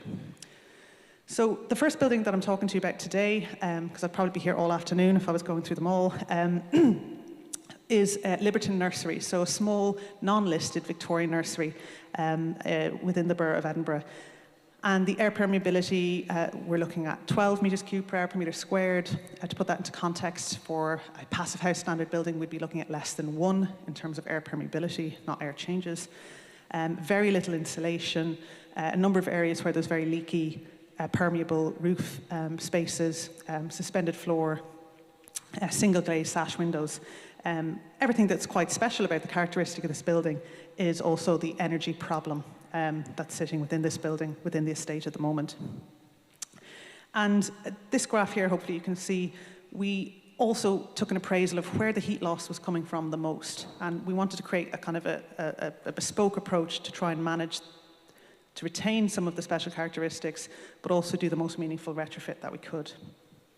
And we've come up with a series of different graphs that have developed on a lot more since these graphs were developed, showing a series of interventions and how these interventions can be carried out in whether it's step by step or whether it's in total single project completion. In terms of its evolution is all part of that process as well. And where we started from was the baseline. So we have gas boilers, an existing energy demand that's very, very high and unsustainable, and as Peter's outlined, you know, is not acceptable as we're going forward to just accept that as the baseline, even if we try to offset with renewables. The next steps, kind of at step 2, are really about looking at, right, if we just introduce heat pumps and we don't do anything to the fabric, well, we still have the same energy demand, but we magically are emitting less carbon emissions because we've turned to a decarbonised fuel, or a fuel that allegedly will be decarbonised by 2030. If we just go on to option 2B, 3A, 3B, and we start incrementally bringing in more fabric improvement, we suddenly see some significant reductions in energy demand. And of course, we've pushed it just in this option 4 as a certified retrofit at Enerfit standard. So that's either via component or by energy demand. There's certain criteria that you need to meet. But of course, in reality, we need to be very, very careful with trying to look at that level of insulation in a building like this and be very mindful of the moisture risk that internal insulation brings with it. So there's a maximum U value, minimum U value that's specified by the Institute to not go below for internal insulation, which is 0.3 watts per meter squared Kelvin. So we know there's lots of products out there in the market that are really targeting lower values than that for internal insulation, but it's not really hygrothermally safe to roll out something like that at scale. So one of the points of interest for the council was, we have this challenge. We have one part of our group saying, well, look, we'll just roll out heat pumps, we'll look at heat networks, we don't need to do anything to fabric, don't worry about that. And I suppose the point of this study as a discussion piece is to really challenge that notion. And more importantly, the big elephant in the room at the moment is the cost of just installing huge heat pumps, and the cost of running those over a period of time would be really, really significant on the public purse. So even if we are concerned what budget financial support comes out of, it's still coming out of a budget somewhere, and that's, the public purse is being held to account for that. This is just a bit of a benchmarking exercise. So again, on the left there, we see that the new schools high target, the A target for the new school buildings at the moment by Scottish Futures Trust is 67 kilowatt hours per metre square per year, and that actually we could get the energy use intensity of many of these buildings down to in and around that standard. And I can't even read these myself now, but I'll tell you what they're saying. So the top graph is showing what the kilograms of CO2 would be per year in terms of annual emissions. So you can see the difference straight away when we change from gas to heat pumps. We suddenly get down to that magic number. Now, the carbon factors we've been using for this are the BEIS carbon factors for 2032. The next projected emissions targets, not today's carbon emission factors, but where we would be by 2030, which is another, I think, important statement to make. The graph on the bottom then is just showing the embodied carbon. So of course we are adding a little bit of embodied carbon into these buildings because we are adding materials. But when we look at whole life carbon in a second, we'll show you that the benefit far outweighs it due to the operational energy reduction. And then that's that graph just on the top there. So on the left-hand side, that's the gas that you can see in bright blue, if we kept with the business as usual approach, i.e. no retrofit. And the two options on the right, option 3 and 4, so as full, a deep retrofit as we possibly can. We see that operational energy in a whole life carbon scenario reduced down so much that the extra embodied energy put into that building in terms of materials to retrofit it is very minimal. Now, in terms of the material choices in our simulations, we looked at organic, hygroscopic insulation as much as we could, rather than sticking kind of closed cell insulation on the building for a quick fix. And lastly, the graph in the bottom then, the line in blue is the business as usual approach for whole life carbon over, I think it's 60 years. So, as architects, typically we're tied into contracts for 60-year building lives. And the two options on the bottom show that huge reduction in whole life carbon over a cumulative time period with retrofit. The top two deep retrofits played out on this building. So let's say on this building we went with our option 3B, which was almost full certified Enerfit, but just not quite, just trying to be more representative of what we can achieve maybe on an average basis. So that's about a 66% reduction in energy demand. So we're down under that target that Peter has been talking about already. We have a 90% reduction in carbon emissions, which is quite significant, okay? So just by changing to electric, we're getting an assumption that we'll be lower, a lot lower in emissions, but actually carrying out that extra fabric measure allows us to have energy demand reduction as well. And I think Peter's already said this, where we sometimes divorce energy demand and energy demand reduction with zero carbon. We just think, look, we're going to stick heat pumps and PV panels everywhere and we'll be grand. We're not thinking about that consumption reduction, and we really should. And interestingly, even though electricity is costing more at the moment than gas, we are looking at an almost 40% reduction in running costs off the existing of the existing builds in gas. And I think that's a real critical issue for fuel poverty, is that, you know, if we decarbonise and install heat pumps everywhere, and the electricity market is very volatile, it's not dropping. I know local authorities love looking at discount factors, saying that, you know, well, we apply 6% discount factor and 3% inflation for the next 30 years, electricity is free, you know, we'll be fine. That's not the case. We're looking at energy price rises in the very short-term future, and I don't think we can really rely on that financial forecasting in that way. So I'll just pick out one or two of the figures here for you. So we've been looking at the kind of capital construction cost. Of course, there's no capital construction cost if we do nothing. And if we wanted to go currently with current indices, with a little bit of optimism bias built in by the QSs, so, you know, caveated figures, probably excluding all the volatility in the market at the moment as well, we're looking at about 1.45 million to bring that project to fully certified retrofit. So that's about £3,800 per metre squared, which is around about the new school building metric that SFT have set, depending on scale of school, of course, currently. And a couple of the other figures there, I mean, with that, we're getting a 90% reduction in emissions, and we're getting a, you know, almost 80% reduction, 88% reduction in the energy demand. So we're really driving down consumption, which, you know, again, it's all a matter of priority, isn't it? You know, is capital cost a priority? Is actually achieving the targets that we've all signed up to a priority, and how they all sit together? So this is what we started to try and do for, as part of this study. And part of the swaying of convincing people that, you know, you can't just swap heat pumps in and continue as business as usual. If we took this school and we looked at swapping heat pumps in, the output from heat pump technology and distribution, as has been evident in other presentations today, is that we are looking at a lower surface temperature distribution, and we would need roughly 3 times the amount of heat emitters. Bearing in mind retrofit, it's not easy to retrofit underfloor heating. It's great in a new build, but we'd be retrofitting potentially with large oversized radiators. That in this school, we'd go from 19 radiators to 77, just to deal with the existing energy demand. So this is what this graph is trying to show, that we'd actually be able to put in smaller, more efficient systems, less heat emitters, because, you know, more space for teaching and learning. Okay, ventilation might get slightly more complex. You know, as we get more airtight, we need to introduce more mechanical ventilation.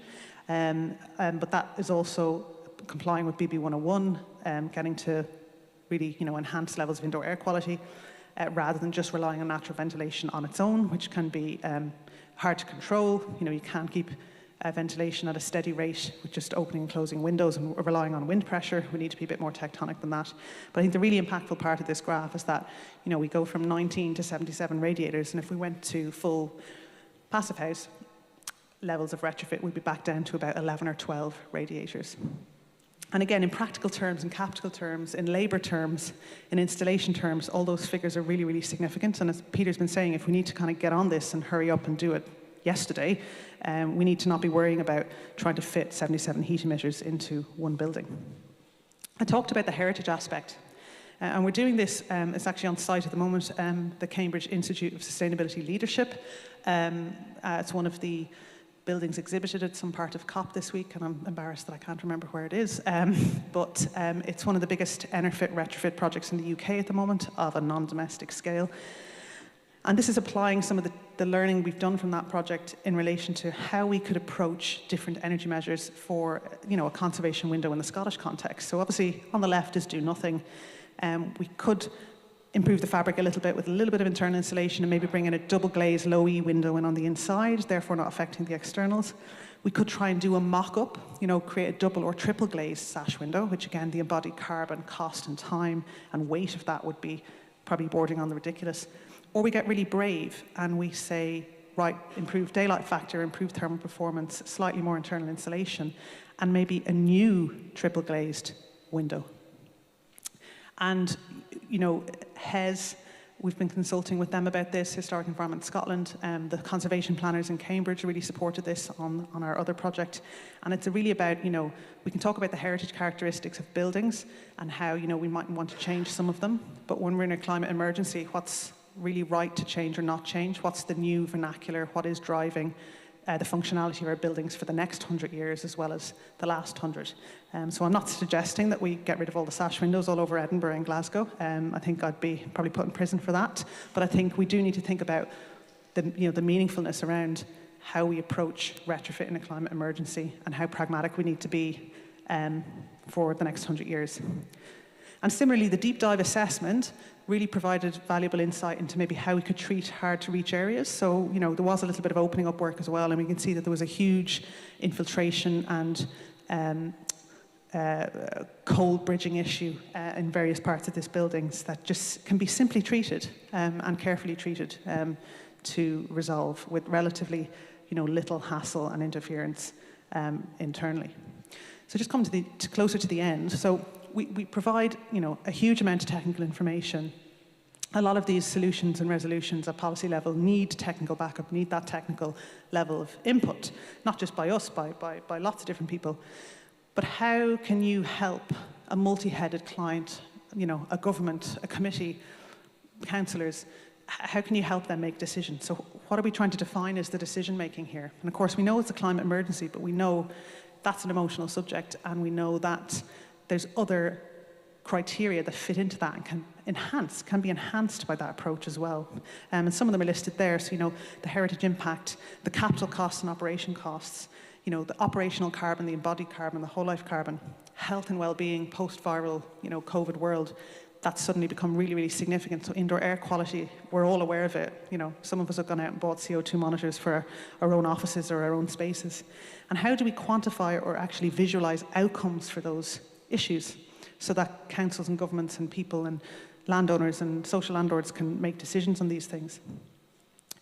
Well, we tried ourselves. So we said, okay, well, if we give ourselves certain weightings that we can work to, in a do-nothing scenario, well, capital cost is clearly the most important thing because we haven't spent any money on the building apart from the ongoing maintenance of it. When we get to option 3A, 3B, the kind of middle-of-the-road options, as we call them, we suddenly start maybe caring a bit more about operational energy and what that cost might look like over the next 30 years to our estate. And when we get to, an 88% reduction in energy demand, we suddenly start getting other benefits when we follow a kind of valid methodology like Passive House or Retrofit around really good indoor air quality, so health and well-being, the human factor comes into those spaces. Suddenly embodied carbon or operational carbon becomes much more important than capital cost. I mean, capital cost doesn't go away. So I would say on the right-hand graph, we've probably undervalued capital costs a little bit there because we're so passionate about trying to do the right thing. But of course, a client, capital cost is really important, so it's always going to rank in there. But it can really affect the outcome of how you make these decisions. So, we've not made the decision for this council. The council need to go and make the decision themselves. But we've kind of suggested a total performance index for their decision-making for 400 buildings. That each building is going to have a different outcome or solution, or there'll be a push and pull in a certain way. And if they look at that index or that criteria and then apply a weighting to each of those criterias, and you could have, so many subcategories of criterias in terms of whether it's to do with the heritage status of the building being most important, or for the 1970s school that's quite easy to retrofit, something that we'd probably usually demolish and rebuild. Maybe the reducing the carbon as much as possible in that school is the way to go. And trying to balance that then across the different intervention levels that we presented. So from the do-nothing approach to the low intervention, middle intervention, and high intervention, depending on how you want to rank those weightings, you're going to get quite different outcomes. And when you extrapolate that to a whole estate, on balance, that whole estate could create a really significant reduction if the cost investment is put in at the fabric first stage, which is addressing energy at point of use in terms of the building, rather than relying on, the wind farms being built 12-fold, as Peter's presentation suggested. We can't wait for that solution to come rescue us. We need to start looking at the fabric. So in summary, we tried to kind of visualize what were we saying. So, we obviously can't do nothing. We have significant cost to the public purse, even with option 2A or B. So even if we go for a low intervention retrofit, there's still a huge KVA and incoming electrical demand coming to those sites. So the public purse is going to have to invest in lots more heat networks. How heat networks might work in Edinburgh, in a heritage city, and how it would work before 2030 will be quite a big challenge, which again brings us back to fabric first. If we start reducing the fabric demand, we start reducing that utilities demand and reducing the dependency on the grid. And like the presentations we saw today, if we can somehow bring that demand down and look at load management and load offsetting within the grid if the infrastructure is there in time, which it may not be again. So we are in an absolute race against time, which really only lives this fabric. And, you know, in an ideal world, every single building would be targeting the highest level of retrofit possible, but we're not in an ideal world. But that would be where, you know, there is least impact to the public purse, but maybe a bit more disruption initially to actually get that retrofit done. And, you know, that disruption is only a time issue for the next 2 years or 2.5 years of that disruption to kind of save that building for the next 100 years of its life being a low carbon, low impact building that's, you know, not creating, is creating 88% less emissions. So I suppose this study isn't finished. I'm not producing kind of hard conclusions here. It's almost like a toolbox talk or discussion. And there's other whole estate costs going on in the background. So like some of the figures that Peter has been presenting there, City of Edinburgh are actually looking at those live figures in real time and at how much capital investment needs to go into this for the next 9 years if this was the final decision that was taken. And it may be well a blend of decisions. But just to summarise, I mean, you know, energy consumption is a key driver, and the reduction of that consumption has to be the very first thing we look at. So just echoing Peter here already, being careful about how we apply the energy carbon boundary. So having an actual knowledge of how that exists so that we're not pretending that we're hitting a policy target, we actually are physically implementing it. Looking at that total performance index and taking it forward more, you know, what are the critical criteria that can support trying to be a bit better in relation to the climate emergency and retrofit. And looking at the asset value of buildings in 50 years' time. So if health becomes a significant asset value, which, you know, it is already, but if it starts becoming kind of monetized, as well as looking at building, you know, building passports for carbon, etc. We're suddenly into a different range of looking at investment options and funding of proposals to make this stuff actually happen if we could actually forward project. But our financial forecasting is so pessimistic. We don't really see beyond kind of the end of our nose with it. So, I mean, I'd urge anyone to read Lord Stern's 2006 report on climate emergency economics, and he's just released another paper over the last few weeks, I think, as an update to that, looking at that financial forecasting and climate accounting, which is how we should be looking at buildings.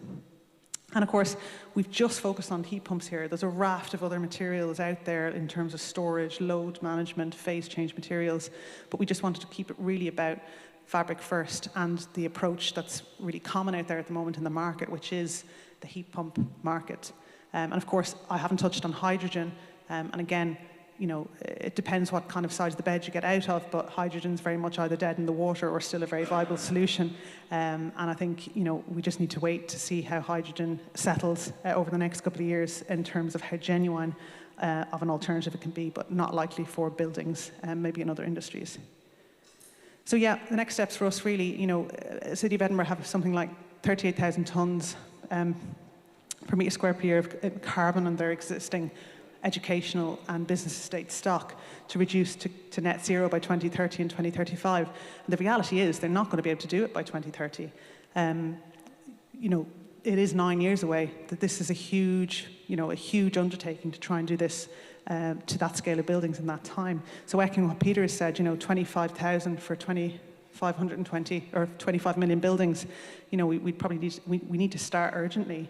And, you know, facilities like this need to be every 5 kilometres for us to be able to kind of implement that. So, you know, what we've tried to do is set out a framework, and this technical study, because it is quite technical, is going to establish a kind of framework of acceptable targets based on past 2038 and best practice principles from elsewhere, like the Passive House Institute. And that kind of informed methodology then can be filtered through client documentation, procurement routes, and that there's almost a plan, a pre-retrofit plan for every single building to be done in a healthy and safe way with, you know, that energy demand reduction at the centre of the ethos of the project being procured. Okay, thanks.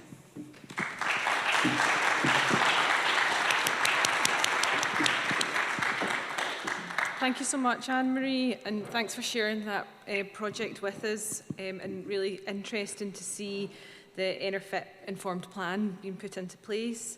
I would now like to welcome Matt Stevenson from Ecosystems Technologies. And Matt specialises in timber and digital innovation with a strong focus on the development of homegrown timber solutions, specifically the commercialisation of homegrown cross-laminated timber. MAC collaborates on a wide range of different projects such as Fit Home, Social Bite, Homeless Village, and more recently Enerfit Homes, the Retrofit solution, in response to issues arising from the pandemic, which he's going to talk to us about this afternoon. Welcome, Matt. Great. Thanks, Katrina. Thanks very much. It's great to join the discussion today. I've got a clicker, haven't I? It's not going to do it by itself. I'll start perhaps by giving a bit of context to the work which we're doing, within which the Near Home project sits really comfortably. And it's about a collaboration between ourselves, Construction Scotland Innovation Centre, where we're delighted to be hosted, and Edinburgh Napier University, along with a number of other stakeholders. But what that looks like, and it's manifest in a lot of the projects which you can see on the factory floor today, we've been successful in securing Innovate UK funding, £1.4 million to create the Transforming Timber project. Within that project, we're bringing together the innovation, the research, and as ecosystems, we sit as the commercial accelerator, where we try to really propel those innovative ideas forwards and through applied innovation, really add value. This involves us moving homegrown products up the value chain. So that means delivering versions of existing products, but also innovating the development of new products. And we do that through the lens of a 5 capitals approach, where we look at a balance between physical capital, natural capital, social, human, and financial capital. And really importantly, getting a balanced approach between those. And in addition to that, we look at responding to the key drivers which we have to address as an industry, which are sustainability, culture, productivity, regulation, digitization, and skills. And through doing that, we look to create and add value, and we do that through optimizing a product family architecture, which is relevant to the end application. And I can speak specifically about how that relates to the near home application here, but it's manifest in each of the projects that you can see here on the shop floor. And just quickly on this slide, that Innovate UK funding is really valuable because it allows us to really sort of accelerate through this digital thread from technical design through the digital twin of that, the component prototyping, creating a host and a series of living lab projects, again, which you can see on the shop floor, and which Near Home is a key member of. All of that allows us to create a platform for scale, for full-scale manufacture, and for follow-on products. And it's a virtuous cycle that keeps regenerating new opportunities and new ideas.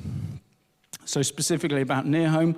So Near Home is a collaboration funded by the Scottish Government funding via Transport Scotland, made available to Construction Scotland Innovation Centre to bring together a really strong design team to bring this project forward. You can see all of the different collaborators on the screen here. It was tremendous to work on this project. We acted as lead designer. I'm going to see if I click again. I'm trying not to be impatient, but hopefully this video will play.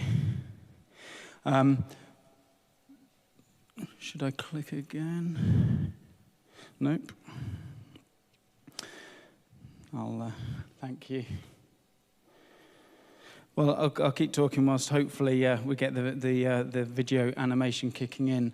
But we were tasked through this project to create a near-to-home work solution, addressing essentially the potential for people to migrate back to commuting to work, and moreover the danger that would shift even towards commuting in cars more than using public transport. What we were asked to develop is an open source platform that could be delivered at scale, and with an initial focus on a retrofit marketplace, but with the potential of a system that could also be used for new build scenarios. And refreshingly, with a real focus on the value of adopting homegrown timber products within that. I don't know if the video is likely to work. Do you think it will? Or you can always drop out and do it on another screen. I'll happily keep ad-libbing in the meantime. So what's great about what I described as the series of projects which we're delivering as the Transforming Timber project is that each project informs the next one and vice versa. So the structural solution which we adopted for the near home solution actually has its origins in the Synergy home that is behind you. Within the Synergy home, it's a 2-story modular build, and to achieve that, to achieve the servicing within that, we wanted a spine through the middle of the building, which was clear of structural blockers. And in order to do that, we developed what we've described as a glue-laminated timber portal. So this is a new product developed in collaboration with Edinburgh Napier University and Dr. Andrew Livingston and his team there. And what that served to do was to create a hybrid between a glue-laminated and a cross-laminated timber product, such that the knuckle at the corner of, if you imagine a portal being a big rectangle, the corners need to be incredibly strong, and the bits in between, less so. So we looked to get the benefit of cross-lamination at the corners and simple glue lamination in between, which sought to optimize the use of the wood fiber that we have available. Because we want to use more wood, but to be viable, we want to use only as much wood as we need to. So that was deployed in the Synergy 2-bed demonstrator. And as we came to look at how we deliver the near home solution, we needed a solution that could be create a box within a box, essentially, within existing buildings. So our first context for that was a vacant retail space in East Kilbride Shopping Centre. And that has an okay existing fabric, but we also wanted the context of what if we go into a historical building, what if we go into any number of range of buildings that might or might not have a good existing fabric. We want that solution to be able to be autonomous and to be able to bring all of the characteristics that we're looking at. So the glue laminated timber portal provides for that. Let's have a look. That looks promising. So I'll catch a breath whilst it plays.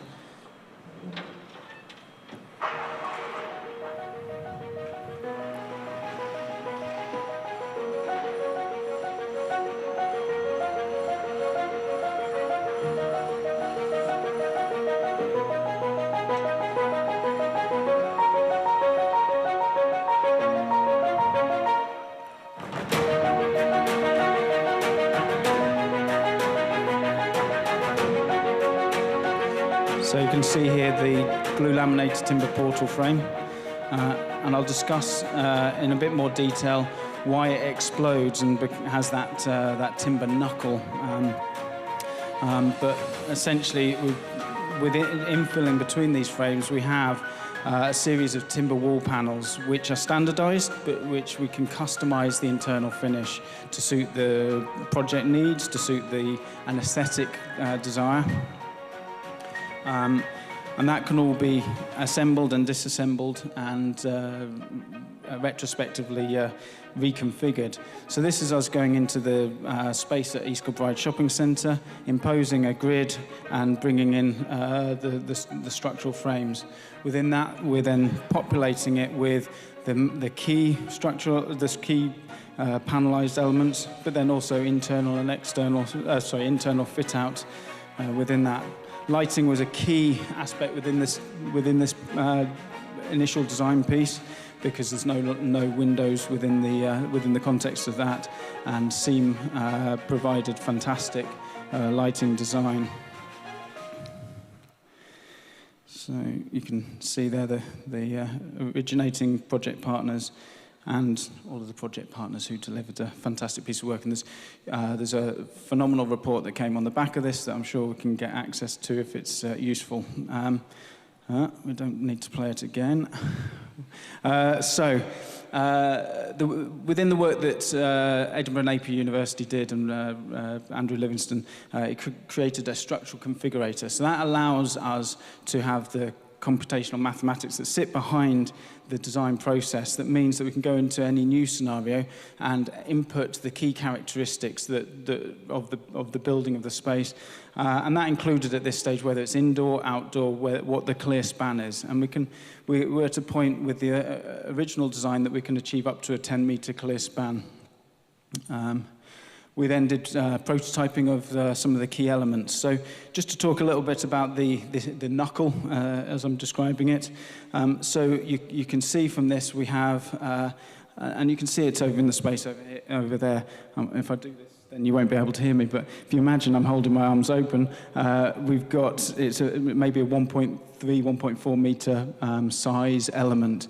Now, that has two benefits. One is we can get it through a doorway. The other is that from a circular approach, and again, tying in really nicely with the other project work which we're doing, it uses some of the offcuts that result from our CLT manufacture. Those offcuts result because we don't currently have use of a finger jointer, which would allow us to use that waste stream directly into more of the CLT product. So by evolving a system that uses, within that one knuckle, we can use a 600 mil offcut, an 800, 900, 1200, and 1800 mil offcut. So that allows us to fully utilize the waste arising from the CLT project, which means that the two can exist harmoniously together, and it means that the whole process can be more viable. However, when we do get finger jointing line and we do move to scale manufacture the CLT, this absolutely has the relevance and the appropriateness to continue to do manufacture in this fashion, because it allows us to transport this to site at a scale that can be manhandled and installed efficiently. You can see here some of the decorative infill panels as well, again using all homegrown timber. In this instance, Sitka spruce, but we can look at using larch, Douglas fir, other species as well. And the knuckle and the column interconnect with what's akin with a sort of Japanese joint system. And what's relevant about that is the knuckle is doing all of the work. We've got from an engineering perspective, we've got a moment connection at the corner that works incredibly hard, and the point where we have a connection between that and the column and the beam doesn't have to work very hard at all, and it means we can have standardized elements that then where we then make up the column and the beam to a suitable length for the project-specific scenario. So within that resulting system, we then can layer in all the different utilities, all the different spaces, all the different bits that would make for the appropriate office, and that's going to vary from project to project. But 360 Architecture did a fantastic job of looking at this from a placemaking perspective, from what are all the components that we may wish to be able to have available in this system going forwards.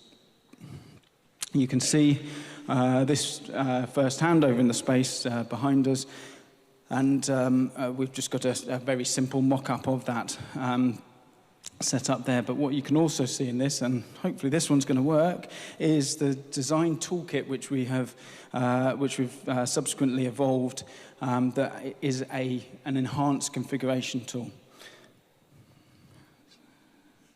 So what this allows for us to do is to import a floor plan from another piece of software, and to create automatically generation of a live grid, which we can then go in and adjust the grid, adjust the configuration to suit the project specifics. And what you can see is as we change things everything automatically adjusts in its configuration. We can then look at the internal sort of configuration of that space, and adjust and change. And we will have baked into this all of the space standards, all of the structural back end of things, so that as you come to a chosen solution behind that, from that predetermined palette of options, you can pretty much press go at the end of it, and your components can go directly into production. You can then change elements across the design solution, and we've got, excitingly, we've got all the sort of metadata that sits behind that allows us to know exactly what's in the build, exactly, and that's characteristics down to the global warming impact, the amount of carbon, the cost, the time for manufacture, service life cycle information, and so on. So do go and have a look at that further if you're interested to do so. So it's an exciting platform which we've developed as an open source platform. We want to see that rolled out at scale, and having it open source is important to do that. We would make sure that we can service that with the delivery of the componentry that would be required, but we also want that to be democratized so that individuals can do that themselves, but importantly, communities can perhaps establish the capability to do that. There's an opportunity through a system that can be replicated and a methodology that can be duplicated to create local economic benefit, to create enhanced skills, and so on. And that can be Scotland-wide, but I've been having some interesting conversations this week about how that could have a global relevance, which is exciting to consider. What we also have in the broader design toolkit is a system that has multiple applications beyond that office-based retrofit solution. We can look at deploying that as a new build system as well, which could do for offices, could do for residential. But we're having really exciting discussions at the moment about how elements of that could be incorporated into schools' retrofit solution. We've obviously got the GenZero new school build prototype over in the corner of the factory over there, which is a hugely exciting project to have been involved with. The potential to combine that with a retrofit solution is incredibly exciting. If we can aspire to offer and be part of creating schools for the future which have that healthy, natural, timber-based, sustainable environment within which to study. That's a really exciting aspiration. But in doing so, that we can combat the climate emergency and have build fabric solutions which are carbon positive rather than carbon negative. That's exciting. So we're working in collaboration, starting to work in collaboration with Hampshire County Council around the Scholar Schools Retrofit project, where they've got 400 buildings alone within Hampshire that need to be retrofitted. So you can imagine the scale of impact that a solution like that could start to have. And similarly, we can achieve a 10-metre span with the setup that you can see over there, but we're evolving an 18-metre clear spanning structure, which we already know we can achieve 18-metre clear span, so we could produce sustainable small business units, for example. But we also are confident that we can get that span up to maybe 20, 24 metre clear span. So yeah, we're excited by the applications of that. And just to circle back to how that all now relates to the wider transforming timber piece, this all becomes part of that expansive process of expanding the commercialisation and use of biogenic products. We can strengthen the impacts. That allows us an environment in which we can continue to incubate, accelerate, and drive more innovation and R&D forwards, and it's a platform for more collaboration. So if there's anyone who wants to collaborate on the back of this, do give me a shout afterwards, and I'd be delighted to speak more. Thank you. Brilliant. Thank you so much, Matt. Thanks, Matt. That was excellent, and excellent solution for potentially mass retrofit. Do Anne-Marie and Matt just want to maybe grab a seat, and just if we have any questions quickly for Matt or Anne-Marie at all? And Peter as well. Thanks, Peter, for staying on.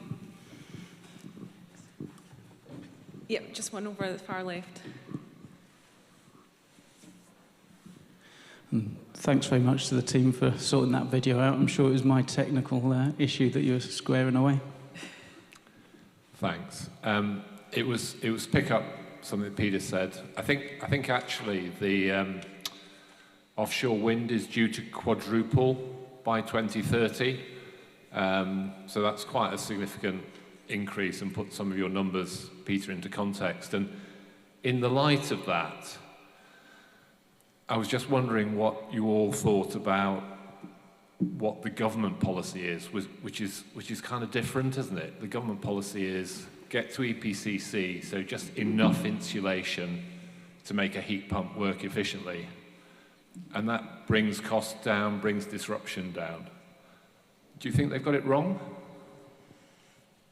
Do you want me to answer that one? I don't think they've got it wrong. I think they're being timid, actually. I think the people in the civil service, particularly in Bays in London, and the Scottish Government are very aware of the size of the challenge, and they know what they have to do. They know that it's a building fabric and a building services issue. I think that ministers, and in particular the Treasury, are not on board yet. They don't really understand. They haven't picked up that this is an emergency and they need to act more decisively. And I think that the heat and building strategy, which I sort of think you're referring to really, is a bit of a mess, because it's actually everything they ever thought of dumped into a document which then has the Treasury's fingerprints all over it. But most of the stuff is right, it's just not urgent enough. So I think they're going in the right direction, but we've got to drag them a bit further than they have so far. Thank you, Peter. Yep, another question.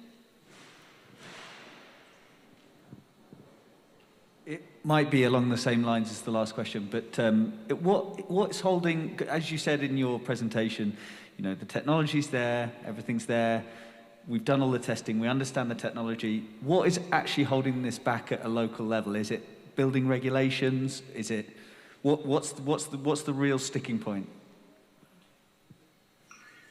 I think it's that people in general, your average householder, your average business owner, don't know how important it is to do that work to their homes and offices and other buildings. There's been no public relations campaign, no marshalling and mobilization campaign to get us all to be aware that we need to have our homes improved, we need to have our business premises improved, and so on. Governments have always seemed to be scared of marketing. They think that the industry or the market will take care of it. It won't without a mixture of sticks and carrots. And I know that Bays in London are very clear that they need to combine sticks with carrots. There needs to be regulations to force people to do things, and there need to be carrots to encourage them to do things. And some combination is what we need.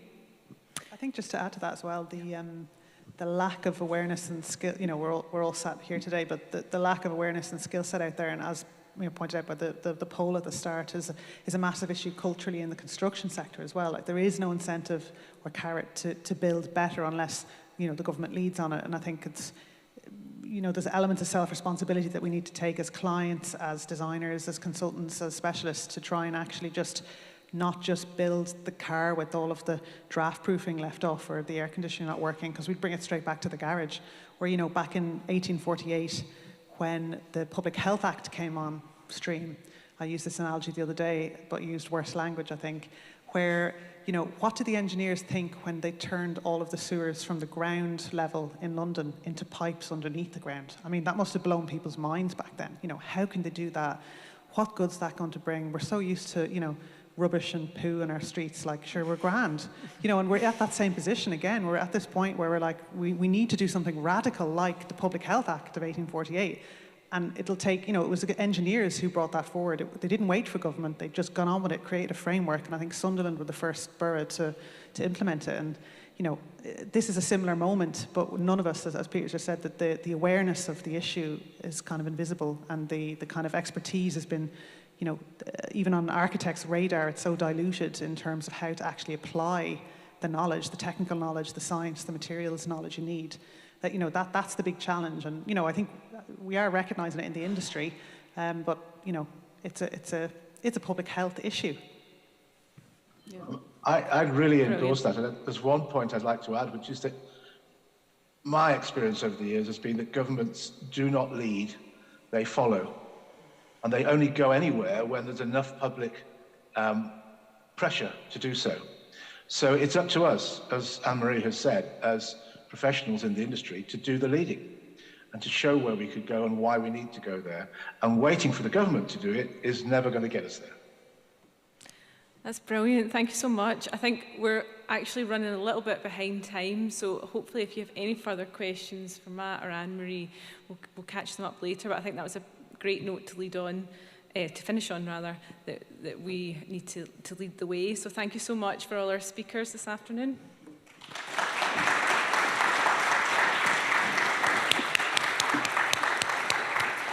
I'm now going to hand over to Jennifer Smart, Head of Sustainability.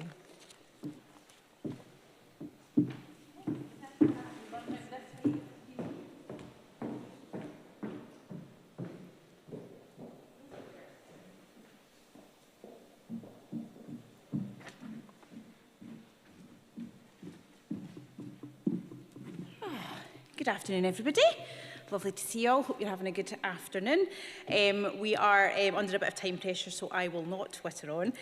You'll be glad to know. But I am delighted this afternoon to host our session on transforming the fabric of our built world, where we're going to explore circular and sustainable materials and processes in development to support the journey to net zero. Just before I introduce the speakers, there should be a poll. Yeah, is that on there? Fantastic. So that will be up, and I would encourage you all to fill that in. How are we going? What, 4 people? Yeah, but carry on doing that. So we've got 3 fantastic speakers for you this afternoon from 2 organisations, from Zero Waste Scotland and Kennetech. So without further ado, I will introduce our first speaker, which is Stephen Boyle from Zero Waste Scotland. So Stephen is a senior member of Zero Waste Scotland's Customer Engagement and Communications team. He oversees the provision of a variety of support services to public bodies, private businesses and third sector organisations. His focus is on the construction sector, supporting the industry to embrace a more circular approach, to use materials and different ways of working. And Stephen's team support construction businesses adopt and evidence the benefits of action that keep materials in high value use for longer. So Stephen has worked in the environmental sector for 30 years, and prior to joining Zero Waste Scotland, he has built up significant experience working within Scotland's environmental regulator. So Stephen is going to join us to speak about consumption and its impact on net zero and how material choices can make a difference. So over to you, Stephen. Thank you. Thanks very much, Jen. Hi, everyone. I've already been introduced, so I don't need to do that. So I actually got quite a simple message for you today, and I'll go through it and I'll say it at the end. It seemed to be a bit strange coming in here to a simple message after all those technical presentations you've just had, but hopefully I'll give you some information and then get to that little message just at the end. So, down the way. No, up the way.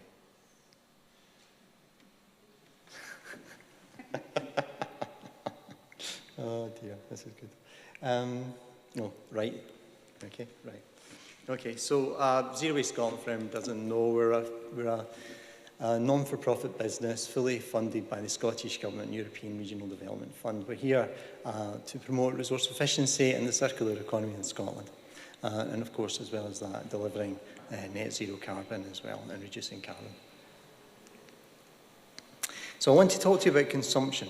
Because consumption is one of those things which has actually been missing a little bit missing from the COP discussions. The waste industry are also saying that waste is also being missed out in the conversation, but they are very, very much related because they're all about materials, products, and what they actually mean in a carbon perspective. So let's look at consumption. Globally, consumption is around about, well, it's actually over 100 billion tonnes of materials. But really significant to that is the fact that only about 9% of that is actually recovered for reuse. And that's something that we really need to address, especially when you heard Terry this morning talking about the fact that Scotland lives in a 3-planet society. We need to address the recapturing of materials and gaining the benefit of those materials within our society and, today, the built environment. So in Scotland, we did some, no, this is the Scottish Government work from 2017. We use about 100 million tonnes of materials in Scotland in a year. That equates to about 18.4 tonnes of resources each. Now, if you actually look, depending on what you actually look at, but sustainability-wise, we should be looking at about 8 tonnes per person.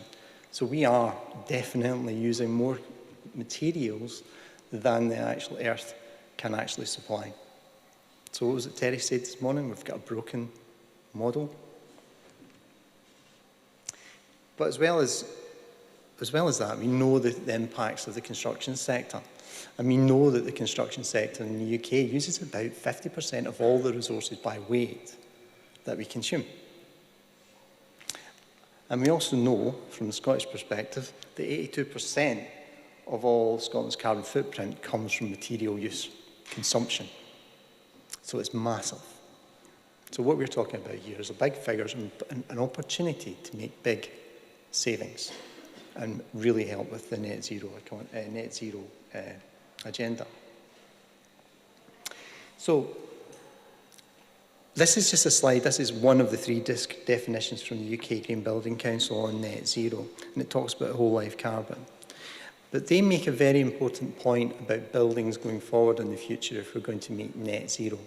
Yes, we need to tackle operational energy, and to do that, decarbonise the grid and reduce the amount of energy, reduce demand, reduce consumption of energy within our homes.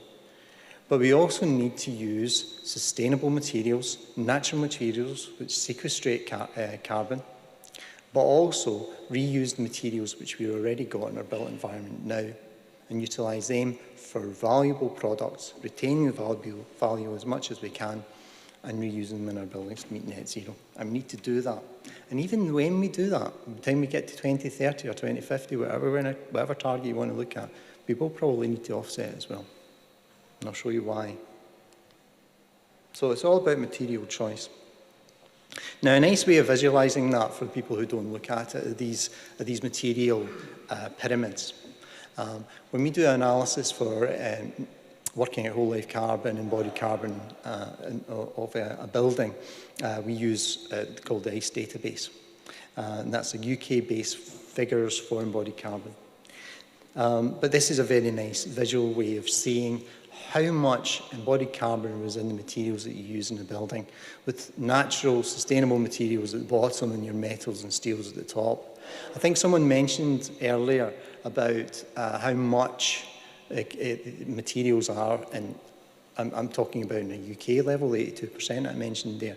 But cement, steel, they all contribute something. The main 4 materials, aluminium, steel, cement, they actually contribute to somewhere in the region of about 12% of the global carbon footprint. And the majority, and that's the materials that then go into the construction sector. So I've taken one of these pyramids and I've given you a link there to a Danish pyramid, which is really accessible, and I've used the figures from that for today. But as I said, I usually use it, when we use one of these things in the UK, we use the ICE database. So this is just about the impacts of materials and the material choices you put in your building. This is structures. So if you take a structure, you take structural steel and you put that into your buildings, per cubic metre of CO2, that wasn't me. For structural steel, if you put it into a building, cubic meter of CO2, it's nearly about 9 tonnes. It's 9 tonnes of carbon, embodied carbon within that material. Now, if you choose to do something different and you choose some concrete, the concrete in that frame is much lower, about 288, but of course, concrete frames have rebar in them as well. So the number is north of that figure. But say we don't, say we actually start looking at natural, sustainable materials for our structures, similar to the ones that Matt has been talking about today, then their cubic meterage of CO2, because the wood absorbs CO2 in its life cycle, they actually have a negative or a positive, depending upon the way you look at it, impact on the embodied carbon of the building. And as you can see there, structural timber is about 680 kilograms of CO2 per cubic meter. CLT and glulam, they're about 600, so slightly less, but still a negative sequestration of carbon. 2 other examples. This one's insulation. We have wood fibre, glass fibre, and PIR. PIR insulation is the normal stuff that you see with a metal backing on it. So the PIR insulation, same weight, it's cubic meter, is about 781. Much reduced is glass. Recycled glass being put back into glass wool reduces the impact dramatically. But again, if you use natural, sustainable sources of materials like wood fibre, we begin to see the sequestration of carbon and how low it can actually go. A very quick one on fired bricks. I threw this in because of Gavi. Hi. Just so that you can tell them yourself about the fantastic product you've got. So fired bricks, about 528, that's half a tonne per metre cubed. I think double-fired red brick, which is most of the brick you see down in England, they're about 800, 900 per brick for each metre cubed. So a little bit higher for those. Concrete's lower, but aerated concrete's lower, but you reuse bricks, which is really important. We reuse material. And one of the main factors for doing that is the fact that it's got so much less in embodied carbon.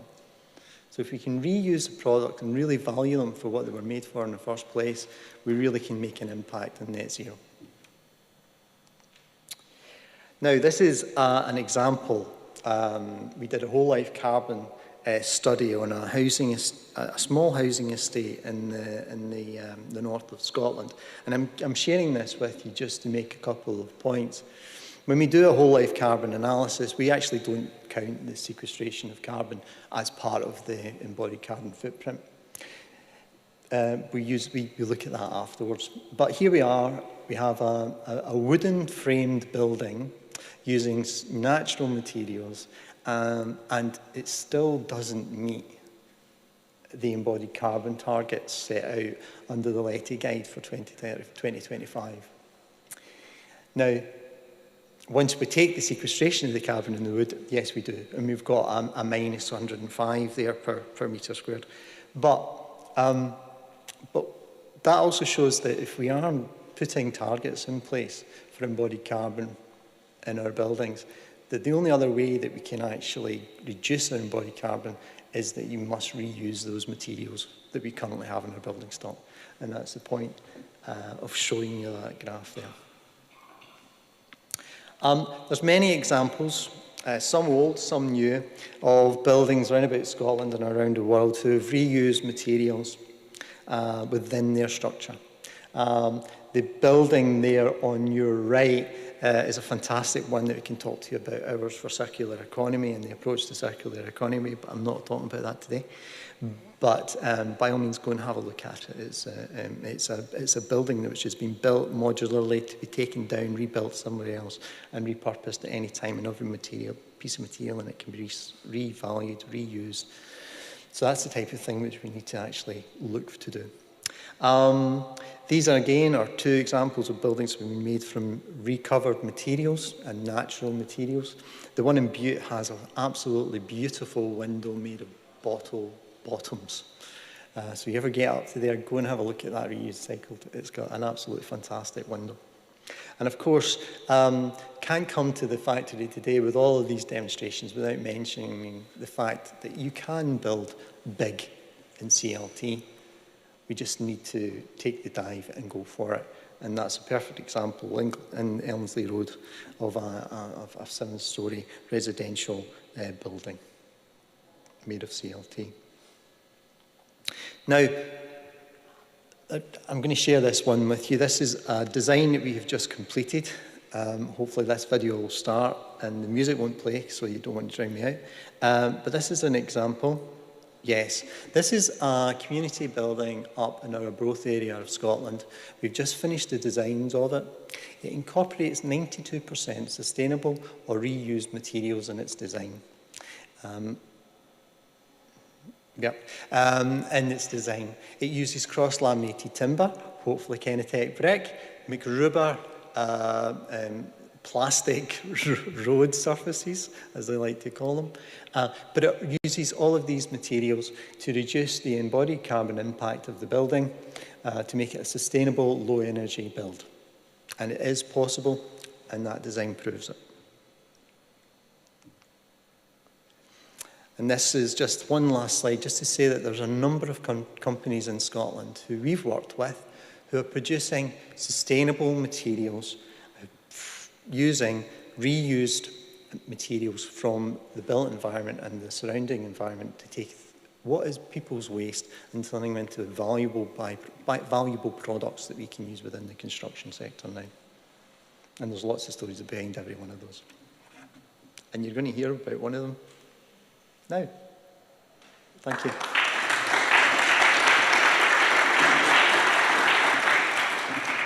Thank you, Stephen. I can't believe that, 18 tonnes per person, and having to reduce that to 8. That's quite a significant reduction in consumption for each and every one of us. And also fantastic to hear about all the different types of buildings, really putting materials at the heart of their design to reduce the overall embodied carbon of that building. So talking of materials, we will now move on to our next company, who's Kenetech, and we have 2 speakers for you just now. We have Sam Chapman, who hails from the Lake District. Dr. Sam Chapman, he relocated to Edinburgh in his final years of school.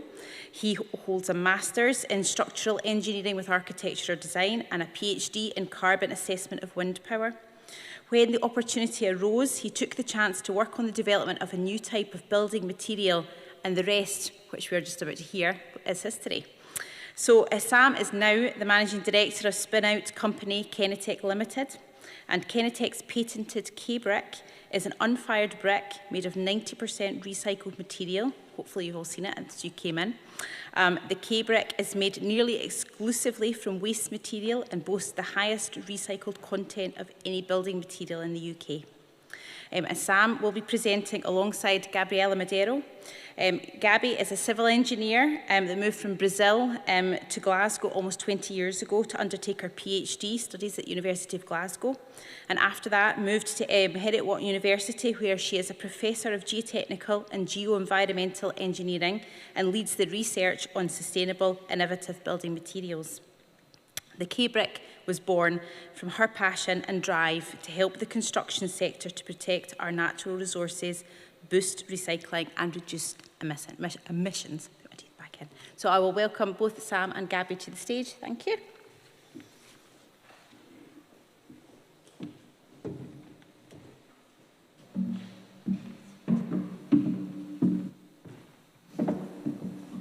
Thank you. Can you hear me? Yes.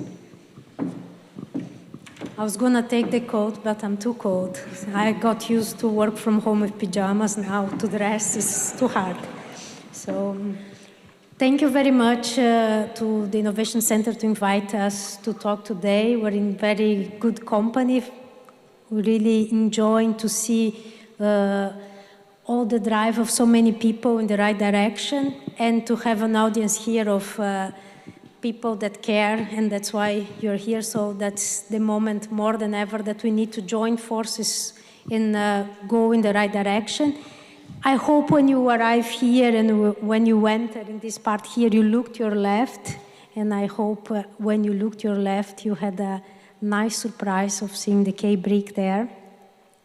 So Sam and I have been through a long path to get today here with some very supportive partners that I must say that one of the very first ones was Zero Waste Scotland and the Innovation Centre. And it has been a very long journey, but it's great to be at this point that more than ever we need to be doing something in the state that we can use the K-brick. So I'm going to tell you a bit of how we reach where we are. Oh, many buttons here. Okay. The right direction.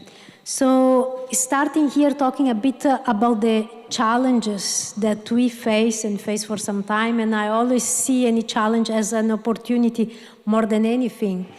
And for us, when we think in terms of bricks, the first thing we think is the market and the bricks, what is available out there. And there is a shortage of bricks, and in the UK importing 500 million bricks per year in 2019. And here in Scotland, scary the number, 85% of the bricks used per year are imported. And when I say imported, it's not just coming from down south, it's coming from places as far as Ukraine.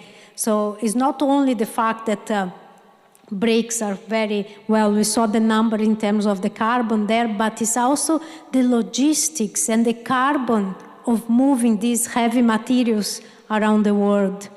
Another very important challenge, a target that is a great opportunity that we need to take into consideration is the house building targets. The UK has agreed to deliver over 300,000 new homes per annum for the next 5 years.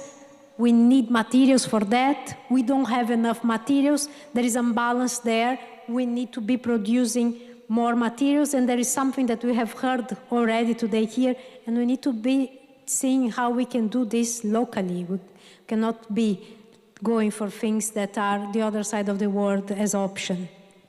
And as always, we need to be very aware of legislation. And thankfully, we have legislation in place and more to come, that now 70% of all construction waste to be recycled and zero to be sent to landfill. Finally, and more, we're going to be seeing things also being looked in terms of resources and natural resources, because we cannot continue just taking material from the ground. So there is more and more discussions of legislation in that direction too.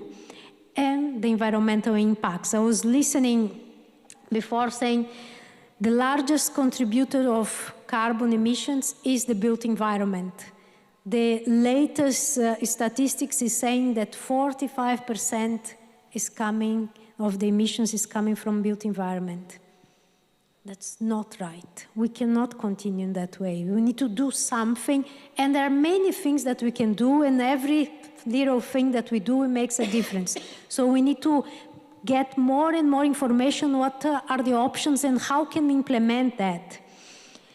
And very scary number that construction demolition is the largest contributor of the waste around the globe and in the UK in particular.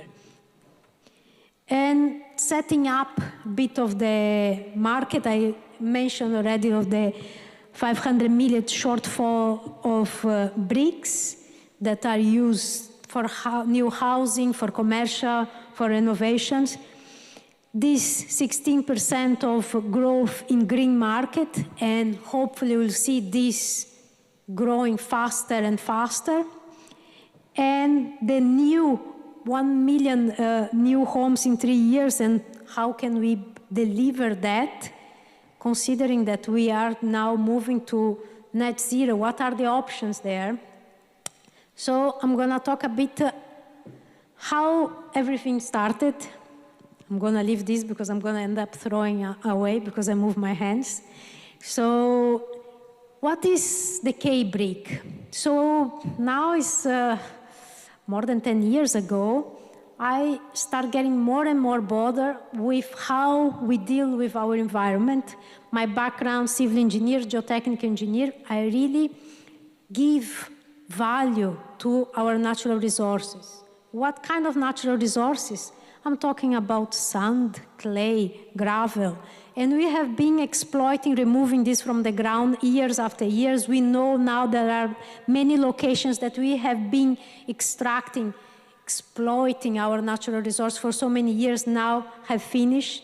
And we have then suddenly, everyone is surprised that we have more flooding, more erosion, unbalanced ecosystems. Not a surprise. We have been removing from the ground. We're paying now the consequences of that.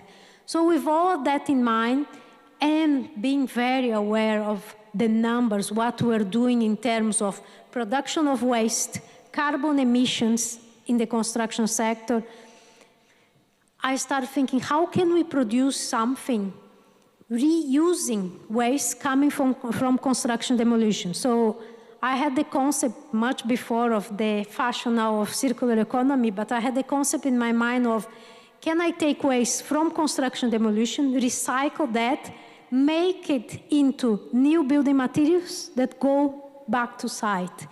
And that was the idea and the principle behind the K-brick.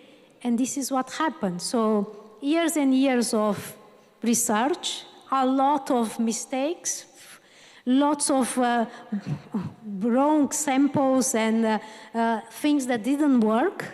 But we learned a lot from what it didn't work with also what it worked. And we came up through this process with a brick that is made of over 90% recycled construction demolition waste that doesn't have cement in the mixture. Very important from the very beginning. I didn't want to be linked with cement. Cement, if it was a country, would be the second one in terms of carbon emissions. So no cement in the mixture of the K-brick.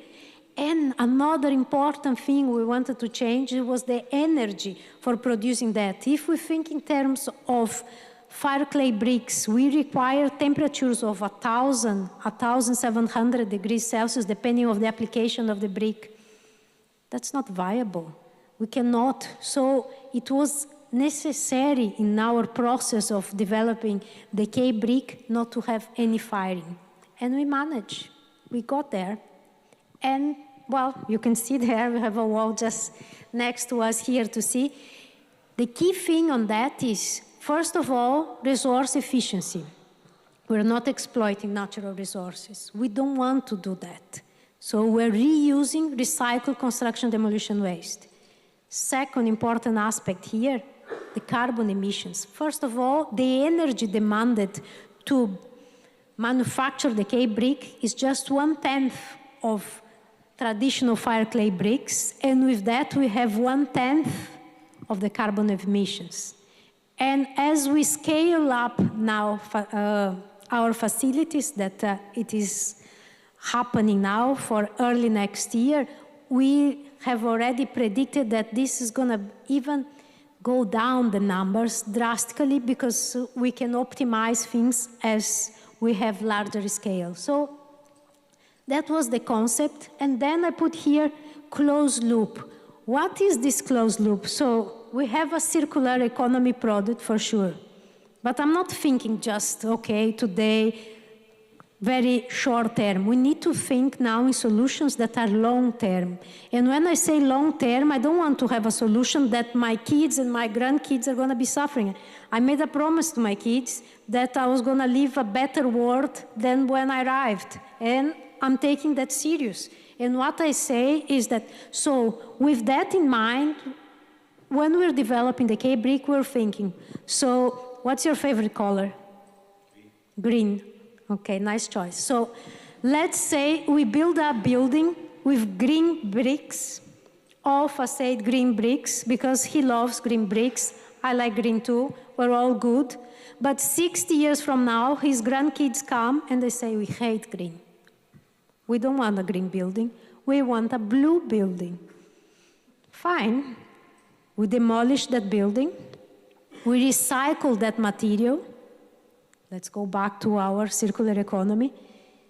And we use that same material as feedstock to make our new blue bricks that go back to site. So we're not thinking just today or thinking tomorrow. The buildings need now to be thinking not this generation, the next, many generations to go. We're not producing more waste. We're not extracting more natural resources. So that's the closed loop circular economy that Kenotech is pushing. We want to change how things are done, and we want to have this long-term thinking on the environment, long-term solution. So this is the K-brick, is a closed loop circular solution in terms of building materials. And I have here. So low to zero carbon products is our target.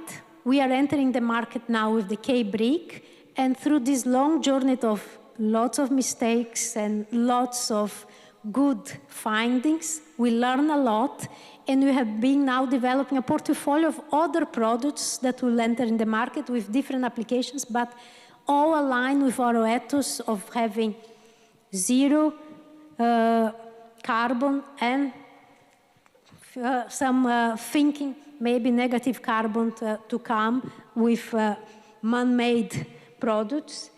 And it's very important that we keep that, and this is the heart of the way we approach construction for the future.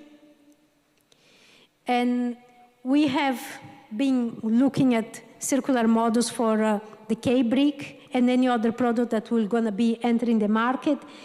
We have also the flexibility that it is true, we can make green bricks, because sometimes I get an email and say, is it true that you can make pink bricks? Yes, it is true. We can make pink bricks. And at the moment in Dubai, they are building part of the solar decathlon, magenta part of the building with K-bricks, because they wanted specific magenta color bricks. So it's also changing the way manufacture is done, because fire clay bricks now, they are extracted next to the extraction, they are manufactured next to the extraction of the clay. So not in areas of demand of bricks. So you have this movement around, again, of very heavy materials, increasing the carbon with these logistics of the materials. We have a different model. What we want to do, we want to have manufacture of the K-brick next to areas of demand. We're starting here in Scotland, just outside Edinburgh, next door to a recycling plant. So I recycle the construction demolition waste in one shed. Next door, I manufacture the K-brick. I have big trucks coming with waste. I have big trucks leaving with bricks. So we are looking at much more than just a material, but it's a model, as a different way of approaching construction, and where we can reduce carbon emissions, we're gonna be reducing the carbon emissions, and where we can be more resource efficient, we're gonna be doing that. How we can do that? We are a spin-out company of a university, and we have all the background in terms of knowledge and the support of capabilities of a massive lab to test from a tiny little sample, because before I make a brick, I normally start with tiny little samples, literally. Then we go to cubes when things are looking a bit more promising. And then when we start producing our first bricks, okay, things are getting more ready. And for years, Sam and I used to walk around with our bricks as we're carrying our babies. And I remember years ago, we were in a meeting and an architect took a brick and just did like this. And of course, as you do with any brick that you, after you just leave to fall free, it broke. And I remember that I had to hold myself, say, why did you throw the brick? I wanted to see if it breaks like a brick. It does break like a brick. It behaves like a brick. It performs like a brick. And the whole magic is, and you have seen in the wall there, it is just a brick, but with a lot of science and technology to know exactly what it is there and how it behaves, how it performs in the most extreme conditions. That is the standard, but there is no better place to develop such a product than Scotland, because at the same time that we're being freezing and boiling bricks for years and years, and then after destroying them, we're leaving bricks to the weather. Just outside in Scotland, here you're gonna have in a day all the seasons a number of times and exposing them to cycles of temperature that couldn't be better test than that. So this is the K-brick, and this is where we are.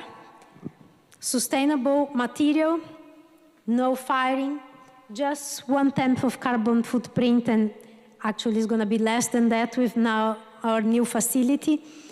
And it's the first really product in the market with such high content, and for us very important that we add value. Something that we heard today more than once here is that we add value for a use of a material that has recycled material. And what is the recycled material of the K-brick is all these inert waste coming from construction demolition.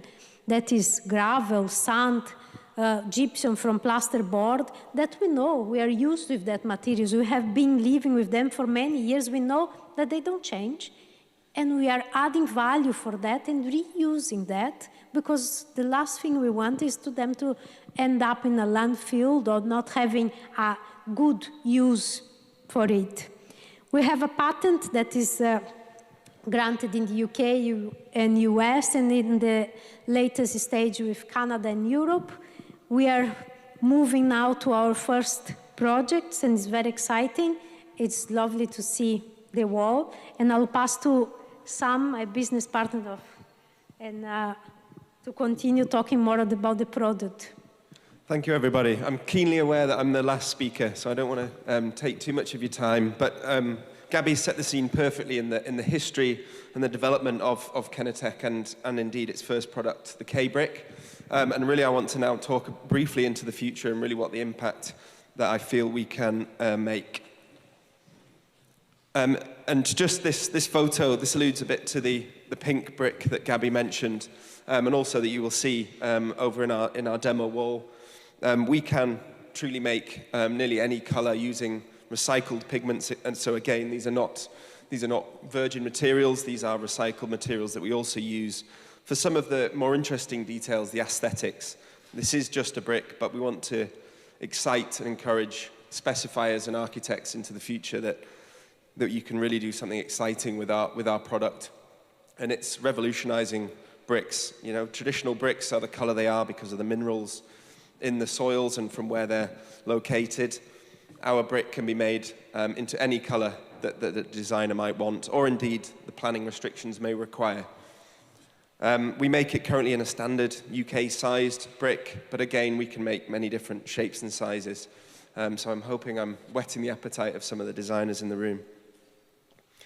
And again, this is just some photos just to allude to this excitement and some of the, we're two engineers, but we want to excite some of the designers and architects in the room. And indeed, in the middle here is a brick slip system. So not just, don't just think about full bricks. Think about some of the new smart generation homes, modular homes we've already heard about today. We want to move with the future and really innovate in a very, very traditional space that is, traditional brickwork. And indeed, our pigments, our colors are not just on the surface of products. Even in traditional clay bricks are often just colored. This is throughout our product. This is more of one of the more wackier bricks that we've designed that ended up in the Design Museum in London, where we're also currently part of the Waste Age exhibition there, which is there for the next 6 months. So if anyone's in London, please also go and see some of our exhibits there. And we're next to Stella McCartney for fashion, which is quite a surreal experience for a couple of engineers and brick developers. And just, again, alluding to some of these other photographs, this isn't just, we're not just a one-trick pony, we're looking at a few different products. Can we start replacing cement? Can we start replacing concrete blockwork, aerated concrete, and other kind of construction units that are out there? Just briefly, this is sort of part of our strategy, and I want to kind of allude to a quick few figures, and obviously Stephen very, very nicely set the scene in terms of embodied carbon. But we're currently entering the market and we're installing our new facility, which, again, very kindly, Zero Waste Scotland have helped support that. And by next year, we hope to have the capabilities to be making over 2 million bricks a year and hope to at least impact and make 1 million bricks next year. And that equates to about 2,200 tonnes of waste. So that's been avoided from landfill and that's been moved out of the waste stream. And indeed, our demo wall, which you'll see on the entrance, that's 2.2 tonnes of construction waste that otherwise would have had to be reprocessed, put into landfill or into low-grade applications. So we don't want you to just see this as a brick. This is storage of recycled waste. This is use of a resource. And indeed, cities are the mines of the future. We're done with mining raw materials out the ground. Why not look to our cities and our current built environment for really bringing innovation into new projects and new builds? And this is our vision for the next couple of years, and we hope to be hitting a sort of 10 million a year brick target in the next 4 years. And the only way we can increase that was with the help and support of developers and people willing to use our bricks. So again, I would extend that olive branch and please speak to us about using the K-brick both in demonstrators and indeed into future projects that are coming online. 10 million bricks, again, this equates to this is about 220,000 tonnes of material that you would be storing. And if this was 10 million clay-fired bricks, by using the K-brick, you're in essence removing 5 million kilograms of CO2 that would have been emitted by producing those clay-fired bricks. And I know these numbers don't always relate directly, but just sort of approximate, that's a Boeing 747 flying for 55,000 hours. So if we can replace even 10 million clay-fired bricks, it's a huge reduction, a huge impact to reduce our carbon emissions just in the built environment. I won't go too much into this, obviously, but this is a good shout out just for the team. Obviously, Gabby and I are here today. We have a chairman, Andrew Hosty. He used to be a COO of Morgan Advanced Materials, so a huge ceramics company, but he's been desperate to make his impact on sustainability, and he's joined the company, and he was also at the Sir Henry Royce Institute, which is kind of Europe's largest institute in Manchester. And indeed, he was president of CIRAM, which became Lucidian, one of the largest test houses for building materials in the UK.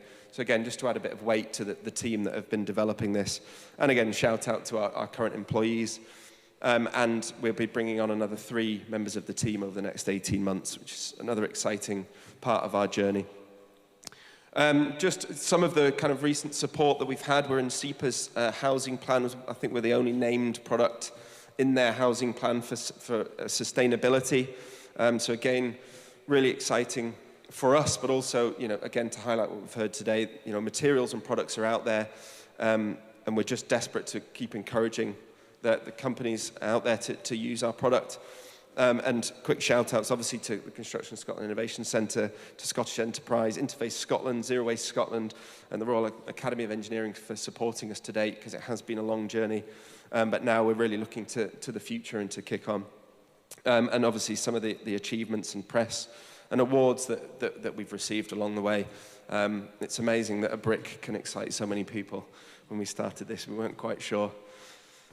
And here's a quick photograph of a recent project that we were involved in at Hampton Court Flower Show, where they used our brick slip, our long, slender profile brick slip, and also just, again, some of the awards there. But everybody, thank you very much for listening to us today, and again, thank you to the Innovation Centre.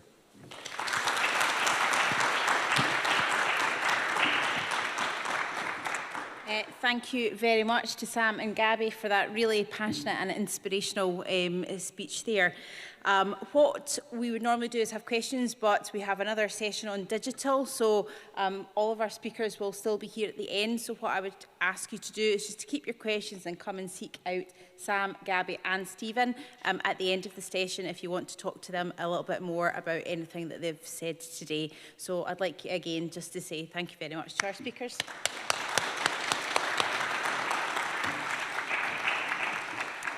I will now invite my colleague Lindsay to the stage, who will take us through the last session.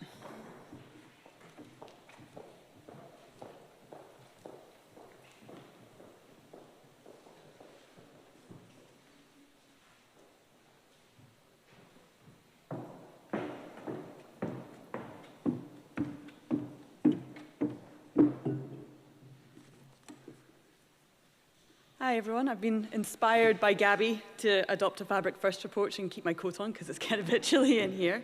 I'm conscious that we are running up behind time, so I'm going to keep this quite brief. Just what we're going to look at now, I'll introduce myself first of all. I'm Lindsay Bridson and I'm Head of Digital Programmes here at CSIC. What we're going to talk about today is tech and how that can help, help the industry achieve net zero. We've got two really great speakers for you today. I'm delighted they could join us. First of all, with Gordon Mitchell from KFM, and we have Paul Redmond from SRO as well. So where are we with digital in the industry? It's not a particularly high level of adoption right now. I don't think that will be a surprise to anyone, but we are seeing a push for change for various reasons. COVID has had a huge impact on the digital uptake with the industry. That's a real driver for change. But there are other things. Productivity is something that is constantly mentioned, health and safety, and what we're seeing more and more now is the impact that it can have upon sustainability in the industry. I think that's a really important driver moving forward. Now, you've heard quite a lot today about the material choice and the sort of the construction phase of built environment. What we're going to talk about this afternoon is a little bit more about the operational aspect of it. So, to no further ado, I'd like to invite our first speaker, Gordon Mitchell. There he is. Gordon is the Chief Innovation Officer at KFM and also has multiple other roles as well. He is the convener of the ISO Technology and FM Committee, co-convener of the European Committee for Standardization, and also, in his spare time, chair of the Institute of Workplace and Facilities Management Technology Special Interest Group. So I'll hand over to Gordon. Thank you. Thanks, Lindsay. Great day today. Great speakers so far. I think anytime I come here, it's always useful to see a bit of unity to the built environment. And I think that's been a theme through this week is there's a lot of innovation needed, but together I have no doubt we can do this. Right first time, that's always good. So I'm going to walk through just 4 sort of core areas today. Talk a little bit about the scintillating topic of standards. There are blankets here, in case anyone needs them. So the first area is, I guess, just, I'm not going to labour too long because we are running on time, but looking at, I guess, the opportunity, and I've called it opportunity rather than challenges, albeit I'll highlight some of the challenges that form the opportunity. So some of the numbers which we've seen extensively mentioned today, buildings are a huge contributor. The UN's made it absolutely front and centre of their strategy, and I think, as I say, it's an exciting opportunity to help what this general society requires, but it's clearly a problem that needs addressed. One of the things that I often find when I'm talking around the world is the understanding of where maybe the carbon sits is not always fully understood. We see bricks, as has just been mentioned, they're tangible, but the operational phase is sometimes a little less concrete. That wasn't meant to be fun, but yeah, I'll take it. So I think inside that we're talking about us, we're talking about process, policy, and I think there's a lot of opportunity there, but it's maybe got some more complexities, which hopefully I'll be able to elaborate a little on what we're doing to address those. The one I want to just pause on for a second is in the bottom right. And even at the moment, with the Glasgow actions that have been talked about through this week and through into next, is even with those all being implemented, we're still 20 gigatons off what we need to get to by 2050. Now, numbers are difficult sometimes to understand, and a gigaton is 1 billion tons, which is a crazy, crazy big number. I then thought, what could I look at that can take a ton into a more tangible figure, make it a smaller number?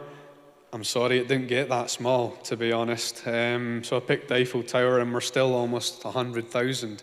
So times that by 20, that's 2 million Eiffel Towers worth between now and 2050. To try and bring that down again, New York City has around 7,000 buildings above 35 meters in height. That's an awful lot. Almost every single plot with a 3-story building in New York could have 2,000 Eiffel Towers stacked on it. That's the task we all have. You know, it's not going away. So, on to some of the positive spins, maybe, hopefully, and focusing first on what we're doing here in Scotland. Now, myself, the Construction Scotland Innovation Centre and the Scottish Futures Trust have been working on our Scotland Digital Bee programme. And this has really been about trying to take Scottish Government policy, but then try and look at what's the industry voice that can maybe meet that in the middle and actually actualise it into something that hopefully isn't additional taxes, but maybe is built into a habitual or an evolutionary change in how we do what we do, into something that ultimately would ideally bring a return on investment and not just a cost. So within this programme, we're trying to blend not just these aspects, all the phases of the built environment, but also trying to blend that into some of the great work going on in the UK and further afield. So you can see a wee QR code for anyone that's not seen what UK government's done in this regard just over the past few months.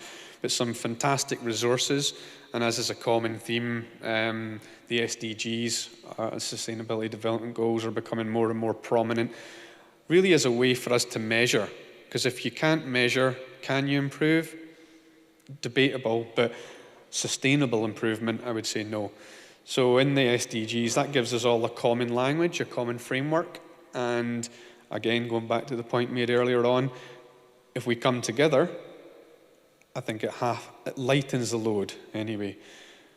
And looking then more pragmatically at how do we address that, particularly in Scotland, what are the centres of focus?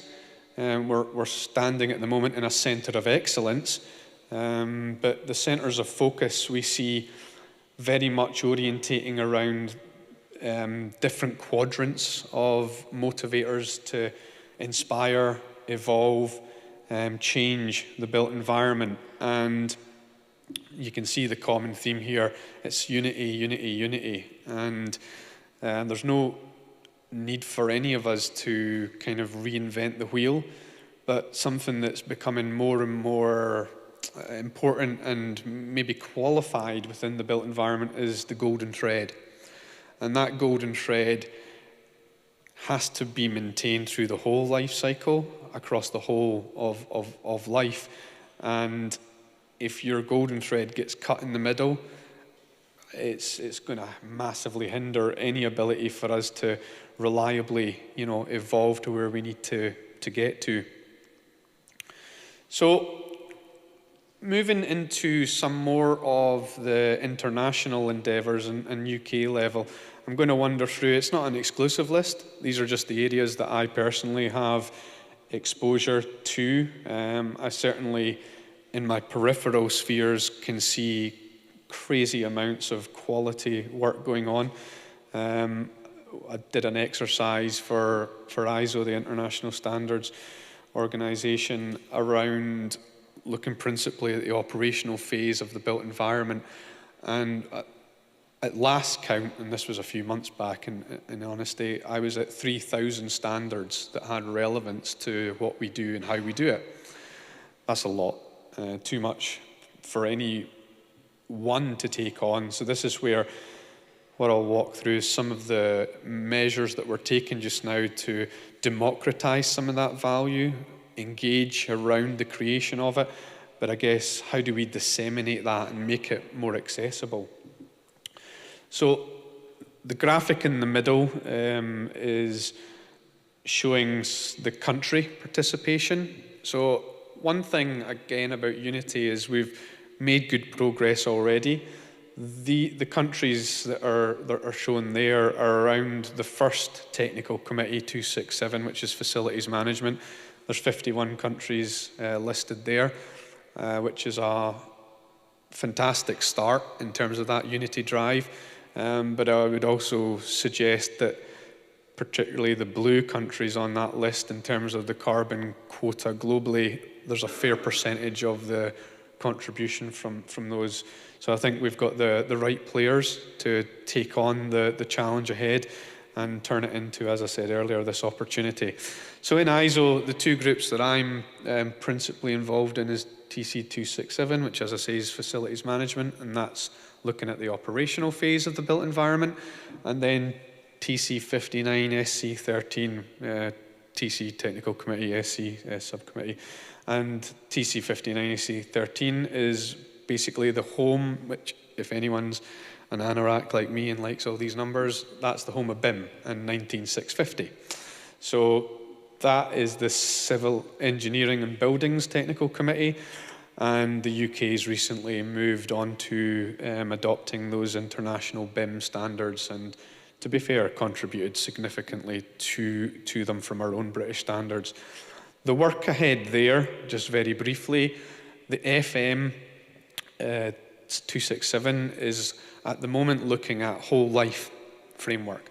So we've talked a lot about this ability to kind of make change and make it the steps in the right direction, but when you don't have a whole life understanding, everything on the face of it can look fantastic. And the one I reference quite often is asbestos, the wonder material. It's a great material, it's a great substance, just human beings that have a problem with it. So when you actually understand the human implications of such a thing, then maybe you shouldn't use it to build houses for people.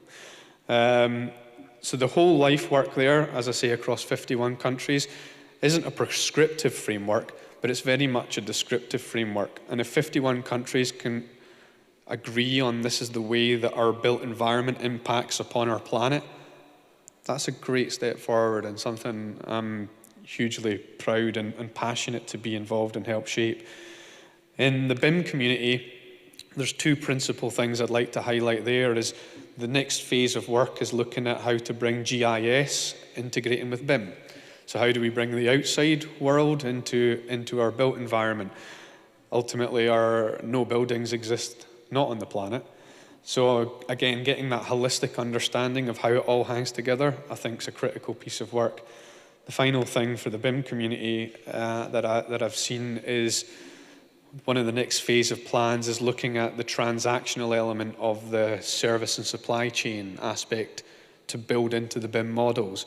So once a building's up and you've got it all into the BIM model, it doesn't need no operation to keep it going thereafter.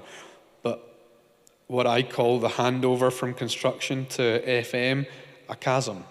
And that's really what this exercise is to do, is to actually build that into the model so that all the activities, all the changes, all the movements throughout the whole life cycle start to get captured. And if you've got a standard that you can do, then you can put that into contract, and then contract can drive change, as we've seen in the UK through some of the mandates. Moving on to CEN, which is the European standards body. Europe's quite a mature BIM market, possibly the most mature continent. And in that technical committee 348, we are looking at more progressive digital measures at the moment. So I have the honour of co-convening, so I represent the UK, and we're co-convening with Finland. Finland's been a pioneer internationally on BIM for many years. The Helsinki Museum was full IFC in 2004.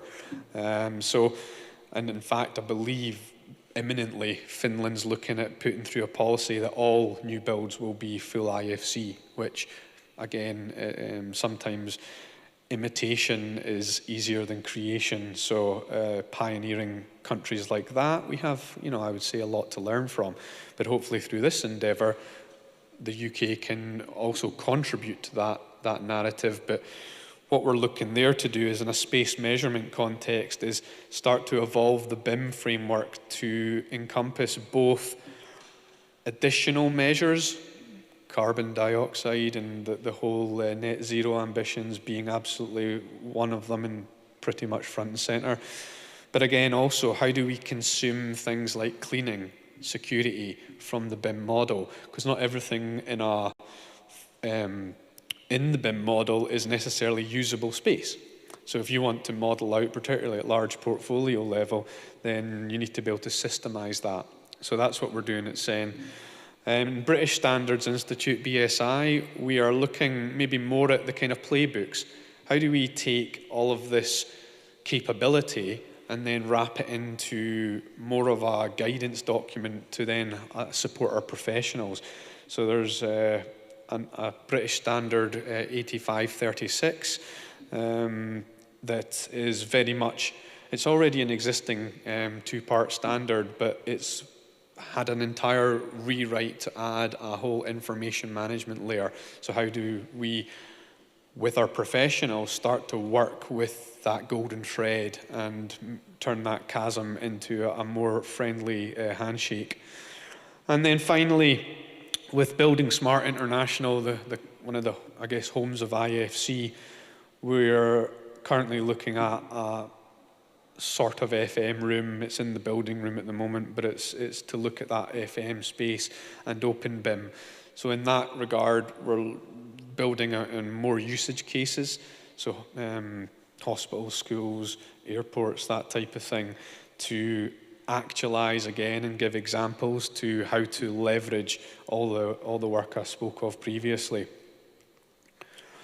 So briefly, just to then build out, I heard mentioned earlier on our ICS, who I've done a fair bit of work for, but the two listed here are more the bodies that I directly work with and have roles with.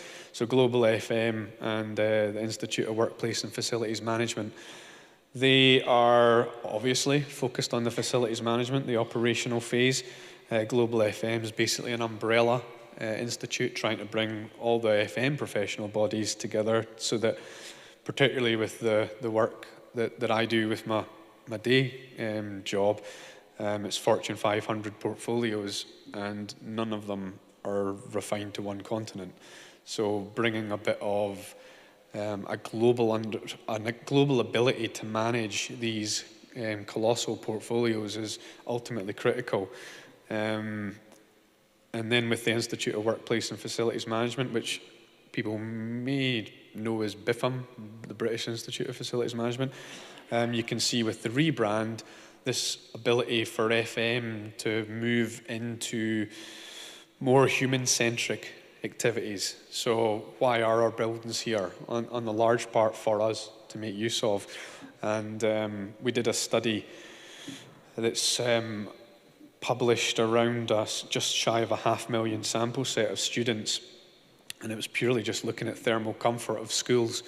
And in that thermal comfort profile, 1 degree centigrade of optimal tuning to the environment resulted in a 12% grade increase to the student population. So if you consider there's volatile organic compounds, there's humidity, never mind any of the kind of COVID handling, then I would dare say those percentages could go up. Even breathable timber, I've heard some phenomenal statistics about the benefit to young learning inside these more breathable substances. So when you factor all those elements together, before a child even starts their learning, if you could increase their outcomes by 10% just by changing where the environment they're sitting in, that's a win for everybody, I would suggest. So just to close out, I wanted to just dive into the future a little bit, which is something I often like to do, but often get told I need to come back down to earth a little bit.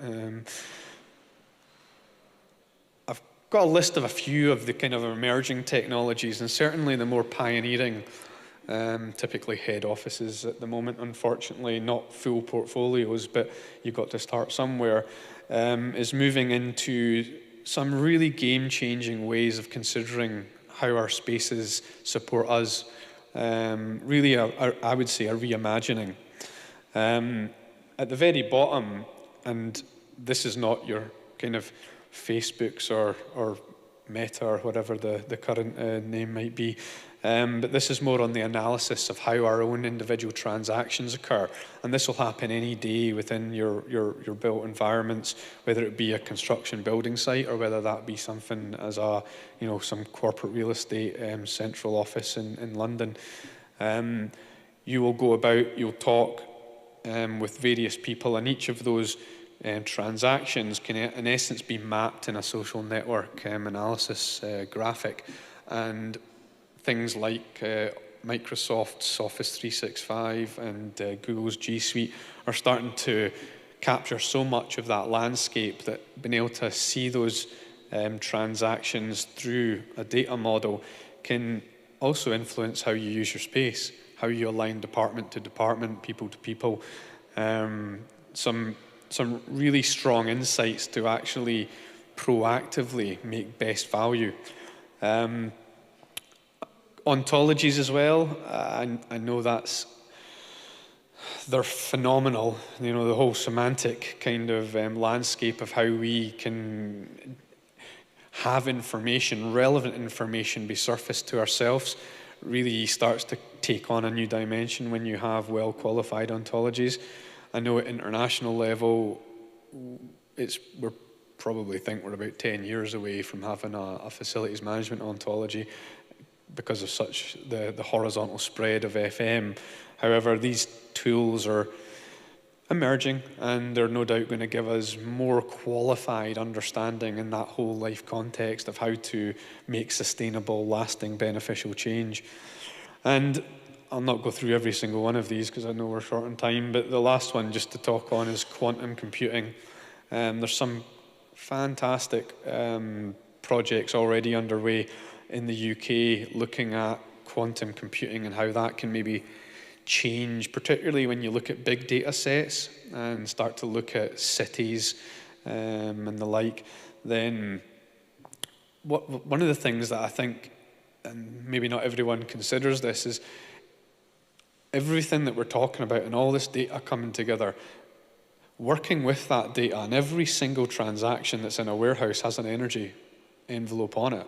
These things don't happen, as my mother-in-law said, in some fictitious cloud. They are actually rooted in the real world somewhere in a data warehouse.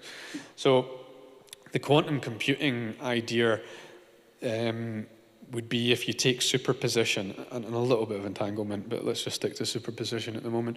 If you look at that, then potentially at large scale, if you want to deliver real-time experience to a smart city individual population entity, then to digest all of that data and to do it in a way that's ethically sound, so you're not just using huge amounts of energy here in your data centers to derive energy savings here that maybe, eat in one to the other, then something like quantum computing, which maybe you don't want to fully enact just now because the tech's quite expensive and not massively mature, but to even have the considerations that that's the direction that you want to go in, then Harvard Business School have already said that well-defined AI models could be up to 40% more energy efficient than just basically chucking a massive AI sledgehammer at everything.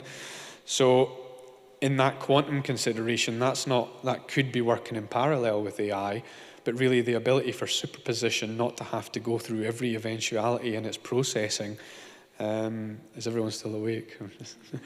is I think, a fantastic opportunity for us to really think beyond the today envelope. And yes, this has all been about a drive to net zero. The focus is on clearly COP26. But I think if we do work together, we unify ourselves, then what we can do, as I said earlier, is reimagine this to be these experience-driven spaces that are sustainable, that are meeting and beating the whole net zero ambitions, but that elevate us into a whole different way of existing. And I think inside that, if the built environment can get its foundation with a sustainable built environment, then from that we can springboard into something that becomes a change program for general society and beyond. So thank you all for your time today. The final point I do just want to hint on is one of my favourite quotes from one of my favourite people. But it's Gandhi, and it's "Be the change you wish to see in the world." And I thought it was one of the greatest quotes ever, way before all of this kind of sustainable drive, but I think it's more relevant now than it's ever been. And what I would say is, with the great work going on here with the CSIC team and what we're trying to do with Digital B, through to the standards work, British, European, international, we are doing this now. You can help, you can follow, but if you want to influence tomorrow, this is being shaped just now by us. So I would absolutely call to all of you, no matter how small that contribution may be, many hands make light work, and together, as I say, we can do this. Thank you.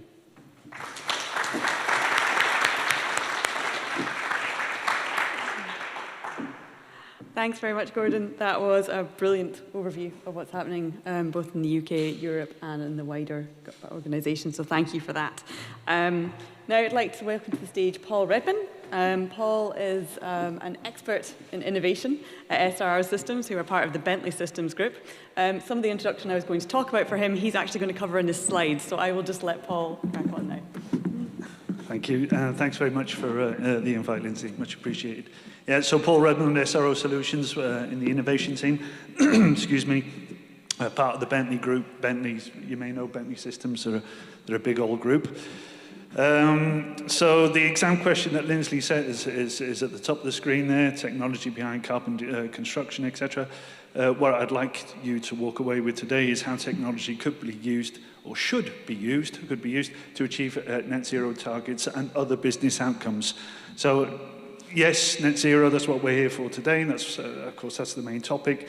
But it's about data. It's the minute you get your hands on the data, you can improve net zero, you can improve productivity, somebody mentioned, etc., efficiencies and whatnot. So keep your minds open. It's not just around net zero. Am I pressing the right buttons? How many times have we seen this today? We all thought we were going to be original. So yeah, 38, somebody said 45, somebody said 40, any more? 41? Have we got 41, 42, 45?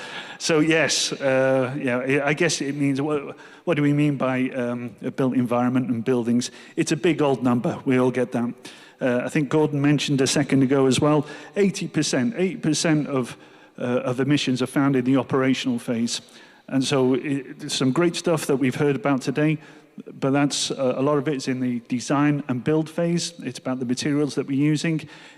I feel that if we want to make a significant impact in carbon emissions, let's focus on the 80%. Let's focus on the operational phase.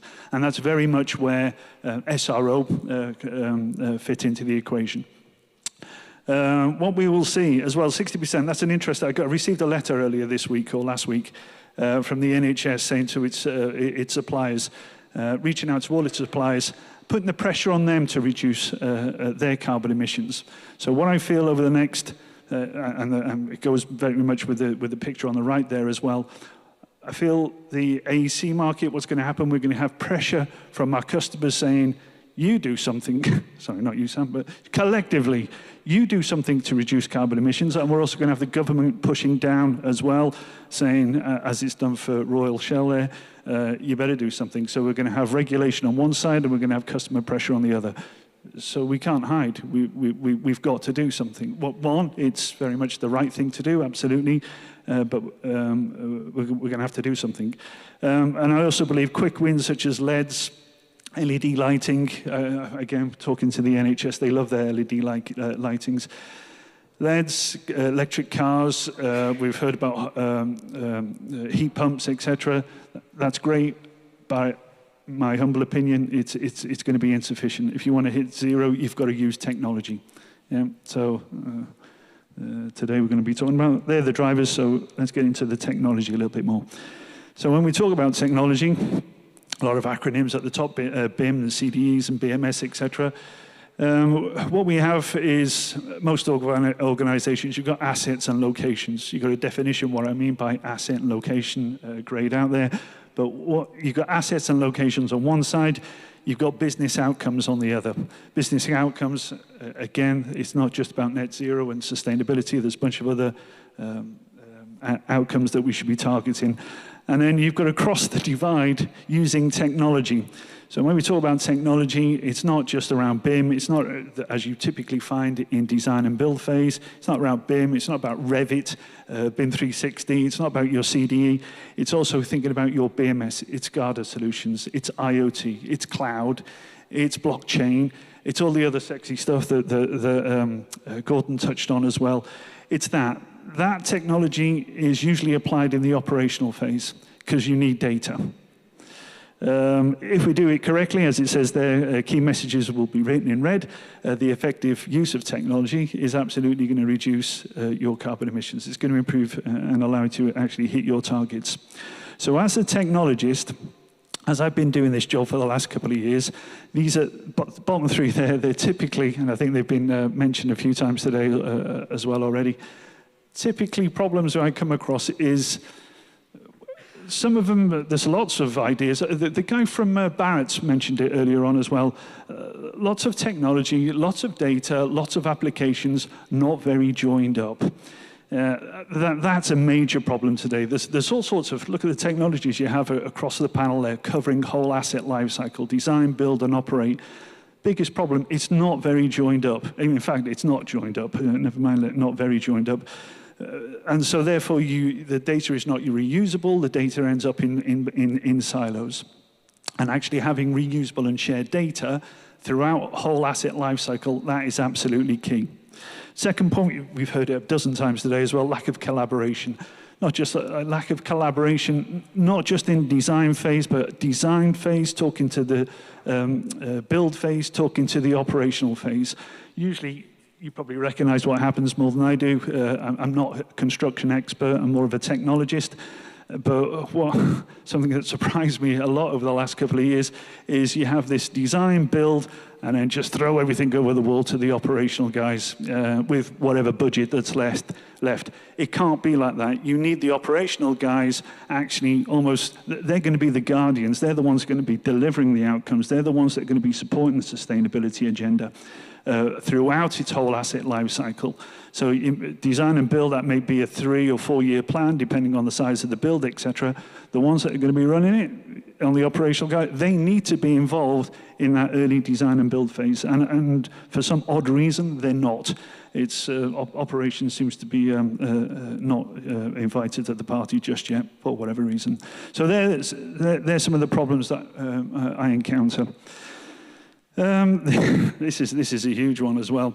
So if I step into the NHS or whatever, the government, etc., and I look at what systems they've got, I'm walking around the building here talking to Matt, similar, lots of disjointed systems that don't really talk to each other, probably been adopted over the years, etc. And so the minute you've got disjointed systems that don't talk to each other, of course, that's not going to help you actually get your hands around the data. It's not so much the technology, it's the data that comes out of that technology. It's the data that you need to improve net zero, that's going to improve productivity, that's going to improve efficiencies, etc. So we want to get away from that puzzle on the left-hand side. We want to get to the middle bit, where systems are integrated, systems actually talk to each other, because the minute they actually are integrated and they talk to each other, that's just going to facilitate actually extracting data and manipulating that data to achieve your business outcomes. What we don't want, hopefully we haven't got any like Siemens or Schneider in the office. Have we got any big? So what we don't want is we don't want to paint everything blue. We don't want to paint everything green. We don't want to go down, in my humble opinion again, we don't want to go down that proprietary route, that closed protocols, because it'll end up being a house of cards. The big organizations, they'll go out there and they'll say, yeah, we can do We can do asset management, we can do BIM, we can do CDE, we can do your 3D models, we can do your digital twins, etc.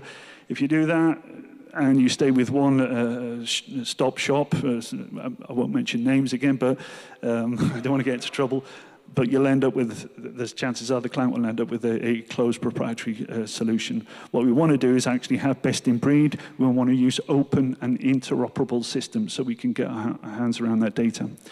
So enabling digital architecture will simplify extraction, blah, blah, blah. So you can see that one. So why we're good at it. So I'm talking about technology. So what we have done is we have brought together industry leaders that want to be part of what we're doing. They want to be part of that best in breed. They're sick of, as well, not being, some of the bigger organizations probably riding roughshod over them, etc. They want to work as part of an open, interoperable team of people delivering business outcomes. So we brought together about 12 or whatever, 15 partners that we got down the bottom there, etc. What they're bringing to the party, each of them, is skill across whole asset lifecycle, skills in IoT, BMS, asset management, e-procurement, space optimization, FM, analytics, etc., AR, VR. And so we have brought together a bunch of like-minded people, as it says down the bottom there, made up of some big organizations, such as Siemens. I've got nothing against Siemens, they're good guys, but also some small, medium-sized enterprises as well. Yeah. The smallest there I can see is probably TP. There's about 3 guys in there. You've got AI Connects, there's about 10 of them, going up to Siemens, which is tens of thousands, hundreds of thousands. Beckhoff, Boyce, Bentley, I think there's about 4,000 of us. Mercateo's about 1,000 of them as well. So we brought that ecosystem of partners together because they want to work as part of an open and interoperable suite of solutions that we can plug in. So depending on what the customer requirements are, if he wants to start his journey with IoT, we bring the IoT partner in. 6 months later, we can bring the asset management partner in. 6 months after that, 3 months after that, we bring the supply chain partner in, etc. But whatever we bring into the equation, we know it's already future-proofed. Yeah, so that's why, because everything is open, based on open and interoperable standards. Next one. I was probably repeating myself a little bit there, talking about the subject matter experts covering BIM, CDE, etc. The key takeaway from that, I think I've already covered it already, is the smart asset management piece in the middle. Where the operational phase, 80% of total cost of ownership and CO2. Yeah, total cost of ownership as well. So it's not just 80% total cost CO2 emissions, it's also your total cost of ownership as well. Moving on to the next one. So how do we do that? So as we actually come together and work across those REBA stages, what changes from that model there is we're starting to bring in the BMS, thinking about not just what type of BMS that we need, but how we're going to extract data from that BMS. You see an asset management solution in REBA stage 4 there, still in design phase. Usually that's the last thing you think about, and you're looking at in REBA stage 6. We want to bring these systems forward. We want to bring the thinking forward, thinking about how this data is going to link from my CDE into my asset management solution. How's my connected assets? How's data going to actually feed into my asset management solution? How, etc. So it's all about interoperability throughout the whole asset lifecycle. So when we actually get to REBA stage 6 and 7, we hit the ground running, and we've got data that we can actually exploit. And as you see down there on the right-hand side, it's all about, there's some of the outcomes that we're looking to achieve. Once we've achieved those outcomes, it's all about pushing it back around again for the next round of refurbishment or rebuild or repurposing. So that is for a new build scenario, but it's pretty much the same scenario as well. So If you wanted to retrofit that, it's pretty much the same process, but we start at REBA stages 1 and 2, as it says there. The biggest what differentiates us is that IoT. It's the green boxes. We start thinking about not just the static data such as the dimensions of a room, the manufacturer part number. We're also thinking about the IoT data, the active data that comes off those assets as well, such as temperature, footfall, vibration, occupancy, etc. So it's not just about bringing static data through that end-to-end process, it's also bringing about the active data as well, the real-time data. So hopefully bringing it a bit more to life. What do we mean by all that? So some examples. I keep looking up thinking there's a screen there. What does that mean exactly? So if we bring that static data together and that active data together, we start thinking about, you know, why should we light and heat an area if it's not being used? That's an obvious one. So, but for that, for actually to take place, you'll need PIR information, you need occupancy, you need footfall, as well as temperature, etc. We start looking at people running around. There's also a big impact on net zero, of course. Migrating users or the client from reactive maintenance to predictive and preventive maintenance. So stop running around with your hair on fire when something breaks down, because that's permanently jumping in your car going to fix something. Think about predictive and preventive. If you want to get into predictive and preventive, you've got to have information on the asset. You've also got to start measuring whatever vibration, temperature, current usage, etc. So it's mixing these data sources is going to give you the right outcome. Integrated supply chain that Gordon touched on as well. Something we are capable of doing is, I always use a light bulb scenario, although they don't flicker these days, they're all LEDs, aren't they? But if a light bulb started flickering, we'd be able to capture that information through IoT, saying light bulb is about to fail. We then check the stock, looking at the previous slide there, the end-to-end process that we've got. We check your stock. Have you got a light bulb in stock? No, I haven't. I'll order it from my preferred supplier. Mercateo is a partner. They will order it from the supplier next door, down the road, not order it out of China, for example. It will be delivered, it'll be replaced, and the first thing that Fred, the maintainer, knows about it is, Fred, go and change that light bulb because it's about to fail. So the impacts on carbon for that scenario is just-in-time inventory. It's ordering the right parts at the right time. It's also in terms of productivity gains for the client as well, etc. Hopefully you get the gist. As we've seen, remote metering and monitoring, a massive one to reduce travel. We've all been stuck at our homes for the last couple of years. Somebody mentioned earlier on as well that we were actually carbon neutral for a couple of months because everybody stayed at home. If we put the right technology in place, as we were thinking about these assets and locations, if something did go wrong, don't send a man out, connect remotely, fix it remotely, etc. That's also a big saver. Smart FM, that'll be my last one, Smart FM as well. So rather than doing things on a time-based rota, make it smart. Go and fix it, or go and clean it, or go and empty it based on the number of uses. But that needs smart, intelligent data as well. So there's some other examples there. But it's all about IoT, it's technology, it's data to ensure that you're meeting your objectives of zero carbon. So as a conclusion, I think there's three main takeaways. They're coming to get you. Either customers are going to come and get you, or it's going to be government going to come and get us. So you've got to prepare. Yes, electric cars is going to help, LEDs are going to help, but I think you've got to get into the technology side of things as well. Whatever technology it's got to be open, it's got to be interoperable, it's got to be joined up. You can't afford, as the Barratt guy was saying, to have lots of different technologies working in different silos, just producing specific outcomes. You've got to be able to get your hands on all that data, have all your data in a single pot, and have different lenses looking at that data, either through a productivity lens, either through a net zero lens, efficiency lens, etc. But it's all about the data and collaboration. How many times have we said that today as well? Collaboration, collaboration, we all get it. What's important is not just collaboration from design, as it says there, to handover. you can't do that. It's got to be designed through to operate. Designers, architects, etc. You've got to think, how am I going to work this thing? I like the idea of the bricks. You're already in that circular piece as well. You're thinking about, what's going to happen over the next 100 years or so. Everyone's got to think about that. At the minute, there's too many architects and builders or whatever that are it's around short-termism. Just get it to hand over. That's what I get paid for, and then kick everything over the wall to the operational guys. We can't work like that anymore. So I think that is it. Thank you very much.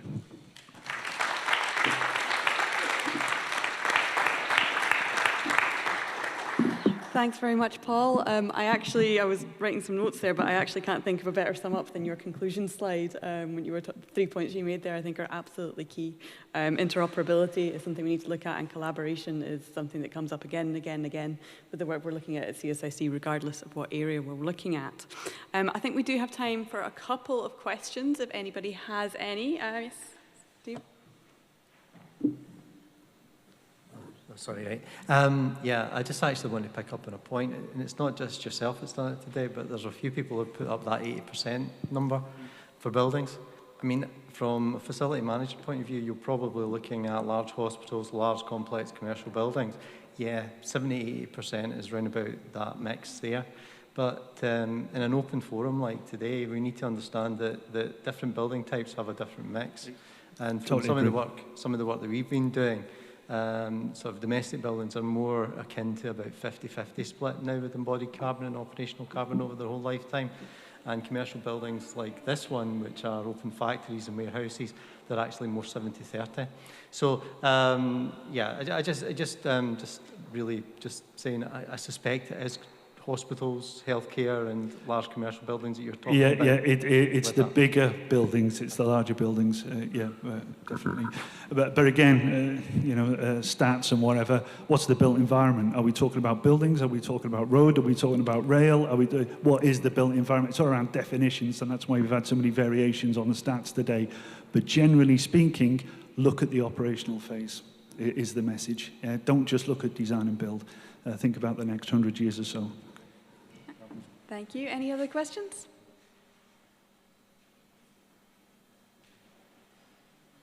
Thanks. Hi, Peter Barker here from McLaughlin and Harvey. Just a quick one. It's more about how do we change the mindset. I've been involved in a number of projects where we've tried to get the FM guys in to look at stuff early, and it doesn't happen. Most people don't want to see or get involved until the thing starts coming out the ground. By that point, it can often be too late to incorporate some of these technologies. Show me a business card. No, I mean, I think part of the digital B kind of move was around, as I noted earlier, not the interoperability of the tools as ourselves. So very much one of the big outcomes of that was a join up on data and policy. I think if you're going to wait for the industry side of things to kind of move into this, then it's going to need to be underpinned by some commercial kind of benefit for us. So very much the outcome of the roundtables we did and the subsequent workshops pointed at the fact that maybe some of this needs legislatively driven, mandated, and in that kind of teased out coordination and cooperation elements were probably something that would really benefit the sector. I think when you see particularly the longer term contracts now, they're starting to necessitate some of those aspects which then if you want to tender, you need to comply, so you need to come to the table with already that joined up thinking. But I think when you look at that's only going to deliver so much. Guys like the NHS can maybe do that type of thing, but they don't own every building. They own a lot. But so I think in that way, we probably do need a little bit of help from leadership. And that's both in the methodology that I guess we would all employ, but how does this data all hang together across the full life cycle? I would go even beyond operation to destruction. You know, we've talked about waste earlier on a number of topics. This, irrespective of where the percentages lie for all of us, it has to be a societal holistic drive. You know, no even a small part isn't wasted. You know, every part counts, and I've seen my children, you know, tell me things that they're now getting educated on, and it might seem insignificant, or I'm saying to them, turn the light off, you know. I seem to always say to them, turn the light off. But so I think in that way we've got, you know, a little undercurrent or maybe common sense that I do think events like COP are definitely driving that awareness. But I totally get what you're saying, to be honest. But it's about those motivators. How do we kind of cultivate enough whole life understanding to be that those conversations aren't optional? You know, they're absolutely critical for us to deliver each what we're trying to. What we need is an innovation center and a demo site where we can actually stand this up and prove the end-to-end, so you can invite your boss along and say, that's what I mean. And I'm serious. We've got a couple of projects on the spin at the minute, but because they're new builds, it's going to be 3, 4, 5 years before they're built. And there's some of them are big, big projects. It would be fantastic if we could actually stand something up in the next 6 months, not the next 6 years, and say, that's the future, that's what we need. And I think that will help with hearts and minds and carrots and sticks, or whatever you want to call it. I would actually follow up and say that for the operational phase, I think it's got a lot to learn as well, because I would say the construction, the design, is far more mature in digital considerings. So it's got to be a team effort, just has to be. All right, any further questions? Okay, great. Well, ladies and gentlemen, if you'd like to join me in a round of applause for our speakers and for all our speakers today who have been brilliant.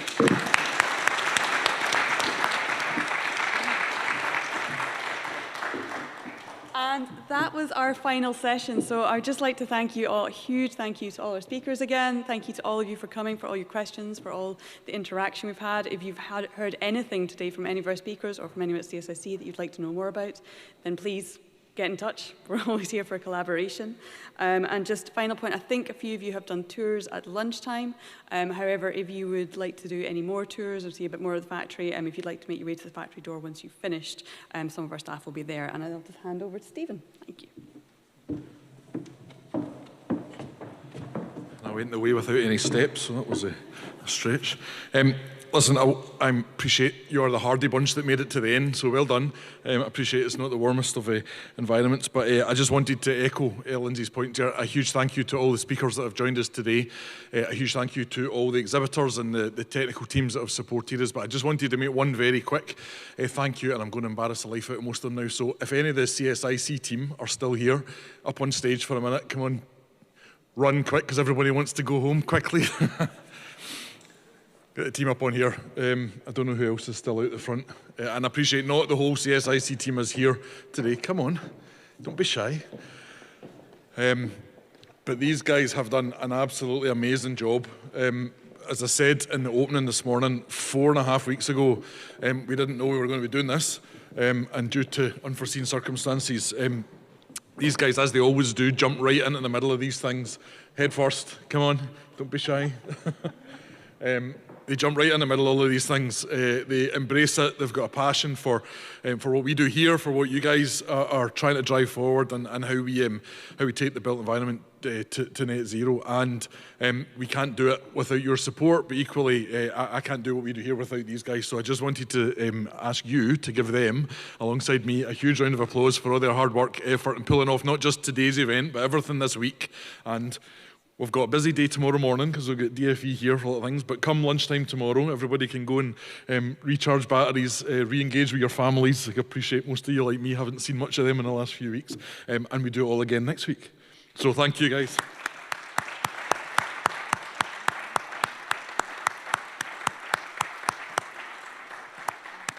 Thanks very much, and thank you all indeed. If anybody does want a tour, we'll be in front of the robot in about 5 minutes' time. If not, thank you for your time and safe journey home.